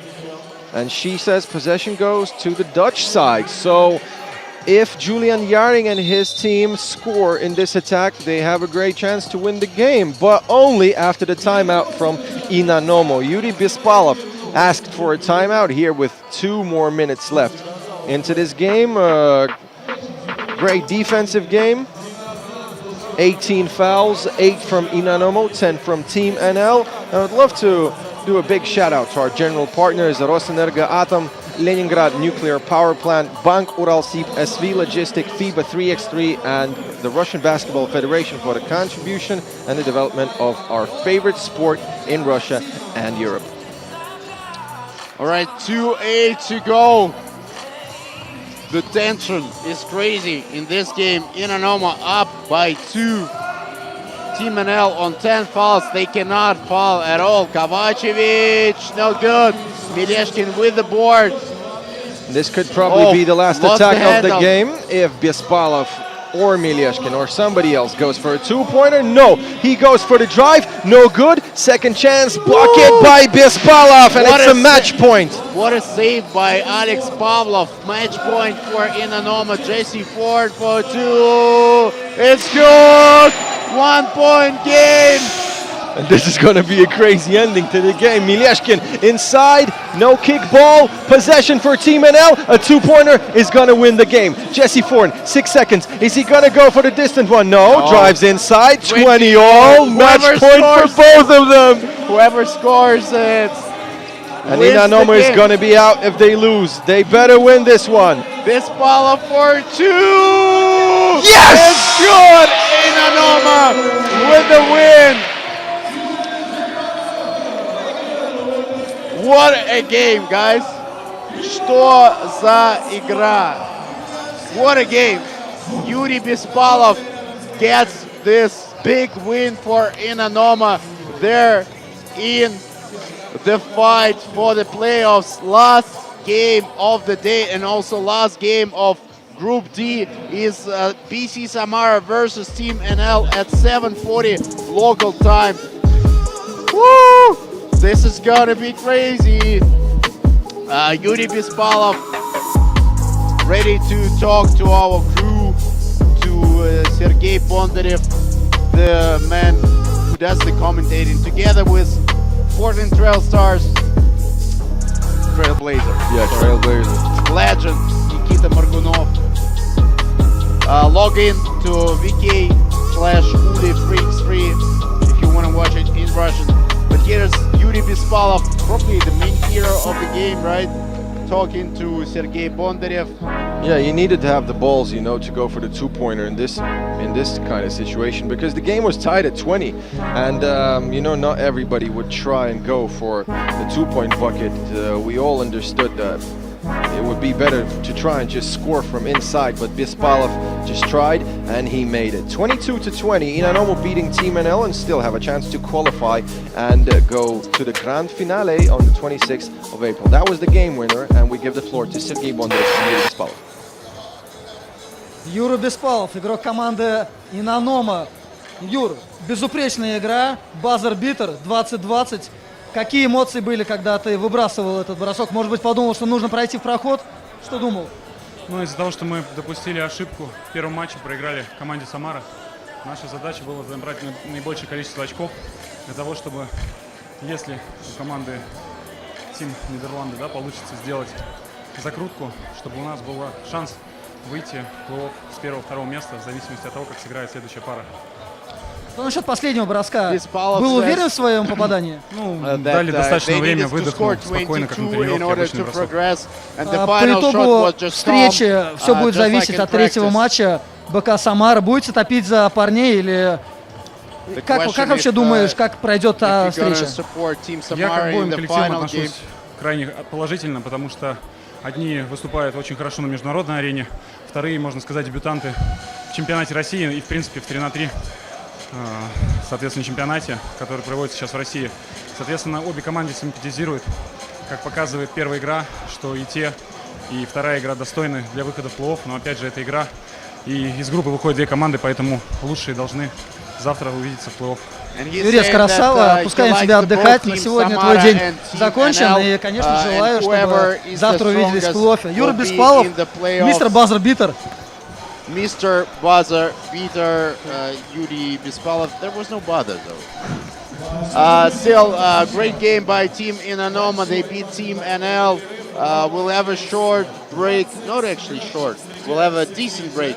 It's Team Bielefeld against Team Gagarin in about 25 minutes at 6:10 local time. Guys, grab a snack, grab a drink, come back for some more. We have 4 more games here. Bielefeld versus Gagarin is next.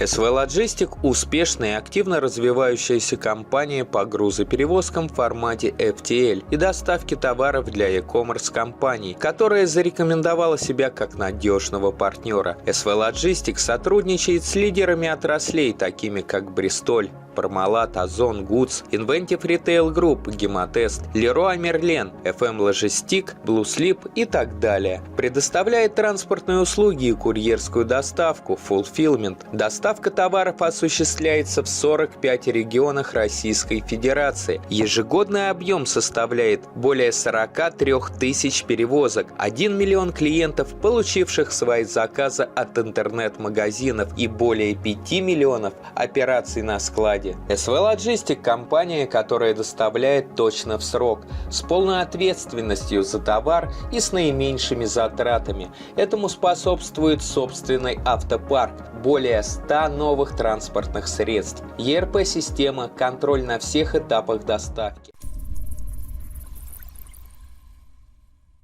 12 сентября 1973 года впервые в СССР и в Европе был осуществлен физический пуск реактора мощностью 1 миллион киловатт. Ленинградская АЭС стала первой в стране атомной электростанцией с реакторами РБМК-1000. А начиналось все так. 15 апреля 1966 года глава Минсредмаша Ефим Павлович Славский подписал техническое задание на проектирование атомной электростанции вблизи Ленинграда. Осенью того же года началось строительство головной АЭС с реакторами РБМК-1000. Ударная стройка первого энергоблока продолжалась менее 6 лет. А уже к 1981 году четырехблочная Ленинградская АЭС стала самой мощной в стране и третьей по мощности в мире. Начиная с конца 80-х годов на Ленинградской АЭС проводились работы по поэтапной модернизации энергоблоков с целью приведения их в соответствие к самым современным стандартам безопасности. На первом энергоблоке реализована уникальная программа по восстановлению ресурсных характеристик реактора, благодаря которой была разработана технология, позволившая сохранить в энергобалансе страны 11 блоков с РБМК. С 2007 года на площадке Ленинградской АЭС ведутся работы по возведению новых серийных энергоблоков с реактором ВВР-1200. В декабре 2017 года осуществлен физический пуск энергоблока номер 5 ВВР-1200. А уже через полгода первый новый инновационный энергоблок Ленинградской АЭС выдал в единую энергосистему северо-запада России 1 миллиард киловатт-часов энергии. 20 января 2018 года все действующие энергоблоки ЛАЭС выработали первый триллион киловатт-часов энергии. Это абсолютный рекорд отечественной атомной энергетики. В июле 2020 года начались пусковые операции на энергоблоке номер 6. Новые энергоблоки ВВР-1200 Ленинградской АЭС заместят выводимые из эксплуатации мощности энергоблоков номер 1 и номер 2 с реактором типа РБМК-1000. Синхронизация процессов вводимых и выводимых блоков – это жизненно важный для северо-западного региона процесс и гарантия энергетической и экономической стабильности.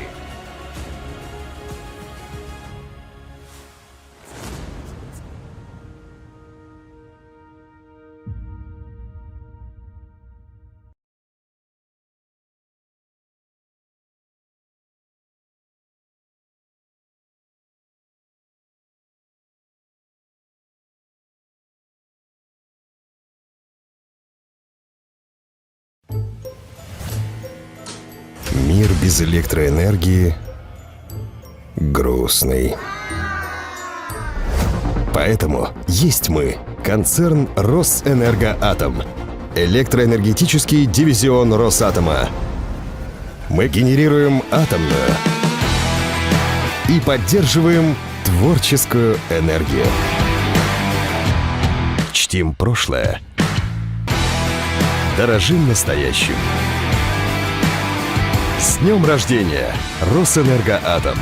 28 лет вместе. С нами будущее светлое. Мы умеем мечтать и притворять мечты в жизнь. Между задуманным и реальным воплощением идеи сложный и непредсказуемый путь.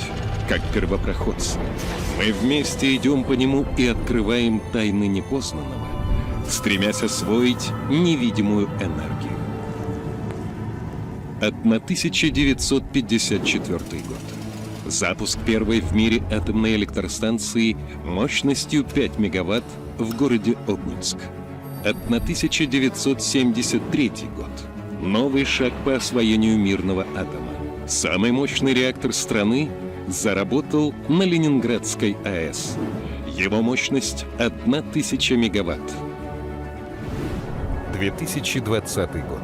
Россия является одним из лидеров мировой атомной индустрии. На 11 действующих атомных электростанциях, объединившихся под эгидой госкорпорации «Росатом», ежегодно вырабатывается порядка 19% от всего объема выработки электроэнергии в стране. В 2020 году атомной промышленности России исполняется 75 лет. В эту юбилейную дату в городе Сосновый Бор начались пусковые операции на новейшем энергоблоке номер 6 Ленинградской АЭС с реакторной установкой ВВР-1200. На 20% мощнее своего старшего брата ВВР-1000. Срок службы основного оборудования увеличен в 2 раза. С возможностью работать 18 месяцев без перегрузки топлива. Соответствует самым современным международным требованиям и стандартам в области безопасности. Ленинградская АЭС является крупнейшим энергетическим объектом северо-запада России. Каждая вторая лампочка в Санкт-Петербурге и Ленинградской области работает благодаря атомной энергии.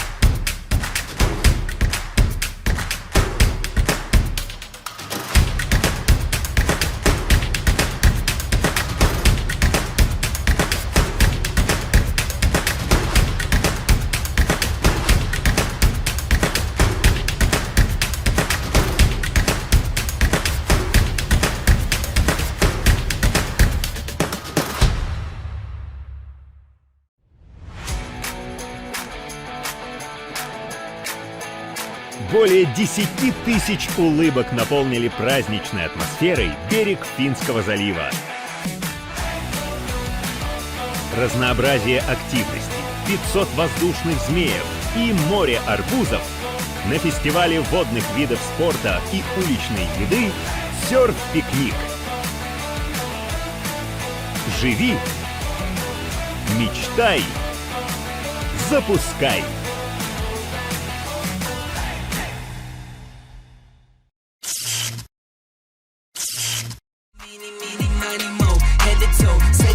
Your own style, that's just slang for you, ain't got it though. Talking like you got it, that's a problem, I might let them know. Freeze you like I'm Elsa, so my let it go. Eeny, eeny, meeny, meeny, miny, mo. Head to toe, said you got your own style, that's just slang for you, ain't got it though. Talking like you got it, that's a problem, I might let them know. Freeze you like I'm Elsa, so my let it go. Eeny, eeny, meeny, meeny, miny, mo. Never know, talking like Geronimo, get dropped down like some dominoes. Blues and greens and pinks, I got a lot of those. Yeah, you know, talking slime, I can't relate to snakes, I see a lot of foes. Eeny, eeny, meeny, meeny, miny, mo. Head to toe, said you got your own style, that's just slang for you, ain't got it though. Talking like you got it, that's a problem, I might let them know. Freeze you like I'm Elsa, so my let it go. Eeny, eeny, meeny, meeny, miny, mo. Head to toe, said you got your own style, that's just slang for you.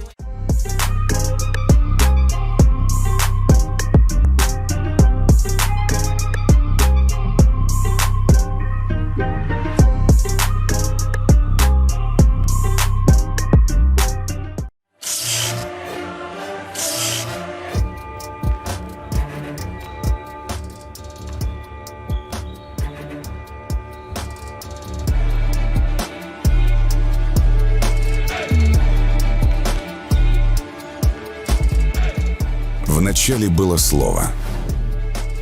И слово это — игра. Игра, которая начала свой путь с улиц. Начала свой путь с улиц и дошла до Олимпийских игр.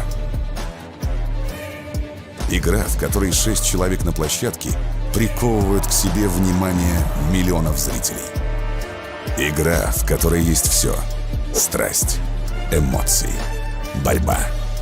Профессиональный баскетбол 5 на 5 не воспринимает баскетбол 3x3 всерьез. Мы решили это исправить. Так была создана первая профессиональная лига по баскетболу 3x3 в Европе. Лига, которая развивается невероятными темпами. В январе 2019 года мы первые в нашей стране провели турниры по баскетболу 3x3 в торговом центре. Во втором сезоне команд стало больше. Возросла конкуренция, усилилась интрига, появилась своя айдентика. И теперь каждый знает сочетание двух цветов — черного с золотым.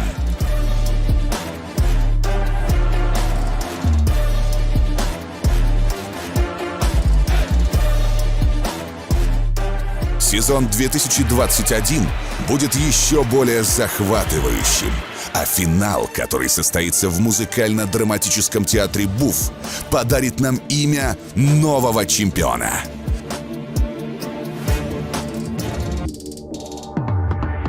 Среди других будь уникальным. Стань первым. Become the first Bus United League Europe 3x3. Black Angels watching you. —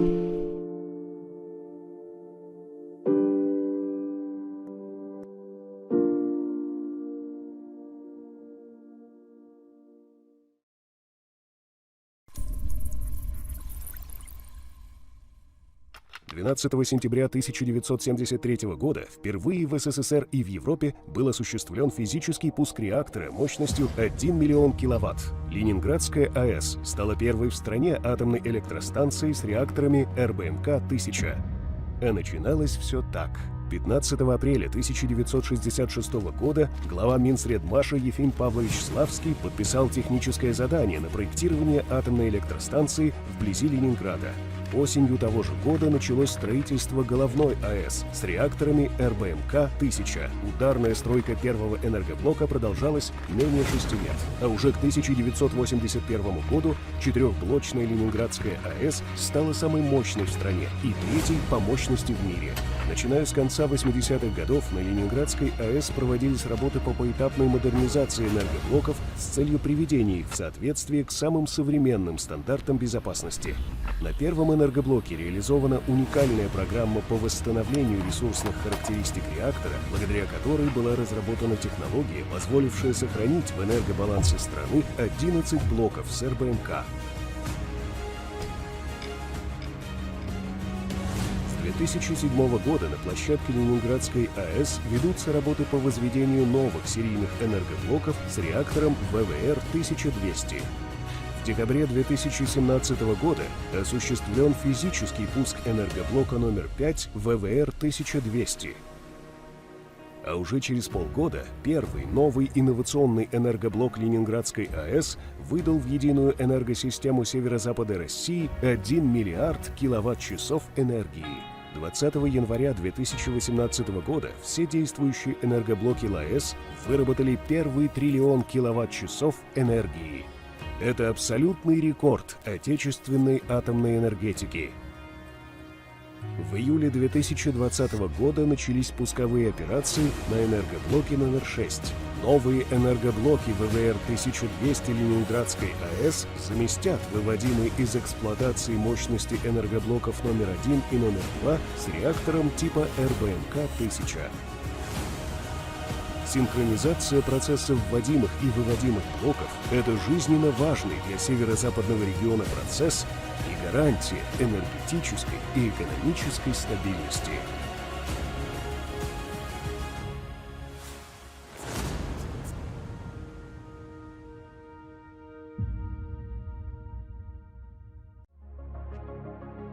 СВ Лоджистик – успешная и активно развивающаяся компания по грузоперевозкам в формате FTL и доставке товаров для e-commerce компаний, которая зарекомендовала себя как надежного партнера. СВ Лоджистик сотрудничает с лидерами отраслей, такими как Бристоль, Пармалат, Озон, Гудс, Inventive Retail Group, Гемотест, Леруа Мерлен, FM Logistic, Blue Slip и так далее. Предоставляет транспортные услуги и курьерскую доставку, fulfillment. Доставка товаров осуществляется в 45 регионах Российской Федерации. Ежегодный объем составляет более 43 тысяч перевозок, 1 миллион клиентов, получивших свои заказы от интернет-магазинов и более 5 миллионов операций на складе. СВ Лоджистик – компания, которая доставляет точно в срок, с полной ответственностью за товар и с наименьшими затратами. Этому способствует собственный автопарк, более 100 новых транспортных средств, ERP-система, контроль на всех этапах доставки.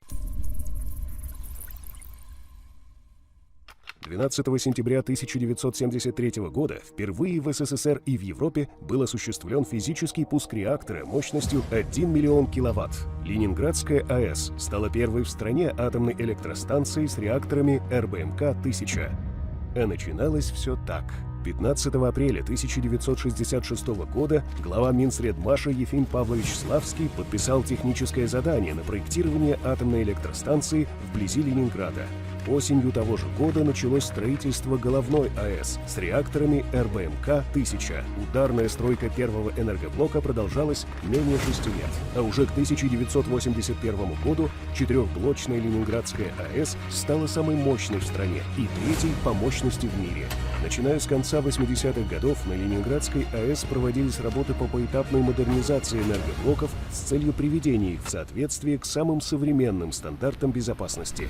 На первом энергоблоке реализована уникальная программа по восстановлению ресурсных характеристик реактора, благодаря которой была разработана технология, позволившая сохранить в энергобалансе страны 11 блоков с РБМК. С 2007 года на площадке Ленинградской АЭС ведутся работы по возведению новых серийных энергоблоков с реактором ВВР-1200. В декабре 2017 года осуществлен физический пуск энергоблока номер 5 ВВР-1200. А уже через полгода первый новый инновационный энергоблок Ленинградской АЭС выдал в единую энергосистему северо-запада России 1 миллиард киловатт-часов энергии. 20 января 2018 года все действующие энергоблоки ЛАЭС выработали первый триллион киловатт-часов энергии. Это абсолютный рекорд отечественной атомной энергетики.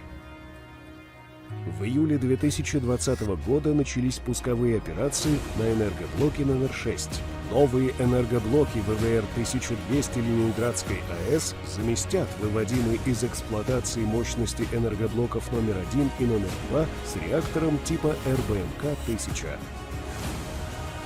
Синхронизация процесса вводимых и выводимых блоков – это жизненно важный для северо-западного региона процесс и гарантия энергетической и экономической стабильности.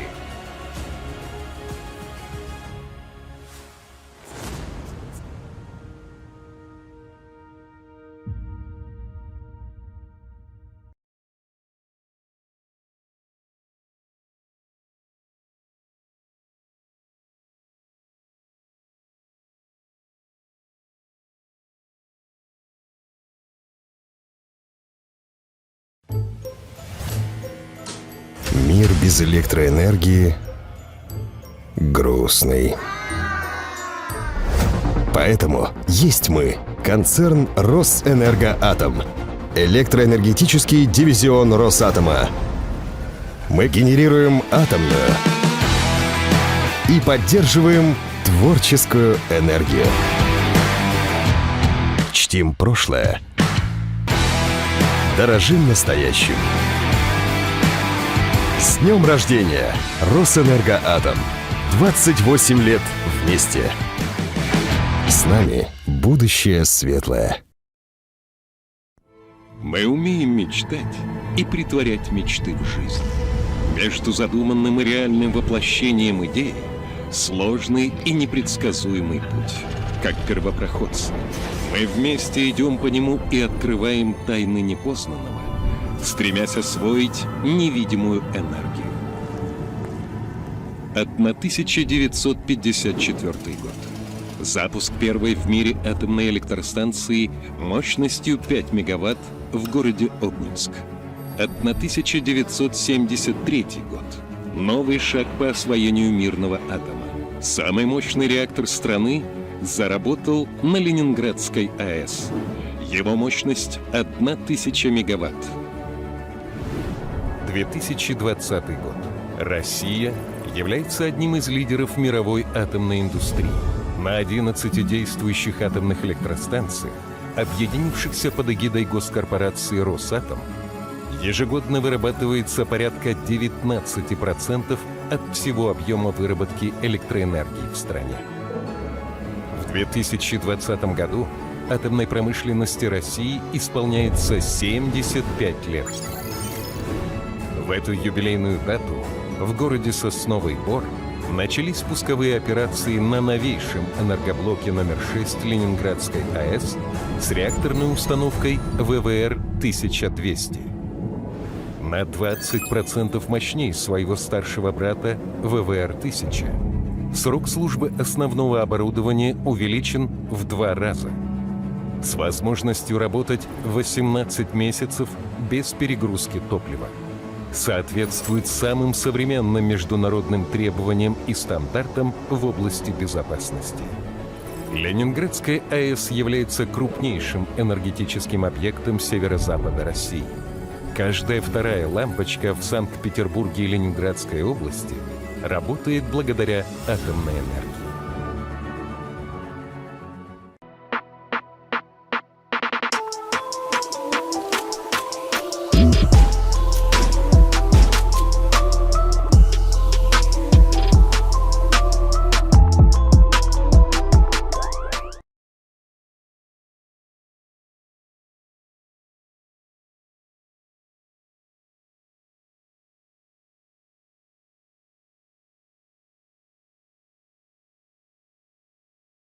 Поехали.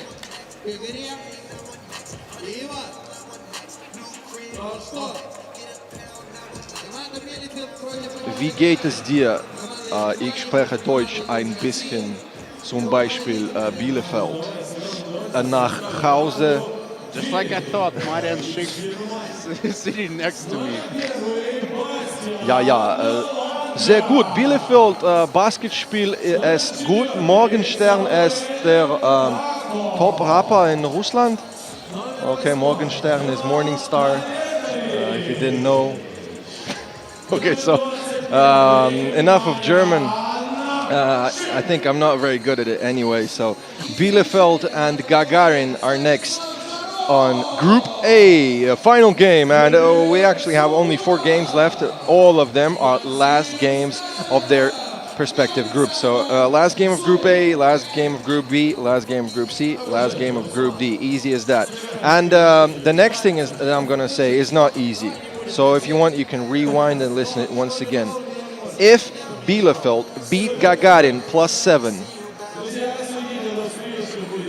for example, 22-15. Yeah, this is a very important number. If Bielefeld beats Gagarin 22-15, Gagarin and Bielefeld will go through.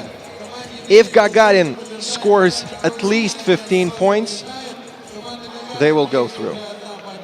So that's pretty much it. To be honest, the qualification of Bielefeld into the quarterfinal is very unlikely. They lost their first game to Top Moscow. It's a very low-scoring game, 16-14. Bielefeld lost.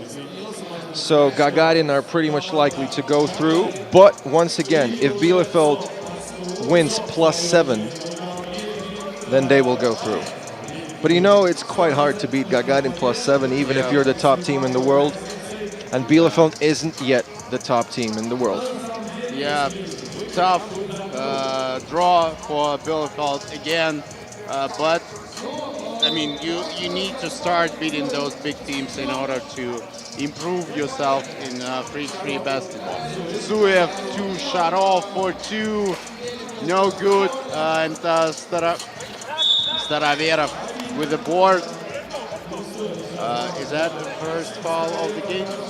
Yeah, if we're not talking about the previous game, so yeah, but actually it looked like out of bounds call, so no fouls yet, and we're continuing the game, and Marian Schick is trying to score from inside, no good. Stanislav Sharov with a 2-point attempt, and it also goes in and out as the previous distance shot attempt by Gagarin. Here's Marian Schick with the ball against Staraverov, lefter, no good. Staraverov gets the board. Teams yet to open the scoring. Zuev 2 shot off with a drive. Back to Zuev. Zuev now. Ooh, tough drive. Good bucket for Alex Zuev. Yeah, during his last step, it was only about a few tenths of a second on the shot clock, and he still made it. 1-0. Gagarin up, and we have the first foul of this game. It's on Team Bielefeld from Germany. Yeah, I understand. They always have tough draws, and another one here. Top Moscow, Gagarin, and Bielefeld. But you know they still have a chance to qualify, so let's just watch and discuss the game. Staraverov makes it after another offensive board. Staletovic for 2, no good. Gleb Suvorov with another rebound of his. Staraverov makes his presence felt inside the arc. Zuev for 2, no good, and Staletovic gets the board. He not only makes his presence felt, he also makes his presence Bielefeld. Okay. Thank you. Dankeschön. Okay, so it's Paco with the Wilson. He needs to pass. He does. Landgraf. Was that a block by Suvorov? It was a block by Suvorov. Landgraf eventually gets the bucket, but it was a great effort by Suvorov. He's such a great hustler. What a dish by Sharov to Zuev, and it's 4-1. Yeah, you better stop talking about dishes because I'm getting hungry. And Mr. Landgraf is hungry for buckets. But he couldn't make it anyway. Suvorov, great defense once again. 4-1. Gagarin up by 3. Swiped the ball away. Landgraf, great block. And Sharov. Wow! Isn't that the toughest and one of the game day? Yeah, I think before the recent injuries, Sharov would have just dunked it over defense. I'm not sure if he's able to jump that high now, but it's a chance for 2-point play. He converts it. Gagarin up 7-1. Yeah, Sharov had a few serious injuries. If I'm not mistaken, one of them was ACL. Maybe the other one was somehow connected to Achilles. And Sharov used to fly very high, and he was one of the most explosive dunkers in the world of 3x3. But, you know, in the recent years, he stopped jumping as high, but he's still a very, very decent defender, and he has great vision. Zuev screened by Staroverov, goes for two, no good. The Mr. Posh gets the board, gets fouled as well. Number 1 on Gagarin, just the first foul of the game. Marian Shik to Taletovic, that's a turnover. It's quite a smart play because he felt that Taletovic is starting to drive by, and probably he was feeling that he's going to get that backdoor cut, but nope. Taletovic and Marian Shik, a lack of understanding, and they lost the ball. Same as Gleb Suvorov. He tried to drive inside, but eventually he just turned it over, and it's a new possession for Mr. Landgraf. Landgraf screened by Shik, goes to the basket and makes it 6-3. Seal by Landgraf as well. Shik, Suvorov fouls him. Foul number 2 on Gagarin. Tough play by Suvorov. You know, he's quite small, but he's not afraid of any contact, any kind of contact, even the contact with Marian Shik, arguably the toughest guy in the league this season. Marian Shik playing defense against Staroverov. What a crossover! And a very slight slam, and Gagarin up by 4. He says, I don't need it to dunk it, especially tough, because the crossover make the job done. Taletovic driving inside, stopping, and dropping the ball. Number 4, and that was bucket number 4 for Bielefeld. And we have our first TV timeout.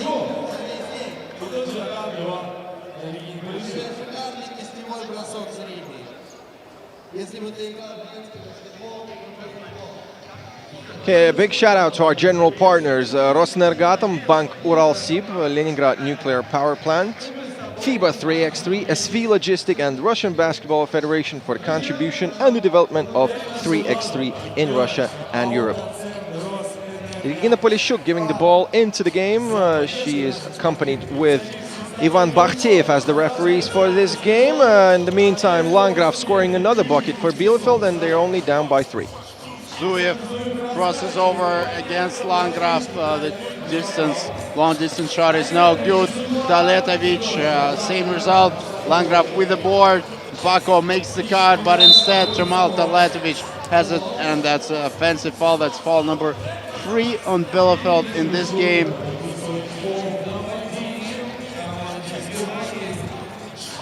Gagarin with another possession. That was a Riga cut. Yeah, right? that was was a Riga cut by Stas Sharov. That was exactly the thing that I wanted to say.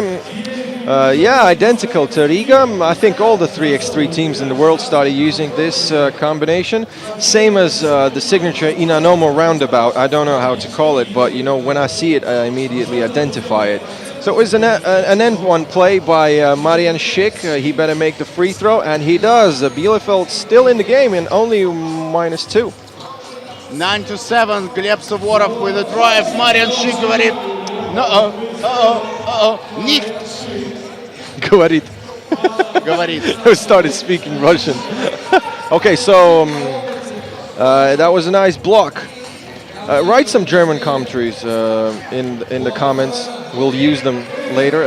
Paco with the Wilson, and Suvorov, great effort to intercept that cut under the rim. And it's going to be 8 more seconds for the Deutsch squad. Bastian Landgraf with the ball, and Alex Zuev playing defense against him. Paco against Suvorov, screened by Shik. Still Paco. Woo. That was a long reach he had to go in order to get to the basket, but it's a 1-point game. Zuev in contact, good D by Landgraf. Back to Suvorov. Suvorov with the drive now, and he gets it off the board. Very smart play by Suvorov. He understood that the best option is the pull-up jumper, and he banked it in. But Paco with a chance to tie the game. Just a bit short, and it's now a chance for Gagarin to go up by 3, and Gleb Suvorov is getting hot in here, so take off all your clothes. Landgraf from inside the 3-second zone. Staroverov no good from deep. Still 2-point game. halfway through this. That is a foul, and looks like a foul on Gagarin. Gleb Suvorov with a foul, fresh 12-second attack for Bielefeld. We're halfway through this game, and Gagarin is up by 2, 11-9. Marian Schick looking for a handoff to Taletovic. Jamal just a bit short with that fadeaway jumper. Sharov trying to cut and drive. Whoa, some Jordan chemistry, Jordan wizardry from Stanislav Sharov. Bielefeld coming back with a two-pointer. And again Sharov. And again Stas Sharov makes a 2-point game. Taletovic with a 2-point response, no good. That's a foul on Bielefeld. That's their 4th foul. 4:25 still in the game, and we have a timeout for Gagarin. So despite being up by 2, they decided to take a pause here in the game. Bielefeld still having a great chance to win, and even they have a chance to qualify, but to do it, I already told you in the beginning, but I can repeat. So if Bielefeld beats Gagarin +7, which is very tough to do and pretty unlikely in this game, they can qualify. And if they beat Gagarin exactly 22-15, then Gagarin and Bielefeld could go through. But you know, Gagarin needs only 2 points to qualify, and I'm pretty sure they could make it, but not right now. Gleb Suvorov with the board. Sharov with another 2-point attempt from deep, from the logo, basically. Marian Schick, Landgraf, great cut, but Sharov falls him. I think I heard the block of the ball, you know, so it sounded like a block shot. Let's look once again. I think that was a clean block, to be honest. I'm sorry, Regina Polishuk and Ivan Bakhtiev, but I don't like to discuss refereeing, but that was a clean block. Yeah, you say I'm sorry, but I have a chance to see a replay here. Yeah, unlike the referees, that's why I'm not a referee. So I would be a bad referee. Staroverov inside against Taletovic. Great work inside. 3-point game. Taletovic drives it. Step back 2. Sorry, that's a 1-point shot. Yeah, but if we're talking about 5x5 where Taletovic plays, probably he was looking for a 2-pointer.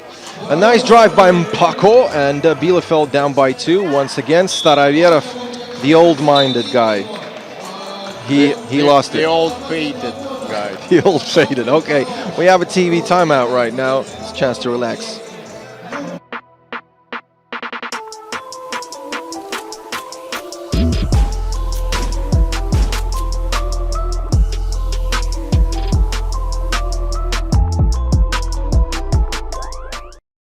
Big shout out to our general partners, Rosenergo-Atom, Leningrad Nuclear Power Plant, Bank Uralsib, FIBA 3x3, Russian Basketball Federation, and SV Logistic for the contribution and development of 3x3 basketball in Russia and Europe.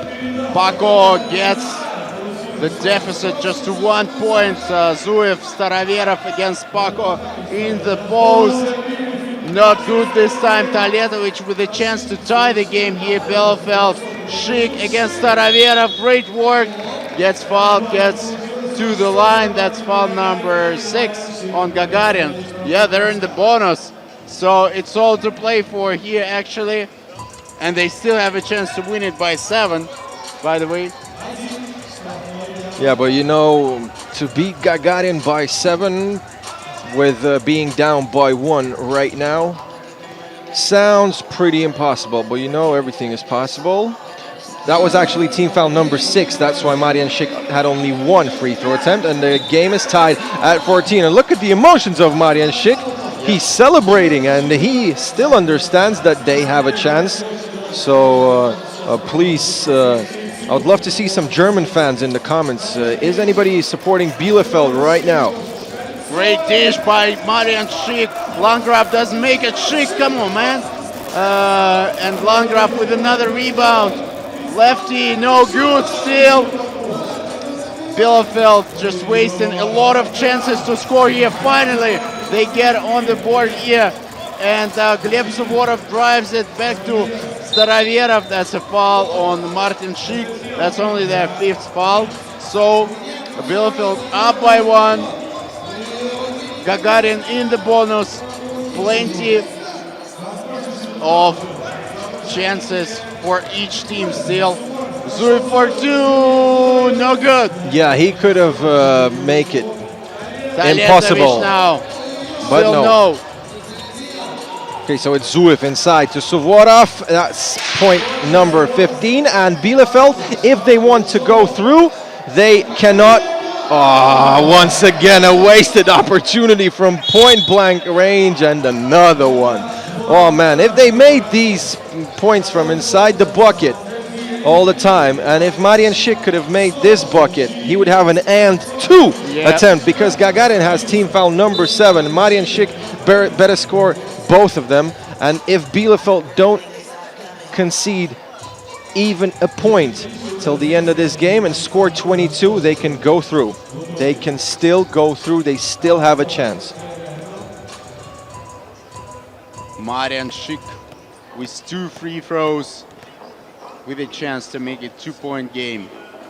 He makes the first one.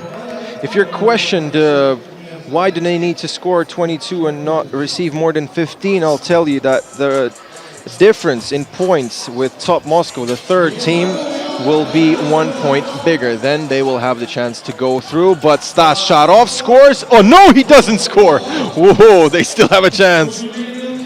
Paco, great steal by Sharov. Bielefeld with a foul to give here. Sharov for 2, no good. Landgraf grabs the rebound. I think they need a distant shot. Oh, they got a turnover. And this is point number 16 for Gagarin. So I'm sorry, man. Entschuldigung. Bielefeld is out of the tournament. Even if they win the game, unfortunately for the German side, they're going to be out and they're not going to compete in the final. The grand finale of the 26th of April here in St. Petersburg in Theater Booth. Yeah, they still want to get a win here against Gagarin. That would be something to remember for sure. Marian Schick fighting against Zuev, who's got the foul here. I think it's a lost ball foul, so Zuev at the line. Both teams in the bonus. If Zuev converts both, Gagarin in front by 1, but he makes the first one. So we're tied at 17. Both teams in the bonus. Bielefeld, unfortunately, cannot fight for anything else here in this stage. Yeah, they can fight for a win in this particular game. Wow, Sharov flying. Still flying, Stas Sharov. Suvorov with a dish to Zuev. Zuev for 2. 2-point game, 19-17. Another comeback in Gagarin. Paco, what a series of crossovers. Paco with a nice drive, the nicest of the day probably. Sharov. And Bielefeld gets the board. Paco, Landgraf, Paco. Great dish to Schick, 19 all. Great ending to this game. Sharov cannot win it for Gagarin. Landgraf, he's driving inside and scoring. So if Bielefeld wins, Top Moscow will go through from the first place. If I'm not mistaken, it's going to be a wrap over there. For the win. Nope. No, once again, and Landgraf to Paco. Marian Schick right beside him, and Paco for the win!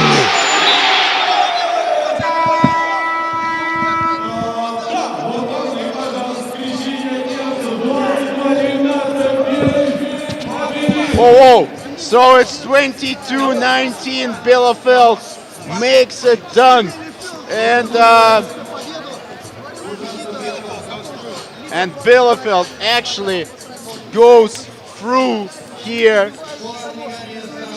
Bielefeld lost to Top Moscow 14-16, and then Gagarin, they won by 1. So Bielefeld, with this win, 22-19, they are through. Oh my God. Oh my God. Look at the highlights here.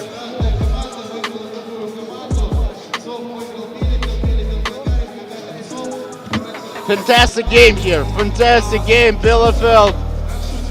What a win. What a win here in St. Petersburg in Raduga Mall. And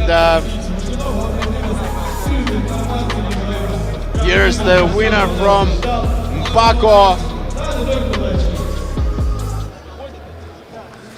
Bielefeld is happy, and here are the As my homie Vladimir Spivak said just recently, Marian Schick, my twin brother, I don't know, maybe we really look alike. So just to compare, okay, Marian, it was a great game. You scored 22, and that's why you qualified. Just describe your emotions. Yeah, it's unbelievable. First win of this event.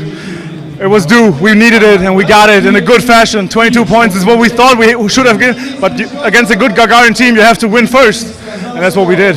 Before the game, did you discuss all the things you needed to do, how many points you needed to score, and what was the main focus against Gagarin? Because you know it's one of the top Russian teams. Absolutely. We have so much respect for Gagarin. So as I said, first we needed to win, so we needed to go defense hard, but obviously we need to score to get like the point margin up. And yeah, that's what we did. We made a couple shots, made a couple good decisions, and got fouled, and it was nice. That was good. Hey, my twin brother, Dankeschön. Congratulations, and I'll see you in the playoffs, man. Bielefeld going to the playoffs, first time in their history of United League Europe 3x3. Let's get it rolling. They're going through with the first win of the United League Europe ever. Guys, this is what 3x3 is all about. This is what 3x3 is all about. So much unpredictability. Yeah, probably. Okay, coming up next, it's Три Звездочки versus Monaco. Monaco also needs to win in order to have a chance to advance, but we'll be there after a short break.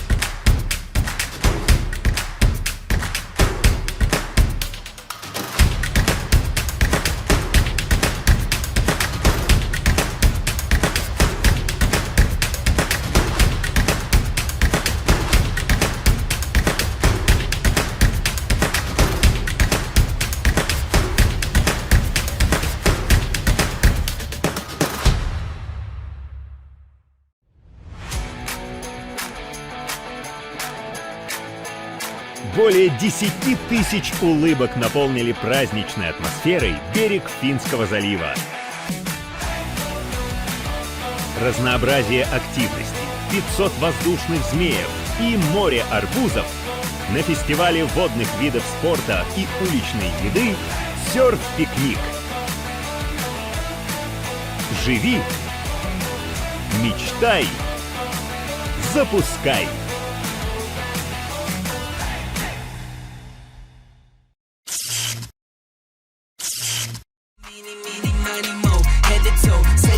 Your own style, that's just slang for you, ain't got it though. Talking like you got it, that's a problem, I might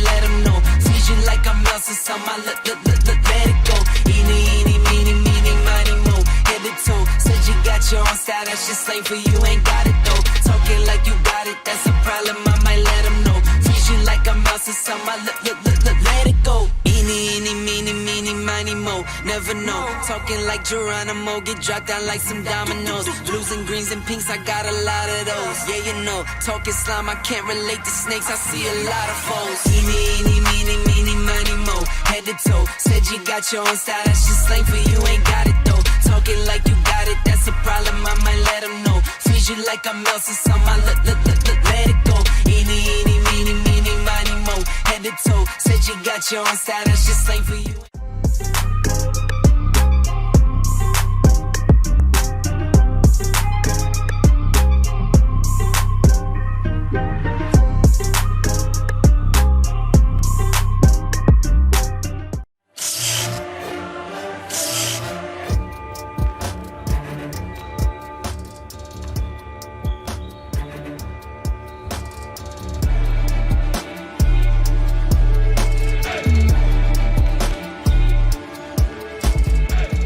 Вначале было слово. И слово это — игра. Игра, которая начала свой путь с улиц. Начала свой путь с улиц и дошла до Олимпийских игр. Игра, в которой 6 человек на площадке приковывают к себе внимание миллионов зрителей.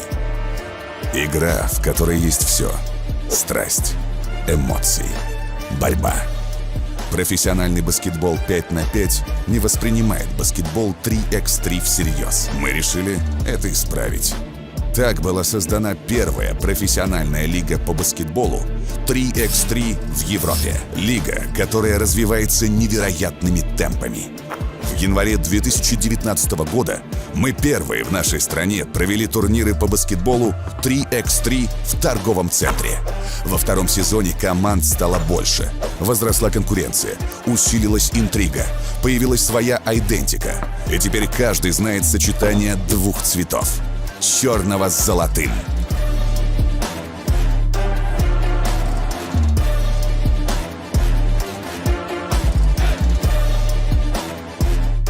Сезон 2021 будет еще более захватывающим, а финал, который состоится в музыкально-драматическом театре «Буф», подарит нам имя нового чемпиона.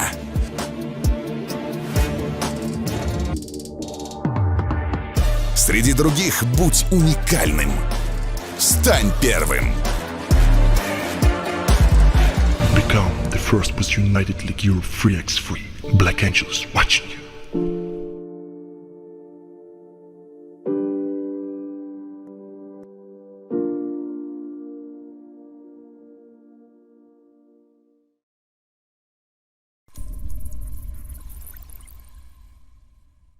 «12 сентября 1973 года впервые в СССР и в Европе был осуществлен физический пуск реактора мощностью 1 миллион киловатт. Ленинградская АЭС стала первой в стране атомной электростанцией с реакторами РБМК-1000. А начиналось все так. 15 апреля 1966 года глава Минсредмаша Ефим Павлович Славский подписал техническое задание на проектирование атомной электростанции вблизи Ленинграда. Осенью того же года началось строительство головной АЭС с реакторами РБМК-1000. Ударная стройка первого энергоблока продолжалась менее 6 лет. А уже к 1981 году четырехблочная Ленинградская АЭС стала самой мощной в стране и третьей по...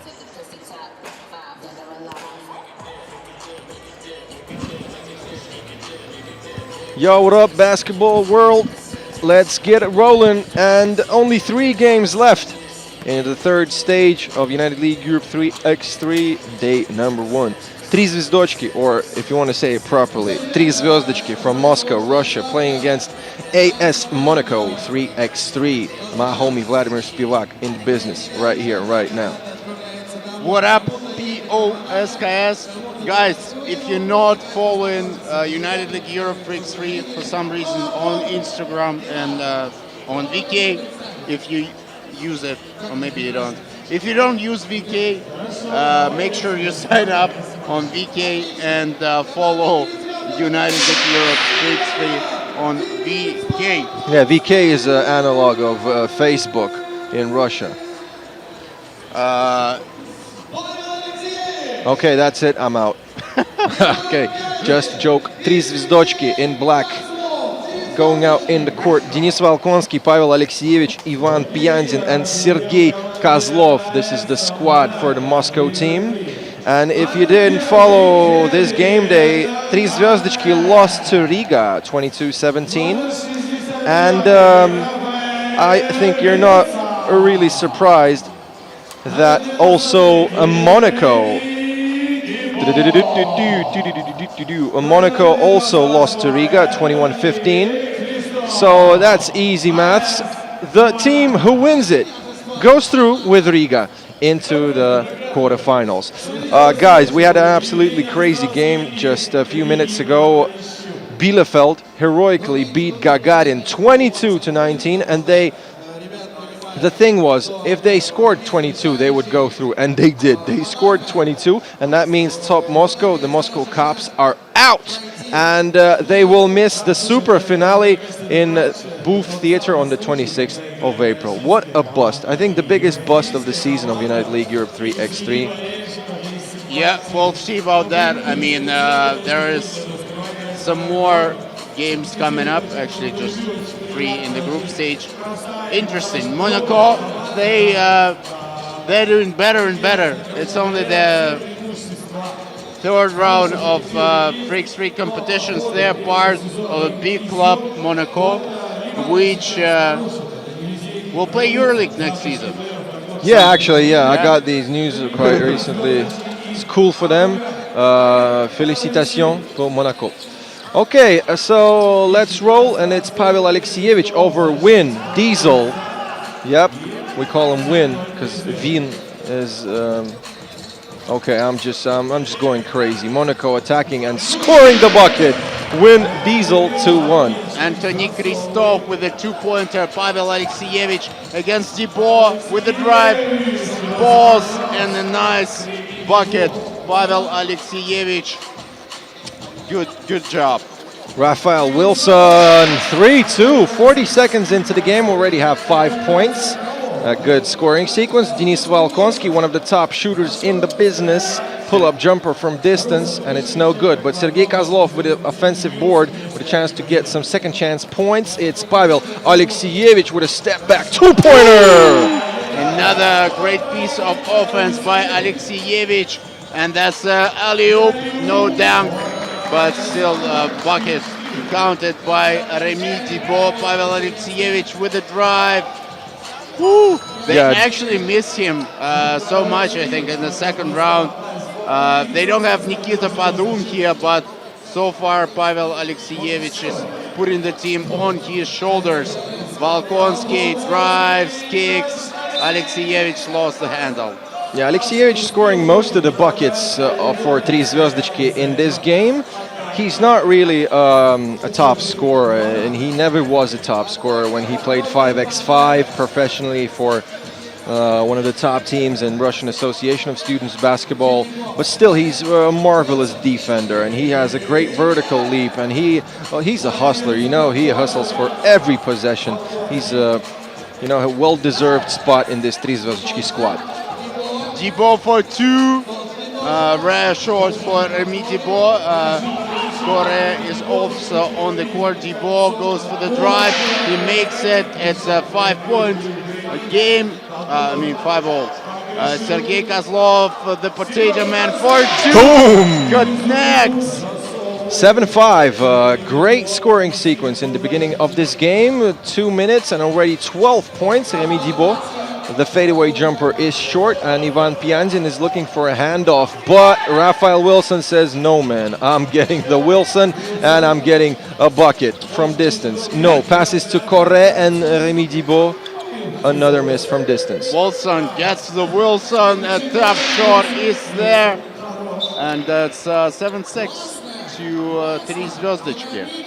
Great game. A reminder for you, the team that wins this game goes through into the quarterfinal. Easy as that. Riga beat both of these teams, and they will qualify from the first spot of this group B. Ivan Pyandin, great cut by Alexeyevich, and that's a foul on Anthony Christophe. he's kind of unhappy with the call. First foul of the game. Yeah, first foul of the game for both teams. Quite unusual because the tension is really high, and especially in this game. Probably it's the tactic of both of the teams not to get stupid fouls in the beginning. The potato man makes it +2 for 3 zvezdički. Nice drive by Kozlov, and here is Wilson for 2. Gets the rebound after his miss, and he's up against Alexievich. Kristov for 2. It's good. It's 7-all. 8-all after this point from Kristov and Alexievich. Why won't you defend his distance shot, guys? I know he's not the top shooter in the game, but still, 9-8. Great effort by Sergei Kozlov. Kore against Kozlov in the post, and that's a travel. Good job by the potato man. That's the travel, and a TV timeout.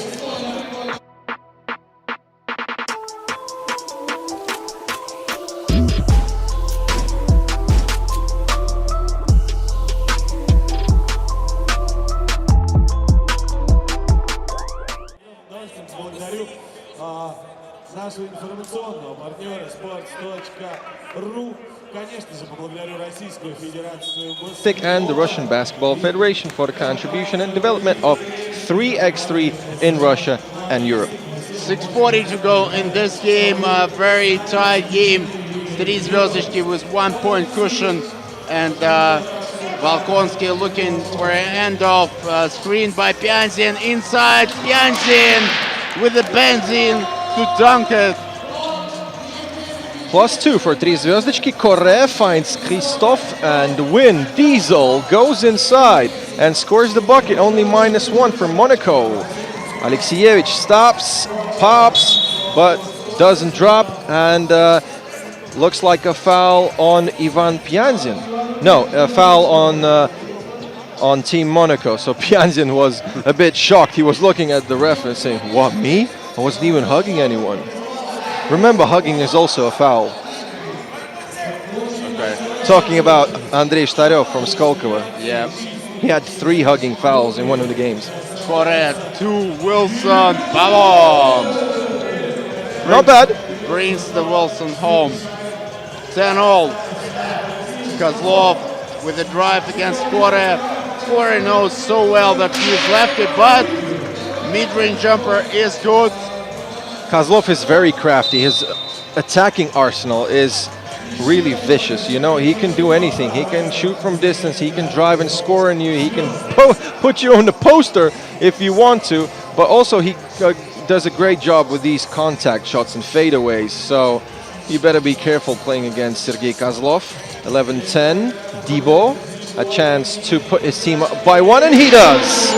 Good job from Remy Debo. Still very high scoring game, more than over 5 minutes to go. Great block by Wilson. Another one. Kozlov still gets it inside.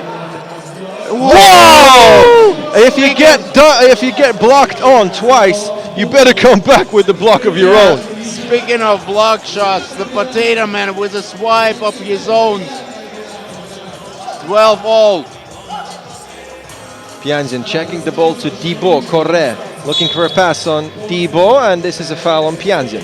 Evgeny Ostrovsky is the referee of this game alongside Regina Polishchuk. So now Ostrovsky is having a little discussion with Ivan Pianzin about his whistle. And this is party up, and rest in peace, DMX. Debo open 2 is good. 2-point game. Monaco is up. Whoever wins this one goes into the playoffs. Alexievich with the good handles, but eventually he loses the ball.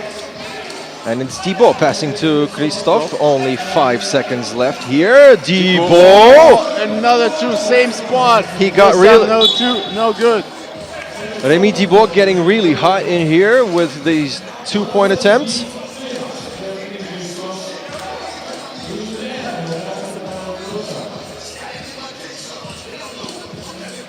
Here's 3 zvezdički with the possession. Pianzin, he wants the ball inside. He screens. Kozlov, good one. Yeah, he's like a cheat code in the paint because you cannot do anything with his abilities to score over all of the hands in the paint. Kozlov gets the rebound. The Три Звездочки with a chance to tie the game or maybe come up by one. Volkonsky asking for a screen. He gets it, but he cannot drop. 2 seconds to shoot. Whoa. And is That's it a foul? foul? Yes, I think it's that's a a shooting foul foul. in the active shooting. So we'll see Ivan Pianzin on a free throw stripe. He's actually asking Regina Polishuk for an unsportsmanlike for this contact. Not sure if it was unsportsmanlike. Pianzin with a chance to tie the game at 14. 4:24 to go here in this game. Pianzin, he converts 14-all. Wilson to Correa. He's against Volkonsky. Pianzin helps, and that's a 3-second call. Yeah, unfortunate here, 3 seconds. We had loads of 3-second calls today. And actually, the whole game day is really crazy, you know. So unexpected results. Here, we'll discuss them a bit later. Only a few games left in the game day. Whoa, Alexievich loses the possession. He just fell over and the ball goes out of bounds, so it's going to be Team Monaco possession. Team Monaco, both teams on just 3 fouls so far. A lot of time to play for 12. I'm sure will have a early finish to this game. And here's a good drive by Kristov, puts Monaco in front by 1. Monaco, Alexievich. He looks for a distant shot, he finds it and he drops it. Once again, Alexievich demonstrating his shooting skills. We never discussed this guy as a shooter because he can do practically everything. Wow, this is a travel violation. Yeah. Travel violation, and Anthony Kristov wants to rock it over with Regina Polishuk, but there's a TV timeout. Три Звездочки will have possession after this timeout. Getting another look on that slam dunk from Ivan Pianzin and another slam from Raphael Wilson. Not as vicious as the Pianzin slam, but still. Want to shout out to Rosenergoatom, Bank Uralsib, Leningrad Nuclear Power Plant, also SV Logistic, FIBA 3x3, and the Russian Basketball Federation for the contribution and development of 3x3 in Russia and in Europe. So the teams are coming back. Only 6 fouls into this game in 6 minutes and 15 seconds of game time. And Три Звездочки, after the timeout, have the first possession. Great dish by, I think it was Pianzin, right, to Alexievich, 2-point game. And Thibaut to Correa, the connection of big man works for Monaco. They're down by 1. Alexievich, Kozlov gets the ball, drives. He put his opponent on the floor. Yeah, the Potato Man dropped one of the Monegasque guys and then scored over another one. Wow, what is Rémi Thibaut doing here? Yo, we need the firefighters. This guy, I never knew that he has such a sweet touch from distance. He ties the ball game at 18, and I remind you, the team that wins it goes through. Timeout by Monaco, 3:08 to go. Anthony Kristov wants to rock it over with his team. And if you didn't know, Monaco have never made it to the playoffs of United League Europe 3x3. So this is going to be a great result for the Monegasque squad if they go through. Три Звездочки actually are doing a great job this season. They're third in the standings, 130 points. Only Team NL and Riga are over them. So I think even if Три Звездочки lose this game, they will still do it to the grand finale. Nice cut by Alexievich, and he's found by his partner with an assist. 19-18. 2 more to score for Три Звездочки to win this one. Ball to Monaco. Monaco, how much left? 3.7. Not a lot of time on the shot clock. But still enough, you know, to convert and probably get a two-pointer.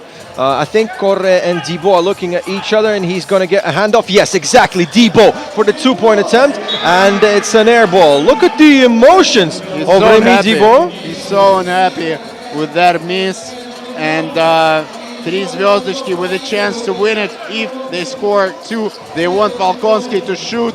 Kozlov, Volkonsky, two-pointer, no good. Volkonsky gets the rebound. No, the ball belongs to Monaco. Wilson drives, 19-0 with a dunk. Nice one. And now the team that scores a two-pointer is going to win it, but I'm not sure that the teams are going to try and score from distance. They want a challenge because the refs say it's Team Three Звездочки possession. They cannot challenge it since there's under 2 minutes, yeah. Over 2 minutes left in this game.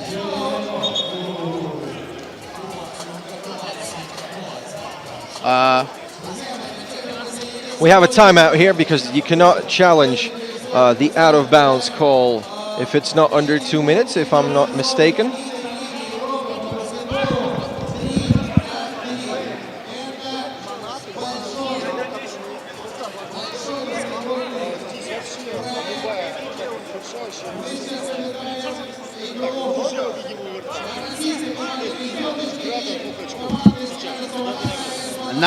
All 2:25 to go in this game. Three Звездочки with a possession. They need a two-pointer to make it to the playoffs. Volkonsky, Kozlov with an easy layup. Match point Three Звездочки, but Monaco looking for a two-pointer. Wilson with the Wilson. And no. And Kozlov gets the rebound. So now any point is gonna win the game. Denis Volkonsky with the Wilson passing it to the post. 4 seconds for Kozlov. Fadeaway jumper. And no, they still have a chance, but they foul. Wow, that's an over the back foul for Monaco. Fortunately for them, not foul number 7. Kevin Corre, absolutely frustrated. He better not get a technical here because otherwise that would be the most stupid loss in the history of the sport, you know? So they are just losing the possession. Three Звездочки will have fresh 12 seconds, and Monaco needs to play good D if they want to win the game. Three Звездочки, Volkonsky. Yep! Three Звездочки through with a two-pointer from the Prince, Denis Volkonsky, 22-19. Three Звездочки, we'll see them again tomorrow. Nice effort by Monaco, but Three Звездочки were a better team today. Denis Volkonsky, I think that was his first two-pointer of the game. And what a timing to score these two. We'll have a short break, and следующая utakmica je Novi Sad protiv Skolkovo.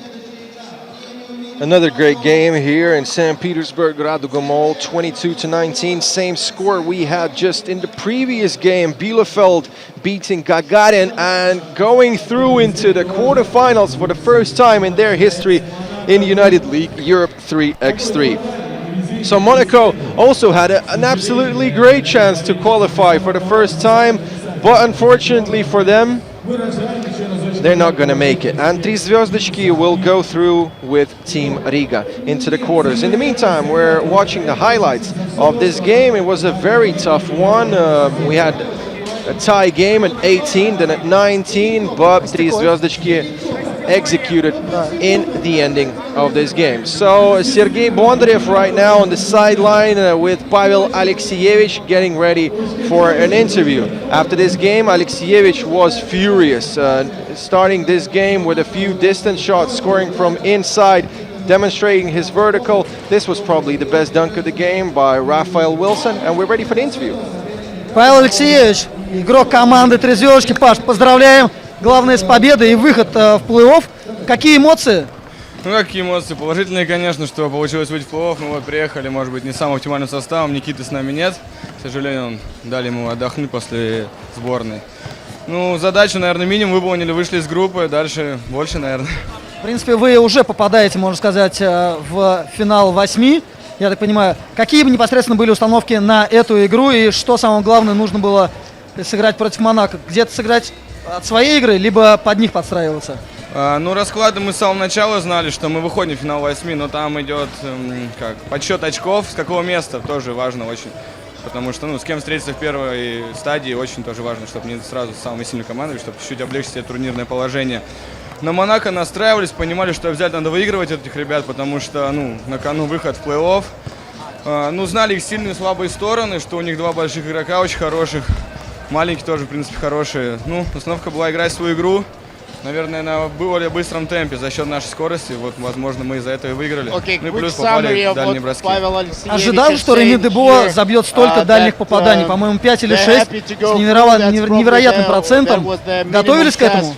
На самом деле, я смотрел на разминку, очень хорошо попадал. Я сказал нашим парням большим, что надо повнимательнее с ним быть, потому что человек с хорошим броском. Возможно, где-то подустали, где-то на сменах не получилось, но самое главное, что мы выиграли. Паш, еще раз поздравляю, удачи завтра и отдыхайте. С вами был Павел Алексеевич и я, Серега Бондарев. Thanks to Sergei Bondarev and Pavel Alexeyevich. The second question was about Remy Dibon and his distance shots. So Alexeyevich said that probably we were a bit tired and didn't do a perfect job on the defensive end playing against Remy Dibon. Yep, it was really quite unexpected to receive so many distance shots from the big men of the Monegasque team, but still we won, and that's the main thing. So it was a great game. Tri Zvezdochki beat Monaco 22-19. Only 2 games left today, guys. Novi Sad and Skolkovo, and then Samara versus Team NL.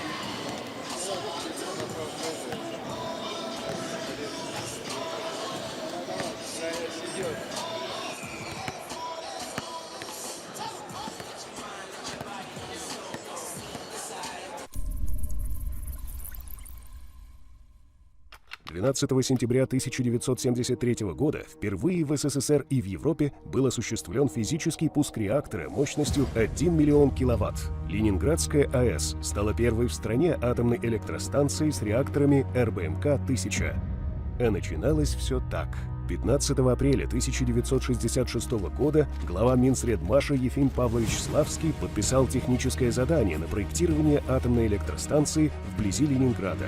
Осенью того же года началось строительство головной АЭС с реакторами РБМК-1000. Ударная стройка первого энергоблока продолжалась менее 6 лет. А уже к 1981 году четырехблочная Ленинградская АЭС стала самой мощной в стране и третьей по мощности в мире. Начиная с конца 80-х годов на Ленинградской АЭС проводились работы по поэтапной модернизации энергоблоков с целью приведения их в соответствие к самым современным стандартам безопасности. На первом энергоблоке реализована уникальная программа по восстановлению ресурсных характеристик реактора, благодаря которой была разработана технология, позволившая сохранить в энергобалансе страны 11 блоков с РБМК. С 2007 года на площадке Ленинградской АЭС ведутся работы по возведению новых серийных энергоблоков с реактором ВВР-1200. В декабре 2017 года осуществлен физический пуск энергоблока номер 5 ВВР-1200. А уже через полгода первый новый инновационный энергоблок Ленинградской АЭС выдал в единую энергосистему северо-запада России 1 миллиард киловатт-часов энергии. 20 января 2018 года все действующие энергоблоки ЛАЭС выработали первый триллион киловатт-часов энергии. Это абсолютный рекорд отечественной атомной энергетики. В июле 2020 года начались пусковые операции на энергоблоке номер 6. Новые энергоблоки ВВР-1200 Ленинградской АЭС заместят выводимые из эксплуатации мощности энергоблоков номер 1 и номер 2 с реактором типа РБМК-1000. Синхронизация процессов вводимых и выводимых блоков – это жизненно важный для северо-западного региона процесс и гарантия энергетической и экономической стабильности.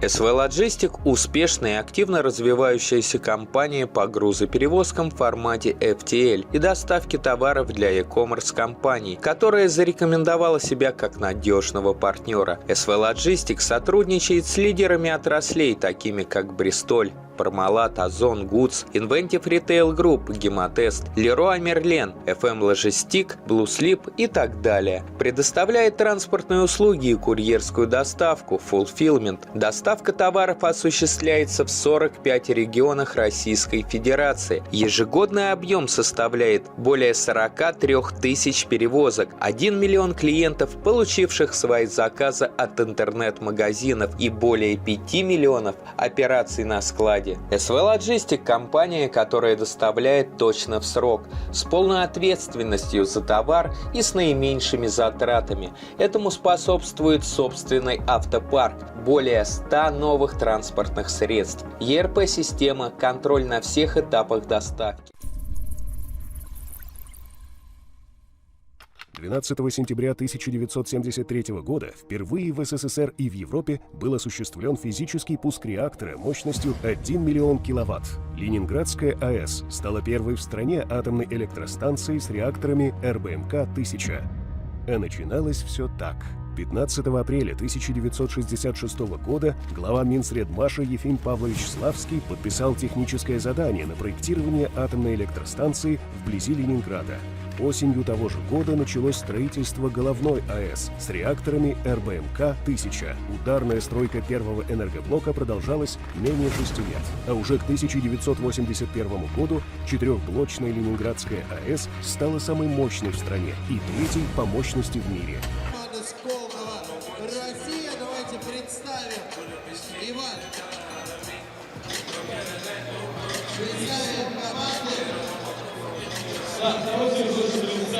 All right, let's get back into it.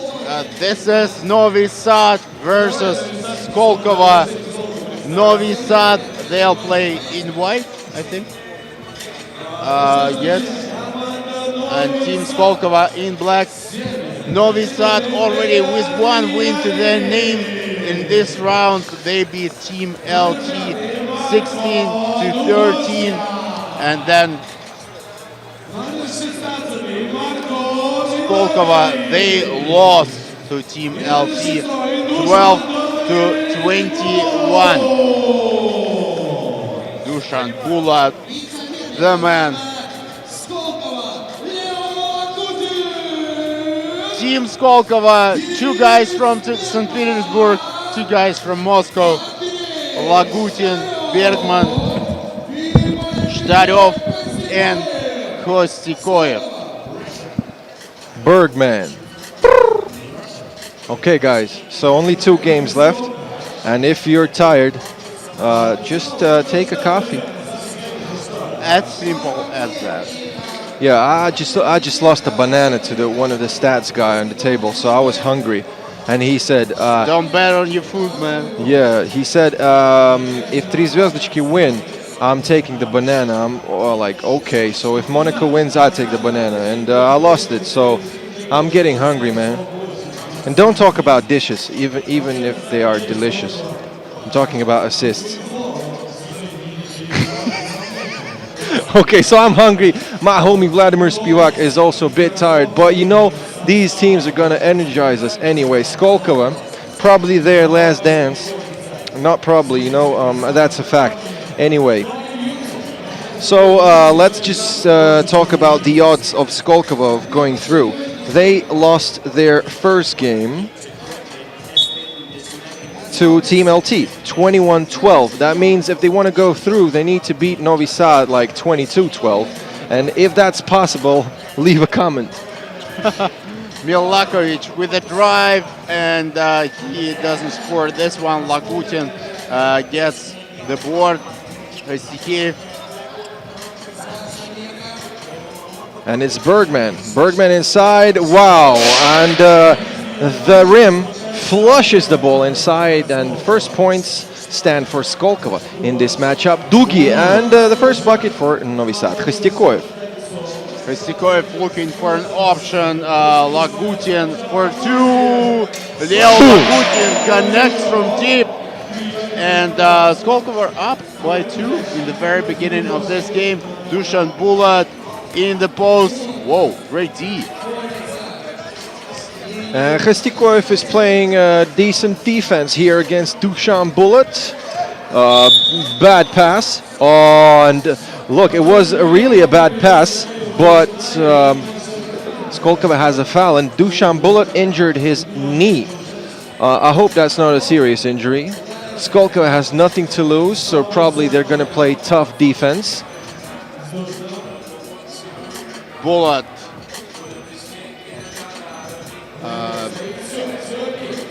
Novi Sad down by 2, but they have possession. Janic and Dugi wants the ball inside. Another foul on Skolkovo, their second of the game. It's a good foul, actually, because there was a mismatch. Yeah, Maerbek Khistikoyev is going to foul a lot here because he's quite famous for playing very tight defense. Whoops, just goes between the hands of Dugi, and that's a turnover for Team Novi Sad. I think Janic thought that Dugi is aware of his pass, but he wasn't. So Skolkovo up by 2 in the beginning of this game, and fresh 12. Team Skolkovo with possession, but it's a kickball, and they'll have 12 more seconds. They're supposed to, at least. No. Yeah. Obviously, fresh 12 after the kickball, and it's Dennis Bergman. That is a foul in the offense of Skolkovo. Offensive foul, and Novi Sad with the ball. They only scored 1 point so far with 8:30 to go in this game. Dushan passing it to Janic, and Dejan trying to spin and drop over Lagutin, but it's not an option. Leo with the rebound, passing it to Shtaryov, one of the top shooters in Russian 3x3, well covered by Dushan Bulat here, and the pass is not good. That's going to be Novi Sad again. Again, just 1 point scored, but with Novi Sad, it always looks like they can just, you know, turn on extra gear, and they'll be there just like that. Foul number 4 and technical on Skolkovo as well, which is the 5th foul. Yeah. So if I'm not mistaken, that was Khostikoev's comment from the bench.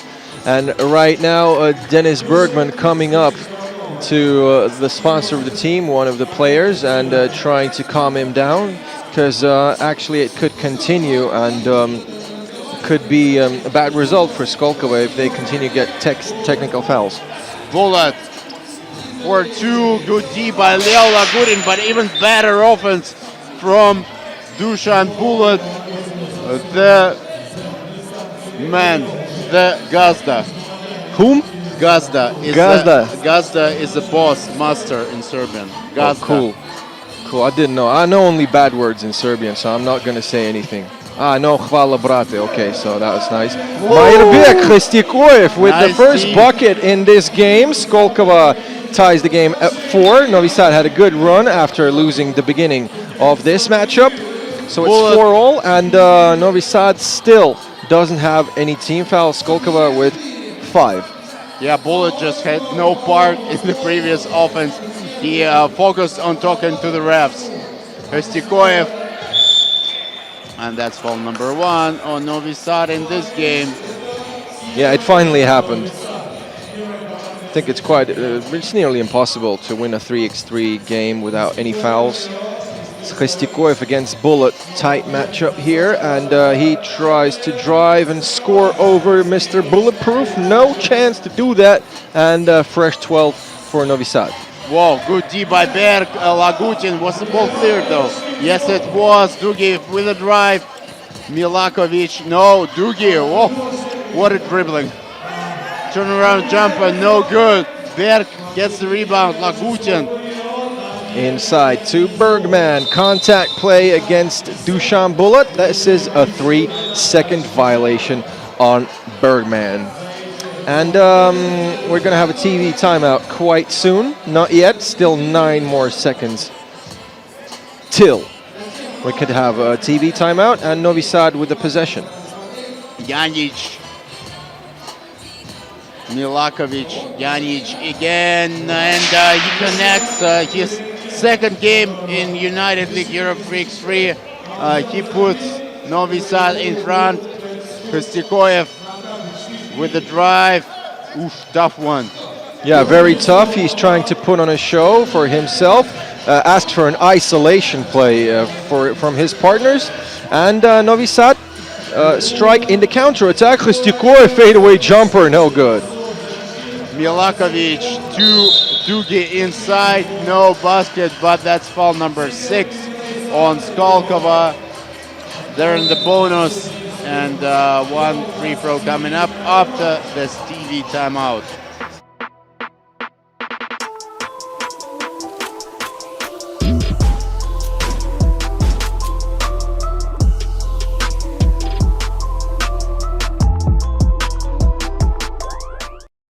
Very big shout out to our general partners, Rosenergatom, Leningrad Nuclear Power Plant, Bank Uralsib, SV Logistic, FIBA 3x3, and the Russian Basketball Federation for the contribution and development of 3x3 in Russia and Europe. We're coming back in the game after this TV timeout. Skolkovo with 16 fouls, Novi Sad with only 1 in 3.5 minutes of game action. Dugi is on the stripe, so he has a chance to put his team up by 3. Marko Dugosha, the man who won that international tournament last week in Novi Sad. He was part of Serbia 2 team together with Dusan Bulat and Max Kovacevic. He played for Serbia 1. They won bronze medals. Behind the back, Dusan Bulat deserves applause from my man PO SKS.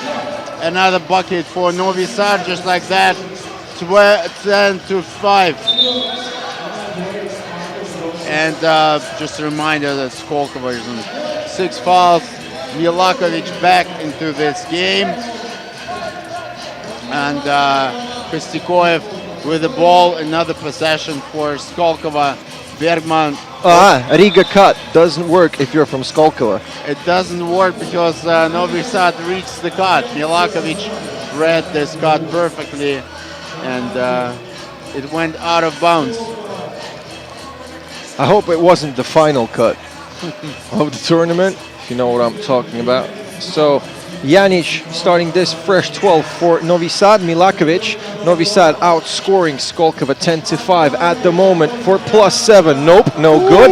Wow, what a save of the ball from Dusan Bulat, and Novi Sad will keep the possession. Nice one. Great effort from the Serbs and from Mr. Bulletproof to save the possession. They will still have loads of time to connect with this attack.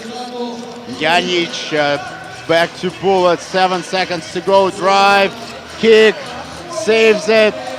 Milakovic, he made it on time, but he couldn't convert. Janic gets the rebound, gets the drive, and scores. Nice one. Great hang time by Janic, and Novi Sad comfortably up by 6. Hristikoyev talking to the ref. He couldn't make the distance shot, and Milakovic, boom, nope, no good. Bergman with the rebound. Bergman in the post, good one. Bulat, 11-6, Novi Sad is up. Janic for 2, 1 point, okay, still no good. Actually, it was a 2-point attempt. I'm sorry I showed one because I thought I'm the referee, but I'm not. You thought you were asking who's the best, and you were like, here. Me, I'm here, man. Yeah. Okay, so still 5 more minutes here in the game. Skolkova quite unlikely to win this game, and so consistent talks from Maerbek Hristikoyev with the referees. Bergman scoring from inside finally. Skolkova couldn't buy a bucket for the last few minutes, and eventually they get one from inside.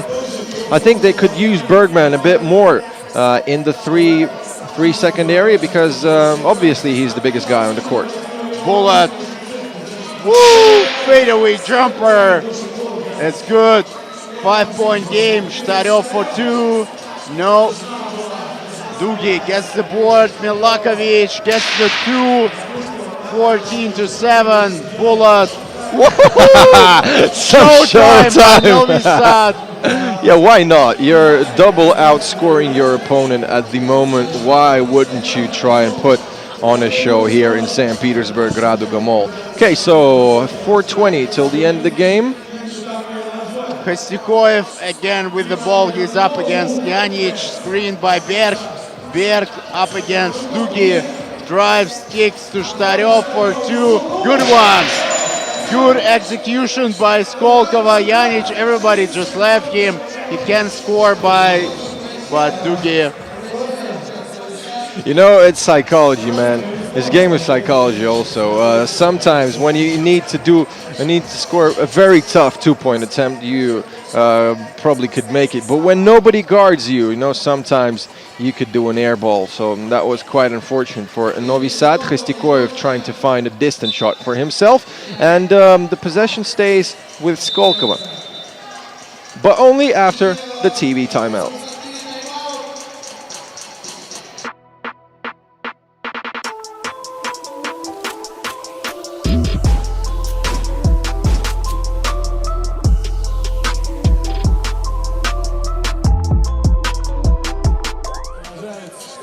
Our friends and partners, Rosenergatom, Bank Uralsib, SV Logistic, FIBA 3x3, and the Russian Basketball Federation for the contribution into the development of 3x3 in Russia and Europe. Novi Sad up by 5 against Skolkova. So just to remind you that these teams are playing in Group C and also have Team LT in the business. So Team LT already beat Skolkova 21-12. 2 shots coming up. Only 1 foul so far from Team Novi Sad. Skolkova in the bonus, and Dusan Bulat with a chance to make it 7-point game. Makes the first one.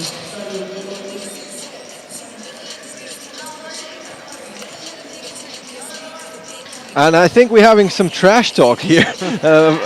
Dushan Bullet and Maerbek Kristikoev and Anna Miroshnichenko, the referee, was laughing about it. So probably it was, not so trash talk. Maybe it was a joke talk between Another the players. fall, another pair of free throws for Novi Sad. Dejan Janic, the new guy.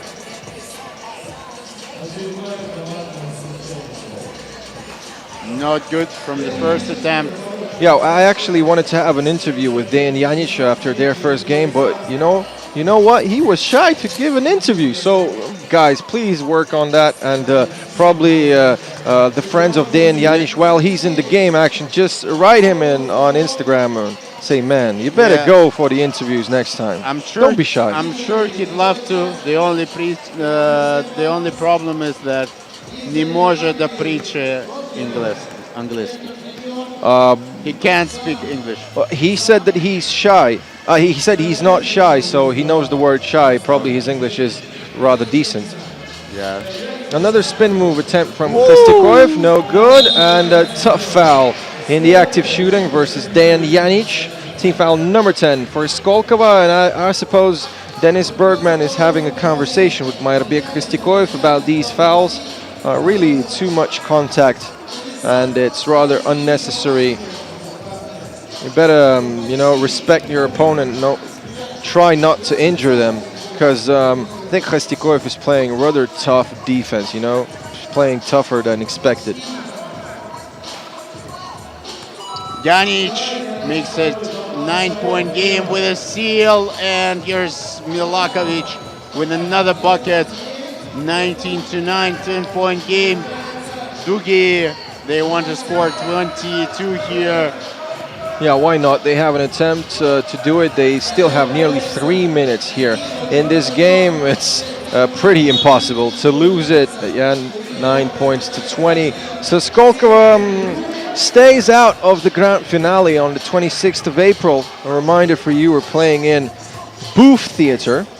And you can get tickets on our website, ule3x3.com, and all the information about the tickets will be next week on our social media. Be sure to sign up to our Instagram account, ule3x3, and Dushan Bullet couldn't connect from distance. Shtaryov, they're just waiting for Novi Sad to score the decisive pointer, and who gets the rebound? It's Lagutin, Shtaryov. Bergman, nice drive and barely scored, nearly scored. Over Dugi, Milakovic with a 2-pointer. He hustles for his own rebound, and that would have been a fancy bucket to end this game.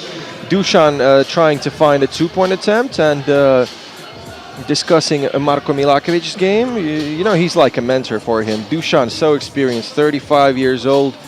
He's been in the game for the whole of his life. And Marko Milakovic, a new guy in the world of 3x3 basketball, probably the future star of Serbian 3x3. Janic, Dugi for 2, not yet. Bullet, yep. Crazy shot by Dushan Bullet, not in. Kristikoev. Whoa, behind the back, cuts, steals, Lagutin. There was a chance to give and go, but they couldn't connect on that. Lagutin, 2-point attempt, no good. And I don't know, I think I'm not meant to say it, but this game is getting a bit boring. So finally we have the dagger, and Novi Sad beats Skolkova. Probably the easiest game of the whole season. Novi Sad 22, Skolkova 9. Also, Skolkova had 9 fouls. Novi Sad had only 1 foul in this game, and that means we are nearly finished with the first game day.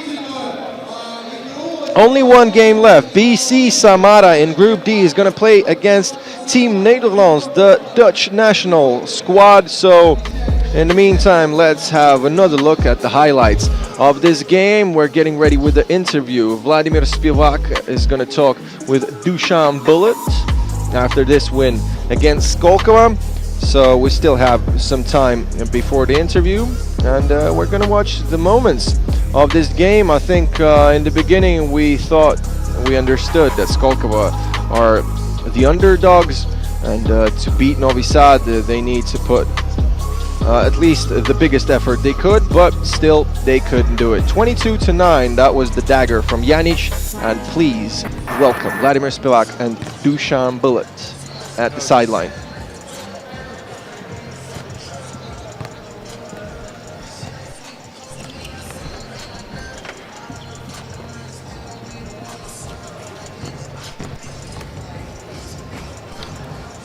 Dusan, there was some trash talking involved in this last game, wasn't there? Or some jokes, because you made people laugh on the court, no? Why? What did I do? I don't know, I'm asking you. No? No. We have a deal to go for 22 points, and Marco went for the easy layup. So it was good that he got blocked. Okay. So. What do you make of the day overall? Looked like pretty easy 2 wins for you. Were they that easy? Tomorrow is the crucial day. It's always like that. It's a good first day to get juice flowing, but tomorrow is win or go home, and we want to stick till the end. You're a new team, and again you bring a new guy. What do you make of Dejan Janic's today's performance? Oh, he had the first division. He just finished.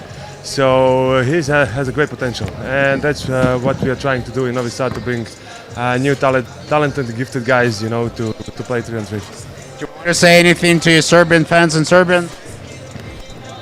Srbuj, ne luduj. Hvala. Thanks a lot.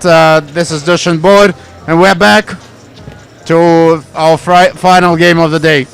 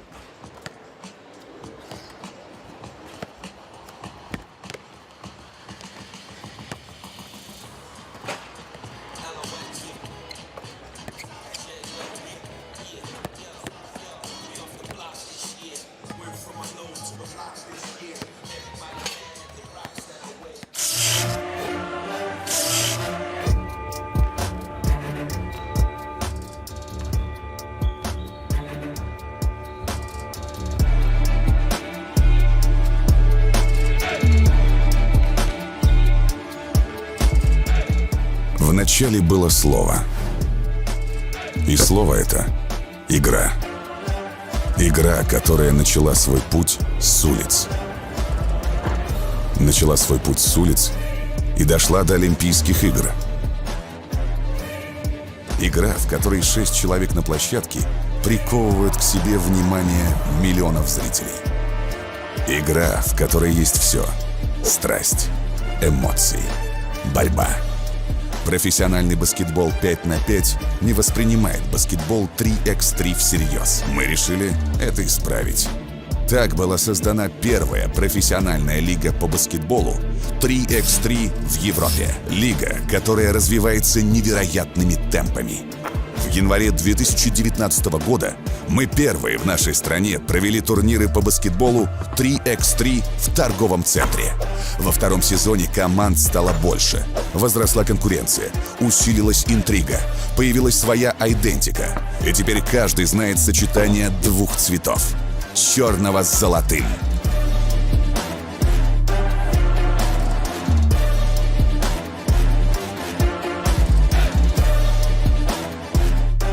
Сезон 2021 будет еще более захватывающим, а финал, который состоится в музыкально-драматическом театре «Буф», подарит нам имя нового чемпиона.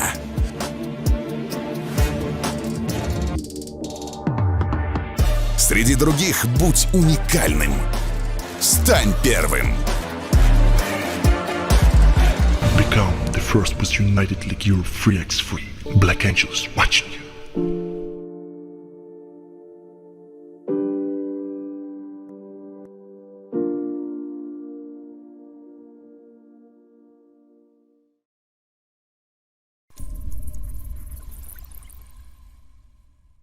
12 сентября 1973 года впервые в СССР и в Европе был осуществлен физический пуск реактора мощностью 1 миллион киловатт.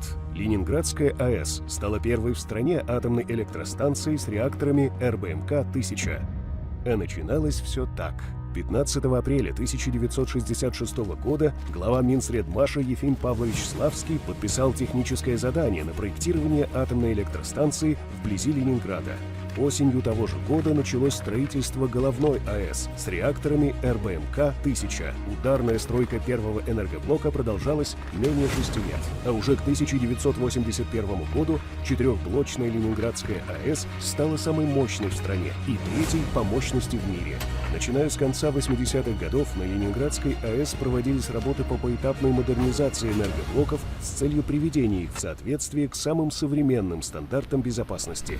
На первом энергоблоке реализована уникальная программа по восстановлению ресурсных характеристик реактора, благодаря которой была разработана технология, позволившая сохранить в энергобалансе страны 11 блоков с РБМК. С 2007 года на площадке Ленинградской АЭС ведутся работы по возведению новых серийных энергоблоков с реактором ВВР-1200. В декабре 2017 года осуществлен физический пуск энергоблока номер 5 ВВР-1200. А уже через полгода первый новый инновационный энергоблок Ленинградской АЭС выдал в единую энергосистему северо-запада России 1 миллиард киловатт-часов энергии. 20 января 2018 года все действующие энергоблоки ЛАЭС выработали первый триллион киловатт-часов энергии. Это абсолютный рекорд отечественной атомной энергетики. В июле 2020 года начались пусковые операции на энергоблоке номер 6. Новые энергоблоки ВВР-1200 Ленинградской АЭС заместят выводимые из эксплуатации мощности энергоблоков номер 1 и номер 2 с реактором типа РБМК-1000. Синхронизация процессов вводимых и выводимых блоков – это жизненно важный для северо-западного региона процесс и гарантия энергетической и экономической стабильности.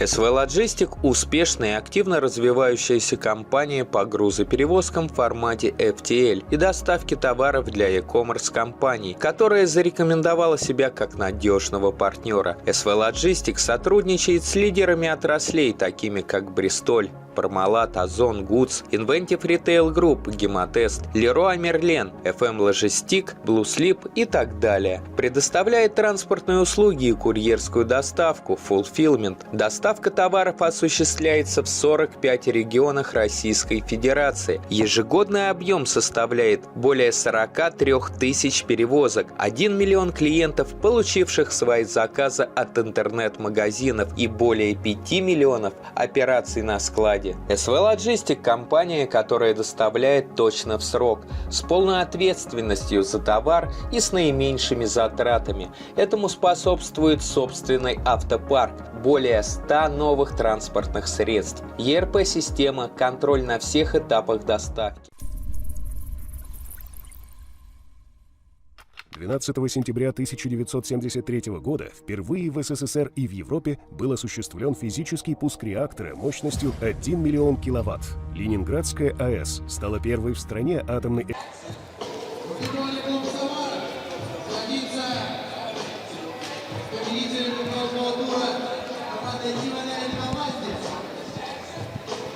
All right, here we go.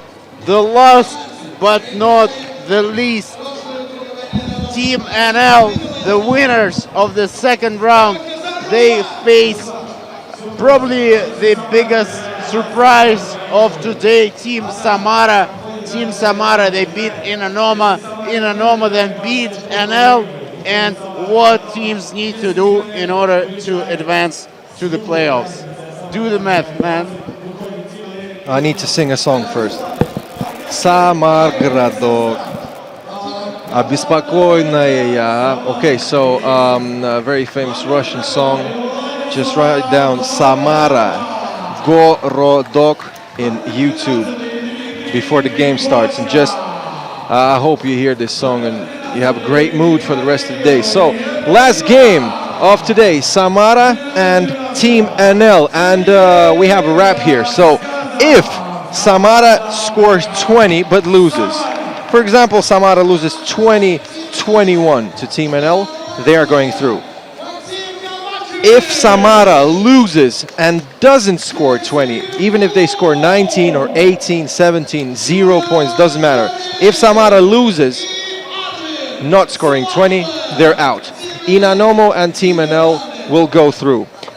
This was the toughest team, the toughest group in United League Europe's top 3. Inanomo, Team NL and Samara, 3 very tough teams. So Team Netherlands here playing without their centerpiece, Ross Beckering, and had a quick chat with Julian Yaring and said, how are you going to cope with that, man? You don't have any big guys. He said, yo, man, every guy on our squad is big, so don't underestimate Team Netherlands. Here's Ross Samara, Dmitry Prihodko, aka Zhiguli, scored 15 points in their win over Inanoma. He had a...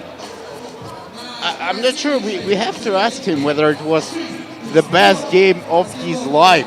Yeah, probably. 21-18 was the score, and imagine this guy made 15 out of 21, scoring 6 distant shots, getting the new record of United League Europe 3x3 two-pointers in one game. We had a guy who scored 7 two-pointers in one game, but it wasn't the regular season of United League Europe. It was the future division, the qualification round for season 3. Let's get it popping. The last game of the day, Group D, Samara and Team Netherlands. Kovacevic misses it. Raskazov gets the board.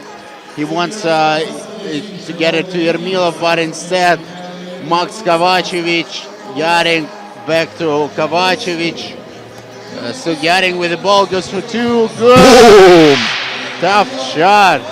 Nice one. Julian Yaring, probably, I don't think it's going to sound offensive for him, probably the worst shooter on the team, because we know Max Kovacevic, we know Jesse Forn, we know Arvin Slakter. All 3 of them are like pure shooters. They can obviously do loads of stuff on the court, but they're great shooters. Julian Yaring will try to cope against Mikhail Yermilov playing the center position. It's going to be a hell of a matchup for him.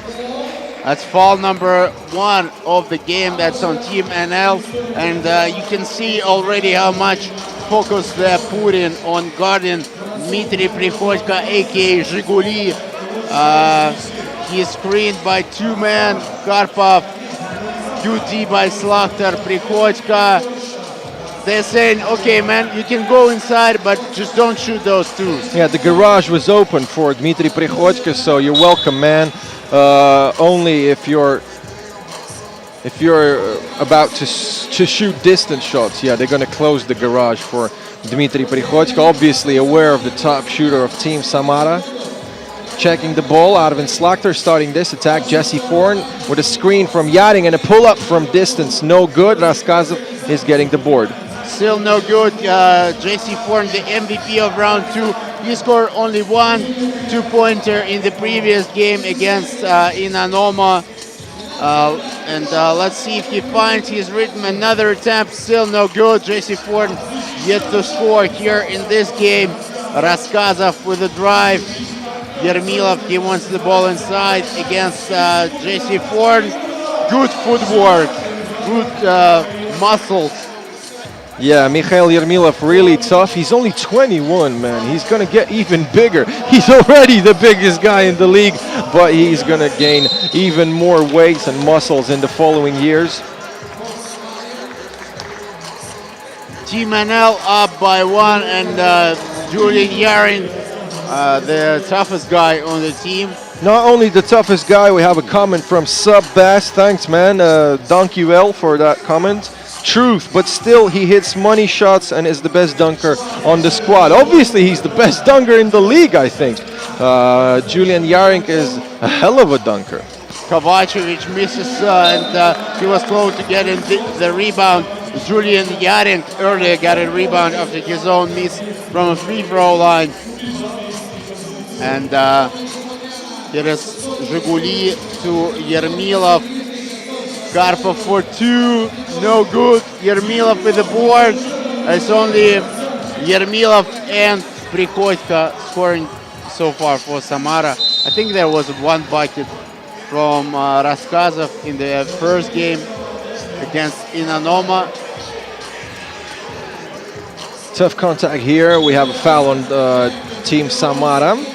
Mikhail Yermilov checking the ball to Slakter. Yermilov could become the X factor of this game because he's an automatic mismatch if he gets the ball inside the bucket. And unfortunately for Samara, this is an illegal screen, an offensive foul for Team NL. I'm sorry, and Team Samara is getting the possession.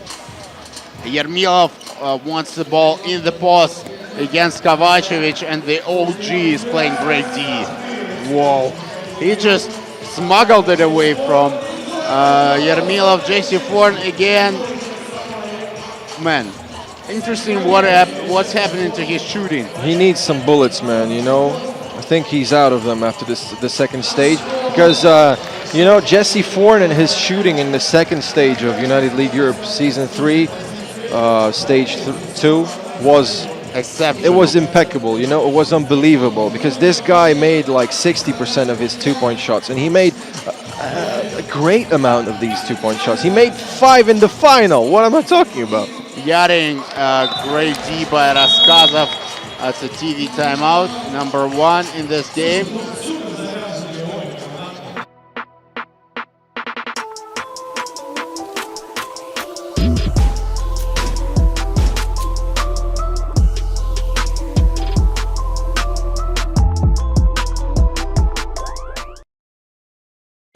A great shout out to our general partners, Rosenergoatom, Leningrad Nuclear Power Plant, Bank Uralsib, SV Logistic, FIBA 3x3, and the Russian Basketball Federation for the contribution and the development of 3x3 in Russia and Europe.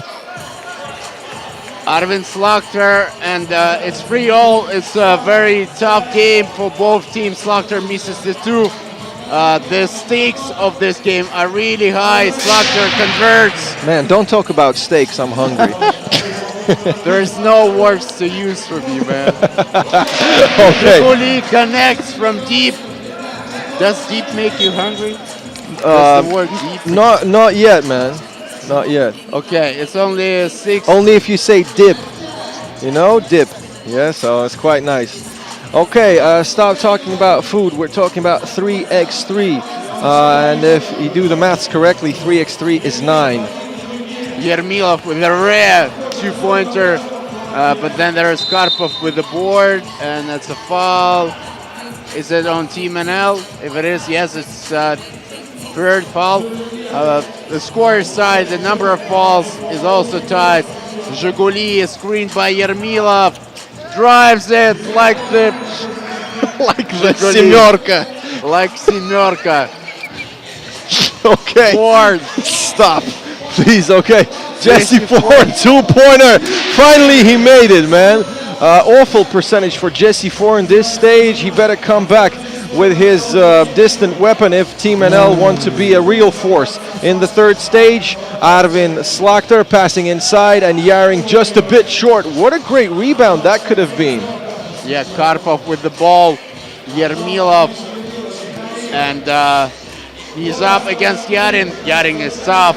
Second attempt from Emirov, still no good. Jesse Forn, I think he fouled Karpov, battling for the rebound. Yeah, Julian Yaring needs a breath. He's so exhausted. Only 4 minutes into the game, he needs a fresh breath.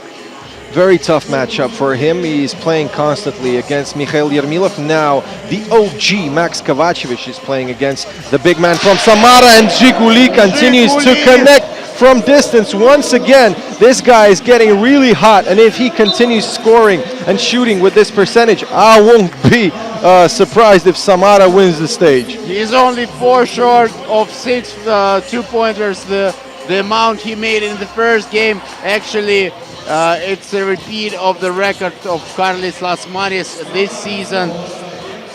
He looks for Yermilov. Yermilov up against two players, and steal by Kovacevic. It's 2 for Team NL, 9-8. Prikhotko, no look! Zhiguli doing everything for Samara in this game. Just MVP. I think he's showing the best basketball of his life after he got this nickname, Zhiguli. It's a travel from Yermilov, and it's not all 4:50 to go here. Okay. Team NL with possession. JC Forn scored 2 long distance shots. He goes for another, heating up. Actually, he's on fire. Yeah, JC Forn. yeah, please call the firefighters. I think the place is just running in. Whoa! My man, Julian Yaring, what a block shot by the Dutchman. The Flying Dutchman doing some real sorcery here on defensive end. It looked like it could have been a goaltending. It could have been a goaltending, but to be honest, Julian Yaring touched the ball straight just as soon as the ball left the hand of the shooter. So it was still going up, so it's a clean block.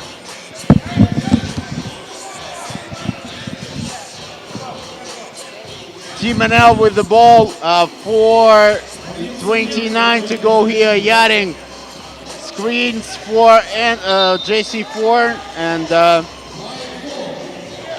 it's going to be ball to Samara, right? Samar Городок. Беспокойная я. Yeah, nice one.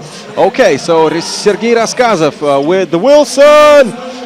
And passing it to Karpov. Prikhotko still hot here. 2-point attempt. No good. And the OG gets the rebound, passing it to Forn. And it stands as foul number 4 for Samara. Prikhotko finally missing it after 2 straight buckets. And you said so as if you were waiting for his miss. No, I mean, I needed to prove he's human, you know? Yeah. Julian Yaring showing great vertical once again. Jesse Forn too fast for Karpov. And can Prikhotko cope with him on defense? He passes it to Slakter. And Team NL trying to kill Samara with 2-pointers. I think that's the best option for the Dutch team because they really have a lack with big men. Slakter, open mid-ranger, no good. But Yaring gets the rebound, doesn't shoot it. He goes in. Oh my God, he's blocked by the basket. Yeah, he was trying to dunk after that comments from his friends from Netherlands. Oh my man, Zhiguli. He went so slow, but you know, it was still too fast for the Dutch side. That's what happens to Zhiguli. You can avoid the traffic. You can just find an open lane and get it done, you know? Okay, we have a TV timeout right here and right now.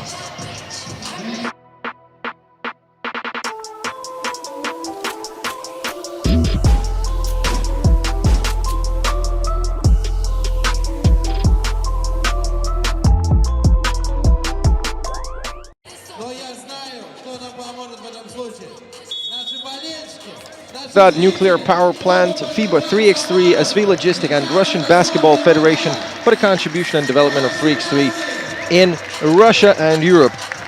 Have a great comment here actually, Jimmy Lazarevsky. Funny thing how Russian teams have so many good players, but the Russian national team looked really bad a few days ago in a national tournament in Serbia. Please address this comment to the Russian Basketball Federation. We have nothing to do with it. Raskazov with the ball. 2-pointer. No good. Yermilov gets the board. He's up against Yaring. Still no.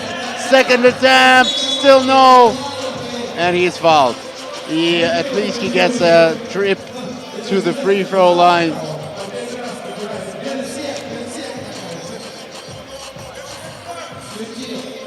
Okay, so it's Mikhail Yermilov. Crucial free throws here. He better make them. He made them. -3 for Samara. And if they want to win, they cannot receive any more 2-pointers from Jesse 4 and company. No good this time. And Samara with a chance to come up with 1 or 2 of their own. Raskazov, great effort, but no good from inside. Perfect defense from Max Kovacevic. Slaughter with a drive. That's foul number 5 on Samara. 2:33 to go.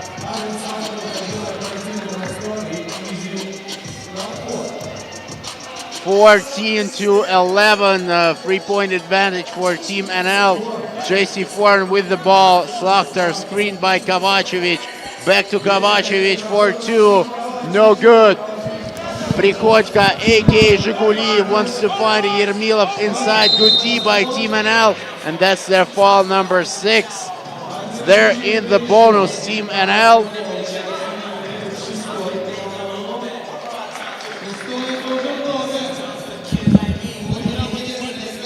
Prichodko to Karpov. Still a lot of time to play here. Karpov for 2. A rare shot from this guy. Yeah, I'm still waiting for a bucket of himself because he wasn't really on fire this stage. Slaughter 16-11. Yermilov. Prichodko another 2. Zhiguli doesn't make it, but he's there. Zhiguli. Yeah, he's a true hero for Samara this stage, doing everything, rebounding, passing, scoring like bunches of distance shots. Slaughter drives inside and less than a second to shoot. This is going to be a 12-second violation. Just a bit unlucky here, Team Netherlands.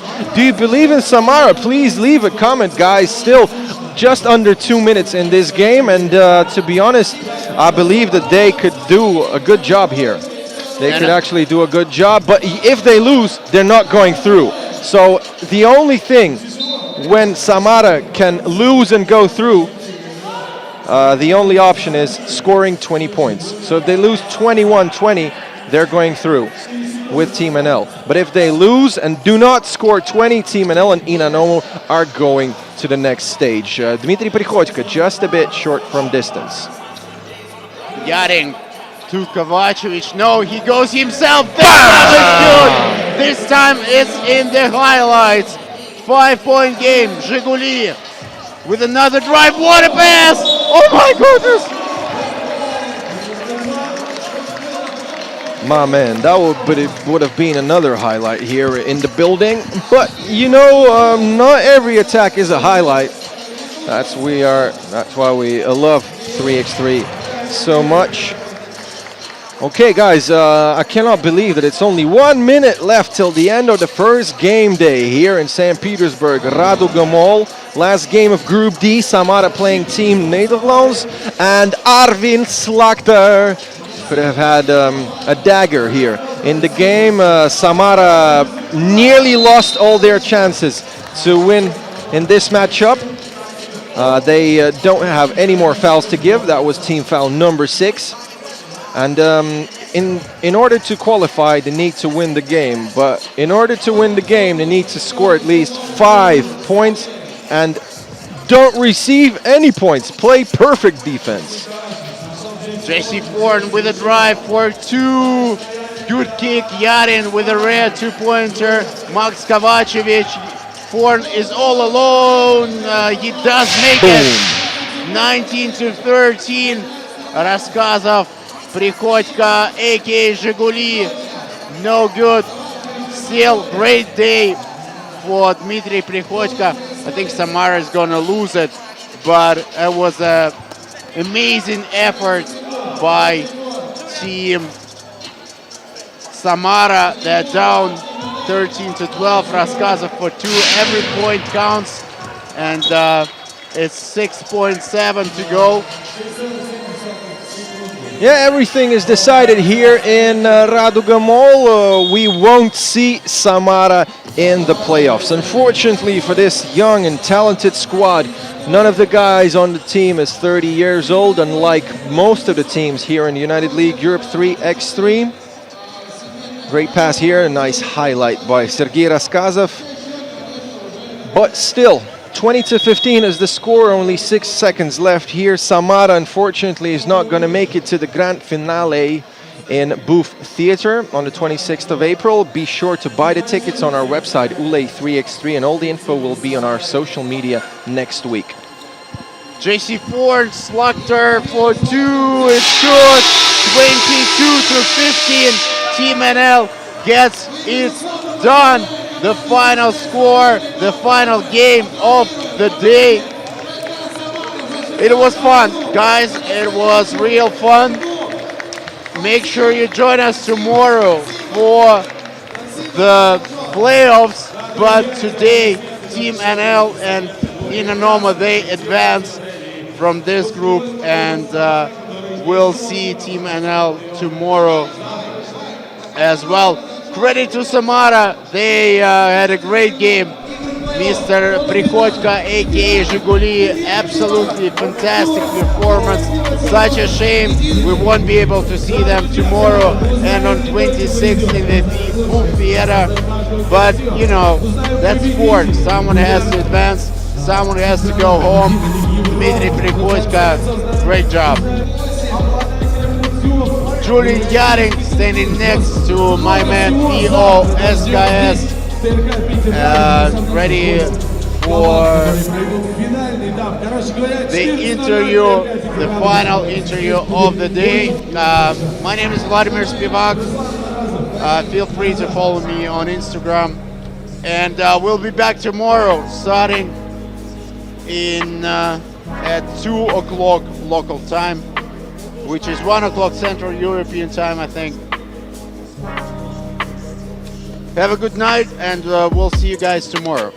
Stay tuned for the interview as well. Julian Yaring with Piotr Budnitsky. Guys, we have Julian Yaring here live in Raduga Mall. So, man, congrats with the qualification to the quarterfinals. It's quite unusual to see Team Nederlands without a big guy, so we got used for you having a big man. And if you remember, we had a small talk before these games. I said, how are you going to play if there are only small guys in the team? And he said, all the guys in our team are big. What are the emotions after these wins? Yeah, it's just great to win a game like this. We knew we had to score 21 points to be the group winner, and we did. We fought until the very end. Even the last seconds, we were aware, and we just beat them. Can you say that playing without a big guy is very tough, you know, because it seems that you're really exhausted despite you being in great physical conditions? What do you need to do extra in the playoffs to maybe try and win the stage? Well, I think a big guy has a certain advantage like they did, but on the other hand, he's also slow. So I had 2 or 3 drives on him because he cannot stop me, and that's the benefit of being a little bit smaller. And yes, it costs a lot of extra energy to get a big weight out of the paint. But yeah, we train a lot, and that's what we got to do. Thanks, man. It was a great game, and dankjewel. Okay. So was Julian Yaring, see him in the playoffs, and probably you could say something in that Dutch for your fans. Hey allemaal, super leuk dat jullie kijken en zien jullie snel terug in Nederland. Lekker spiel, Team Nederlands, dankjewel. Have a great evening, and I'm out, man. Later. Boom.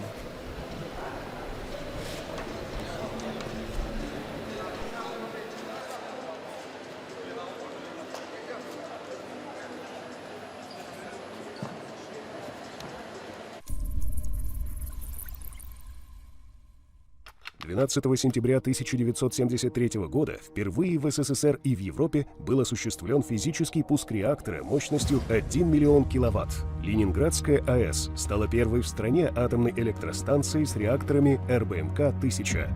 А начиналось все так. 15 апреля 1966 года глава Минсредмаша Ефим Павлович Славский подписал техническое задание на проектирование атомной электростанции вблизи Ленинграда. Осенью того же года началось строительство головной АЭС с реакторами РБМК-1000. Ударная стройка первого энергоблока продолжалась менее 6 лет. А уже к 1981 году четырехблочная Ленинградская АЭС стала самой мощной в стране и третьей по мощности в мире. Начиная с конца 80-х годов на Ленинградской АЭС проводились работы по поэтапной модернизации энергоблоков с целью приведения их в соответствие к самым современным стандартам безопасности. На первом энергоблоке реализована уникальная программа по восстановлению ресурсных характеристик реактора, благодаря которой была разработана технология, позволившая сохранить в энергобалансе страны 11 блоков с РБМК. С 2007 года на площадке Ленинградской АЭС ведутся работы по возведению новых серийных энергоблоков с реактором ВВР-1200. В декабре 2017 года осуществлен физический пуск энергоблока номер 5 ВВР-1200. А уже через полгода первый новый инновационный энергоблок Ленинградской АЭС выдал в единую энергосистему северо-запада России 1 миллиард киловатт-часов энергии.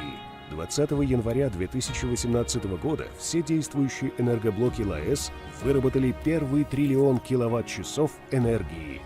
Это абсолютный рекорд отечественной атомной энергетики. В июле 2020 года начались пусковые операции на энергоблоке номер 6. Новые энергоблоки ВВР-1200 Ленинградской АЭС заместили